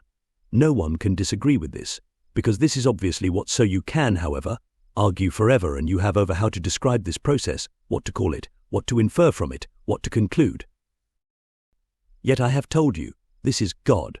This is what you mean, what you have always meant by the word God. God is first cause, unmoved mover, that which was before that which is was, that which will be after that which now is no longer, the Alpha and the Omega, the beginning and the end. Again, I tell you, the words life and God are interchangeable. If the process you are observing is the process of life information, then it is as I have said to you before. You are all God's information. That is, you are God's information. Okay, I suppose, but what does this have to do with anything, least of all, politics? If spirituality is really another word for life, then that which is spiritual is life-affirming. To inject spirituality into your politics, therefore, would be to make all political activities and all political decisions life-affirming. Indeed, this is what you are trying to do with your politics. That is why I have said that your political viewpoint is your spirituality demonstrated. The only reason you have created politics is to produce a system by which life may be lived harmoniously, happily, peacefully. That is, a system by which life itself may be affirmed. I have never thought of it quite that way. Those who founded your country have. The United States has a Declaration of Independence which says that all of you are created equal, with certain unalienable rights, among them life, liberty, and the pursuit of happiness. Your government was based on the notion that human beings could construct a system of self-governance that guaranteed these rights. All governments everywhere were created for basically the same reason. You may differ on the form, but never the purpose, of government. Different cultures and societies may spell out differently their ideas and how to achieve them, but their desires are basically the same. You see, then, that governments and politics were created in order to guarantee the experience of what spirituality is, which is life itself. Still, most people don't want to hear God talking about politics or political issues. Whenever I write in our foundation newsletter about political issues, as they are affected by the message in Conversations with God, I begin receiving negative letters. Cancel my subscription, they say. This is not God's work. These are political views, and I did not subscribe to this newsletter to hear political views. When Marianne Williamson, James Redfield, and I sponsored a peace prayer vigil in Washington, D.C., a few years ago, everyone thought it was marvelous. We were calling upon all people everywhere to use the power of prayer to bring peace to the world, and we received wide support. Yet as soon as any of us start talking about how to produce peace, the spiritual principles which underlie it, the mail starts pouring in. People are infuriated. Yes, people want you to pray for peace, but not to do anything about it. They want God to find a solution, but they eliminate the possibility that God's solution might just be you doing something about it. In fact, that is the only solution there will ever be, because God works in the world through the people who are in it. Oh, I don't think people mind other people doing something about it. What they do mind is God telling them what must be done. I am. Yet I have never told you what you must do about it, and I never will. I have never given orders, barked commands, or issued ultimatums. I have merely listened to you tell me where you want to go, and offered you suggestions on how to get there. You say you want a world that can live in peace and harmony and joy, and I tell you this joy is freedom. Those words, too, are interchangeable. Any curtailing of freedom is a curtailing of joy. Any curtailing of joy is a curtailing of harmony. Any curtailing of harmony is a curtailing of peace. You tell me that you wish to live in a world without conflict, without violence, without bloodshed, without hatred. And I tell you this: a way to have such a world, a way to create it virtually overnight, is to preach and live the new gospel. We are all one. Ours is not a better way. Ours is merely another way. Speak it not only from your pulpits, but from the halls of your governments as well, not only in your churches, but in your schools, not only through your collective conscience, but through your collective economies. You keep repeating yourself. You keep repeating yourself. Your whole history has been a repeating of your own failures in your personal life and in the collective experience of your planet. The definition of insanity is repeating, over and over again, the same behaviors and expecting different results. All that those who are seeking to overlay spirituality on politics are trying to do is to say there is another way these efforts should be blessed, not criticized. Well, it doesn't work that way. You address social issues in Book 2 of Conversations with God, and it was lambasted by many for being too political. Marianne Williamson wrote an absolutely wonderful book called Healing the Soul of America and has preached about social spirituality from her pulpit at the Church of Today near Detroit, and she was lambasted by some people within her own congregation for being too political. They said the same thing about Jesus. Too political, they said. When he was just teaching spirituality, he was safe. But now he's suggesting that people actually apply the spiritual truths they've learned. Now he's becoming dangerous. We've got to stop him. Yet if there is no better way, what is the point of spiritual activism? What is the point of politics? Or of anything? Why should I get involved? If it's all just a toss-up? If it doesn't matter one way or the other, how am I to be inspired to participate? Out of your desire to make a statement of who you are. It may be a toss-up whether you comb your hair this way or that, yet notice that you've been combing it the same way for years. Why do you not comb it another way? Could it be because that is not who you are? Why do you buy the car that you buy, wear the clothes that you wear? Everything you do makes a statement, produces an expression of who you are. Every act is an act of self-definition.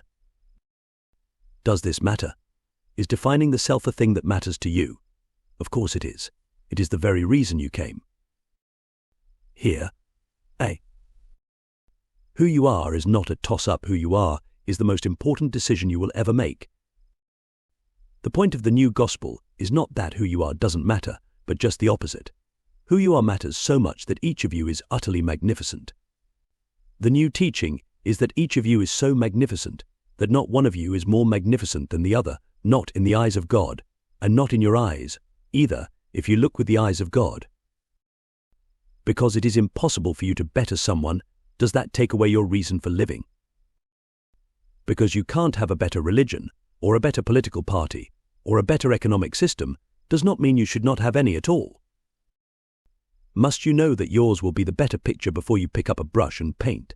Can it not be simply another picture? Another expression of beauty?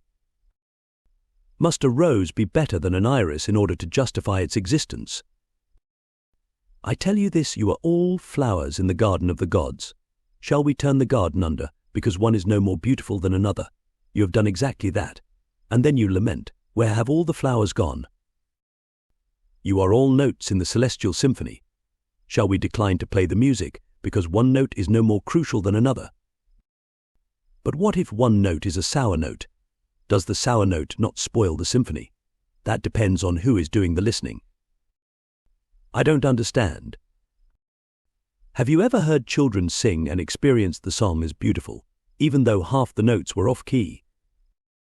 Yes, I have had exactly that experience. And do you imagine that you are capable of an experience of which I am not? I never thought of it that way. And tell me this, if a child is singing off key, do you tell her to shut up? Is that how you imagine you will encourage her to love music or to love herself? Or do you inspire her to even greater heights by telling her to keep singing? Of course. I have been listening to your songs for centuries. Your singing is music to my ears. Yet do you imagine that none of you has ever sung off key?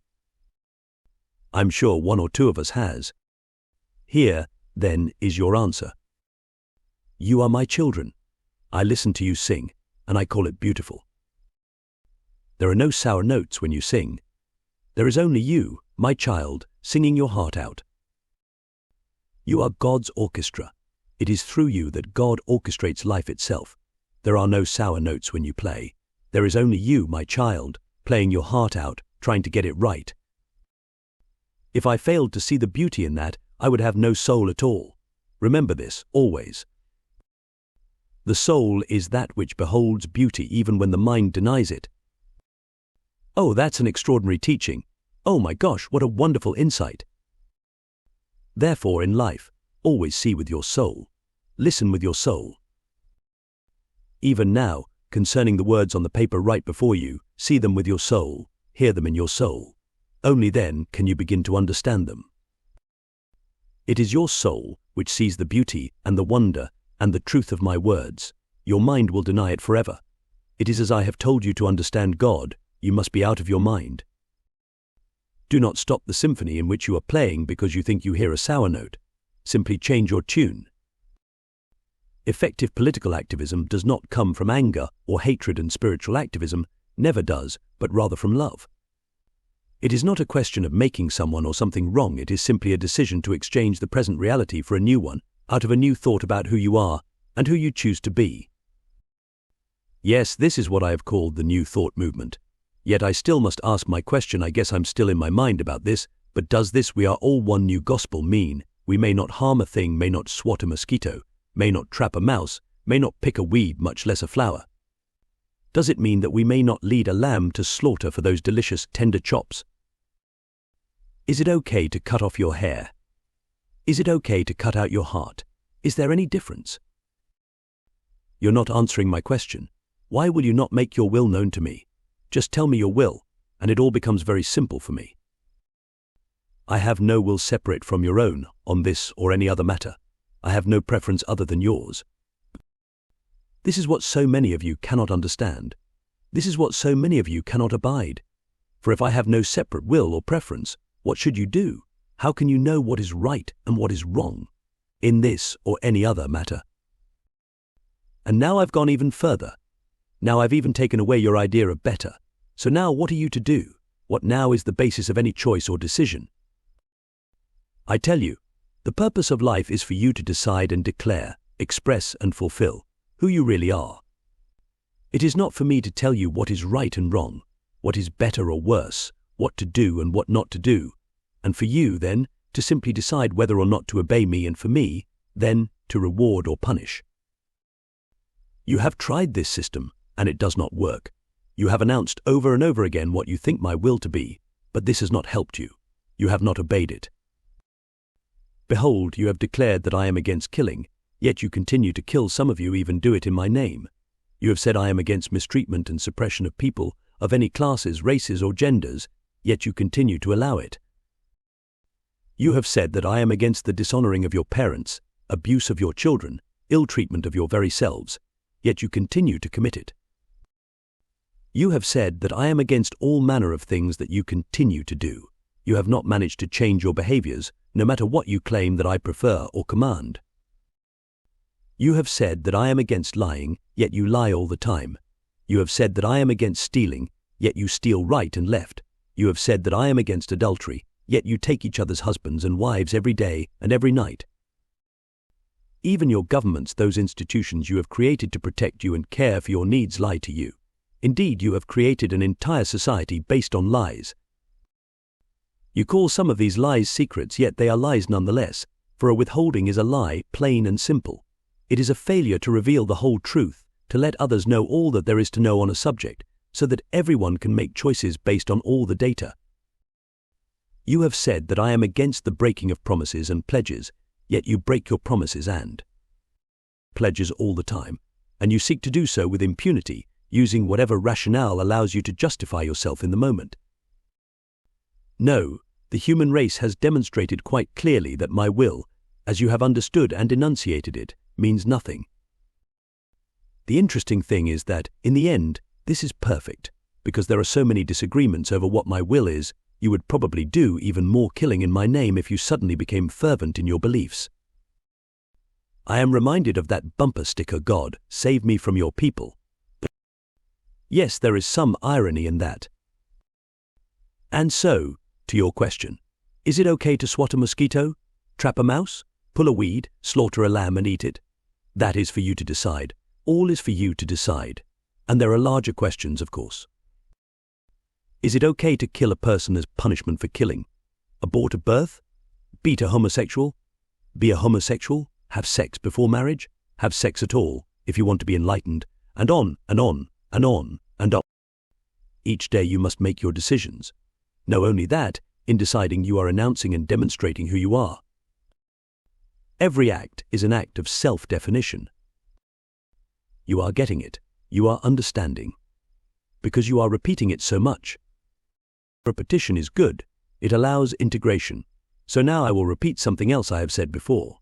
In your daily actions and choices, you are not only announcing who you are also deciding who I am, because you and I are one. Thus, in the largest sense, I am answering the question. I am doing it through you. And that is the only way the question can be answered. Out of your answer will come your truth. This is the truth of your being. It is what you are being, in truth. Remember that you are a human being. What you are being is up to you. Although I have told this to you now many times, this is something you may not have previously seriously considered. Okay, but oneness does not mean equality, right? Can I at least get that out of you? Oneness does not mean sameness. That is correct. Then what does onness mean? The question is not, what does onness mean? The question is, what does onness mean to you? This is a decision that must be made within each human heart, and out of your decision will you create your future or end it. Yet even as you ponder this, there is guidance, there is insight, there is wisdom that has been given to you to help you not to do what is right, because right is a relative term, but to get to where you say you want to go to do what you say you want to do. As I have noted before, as a human race, as a species, you say that you want to live together in peace and harmony, you want to create a better life for your children, you want to be happy. If on nothing else, on this all of you can agree. And so, this guidance has been given you, and it comes in the form of the 3 points. These are, again, 1. We are all one. 2. There's enough. And 3. There's nothing we have to do. The first point, which we have been discussing at length here, may be more readily and easily applied when the second and third are understood. And I want to keep looking at the application of this wisdom, at how to make it practical in everyday life, so let's get to those other points.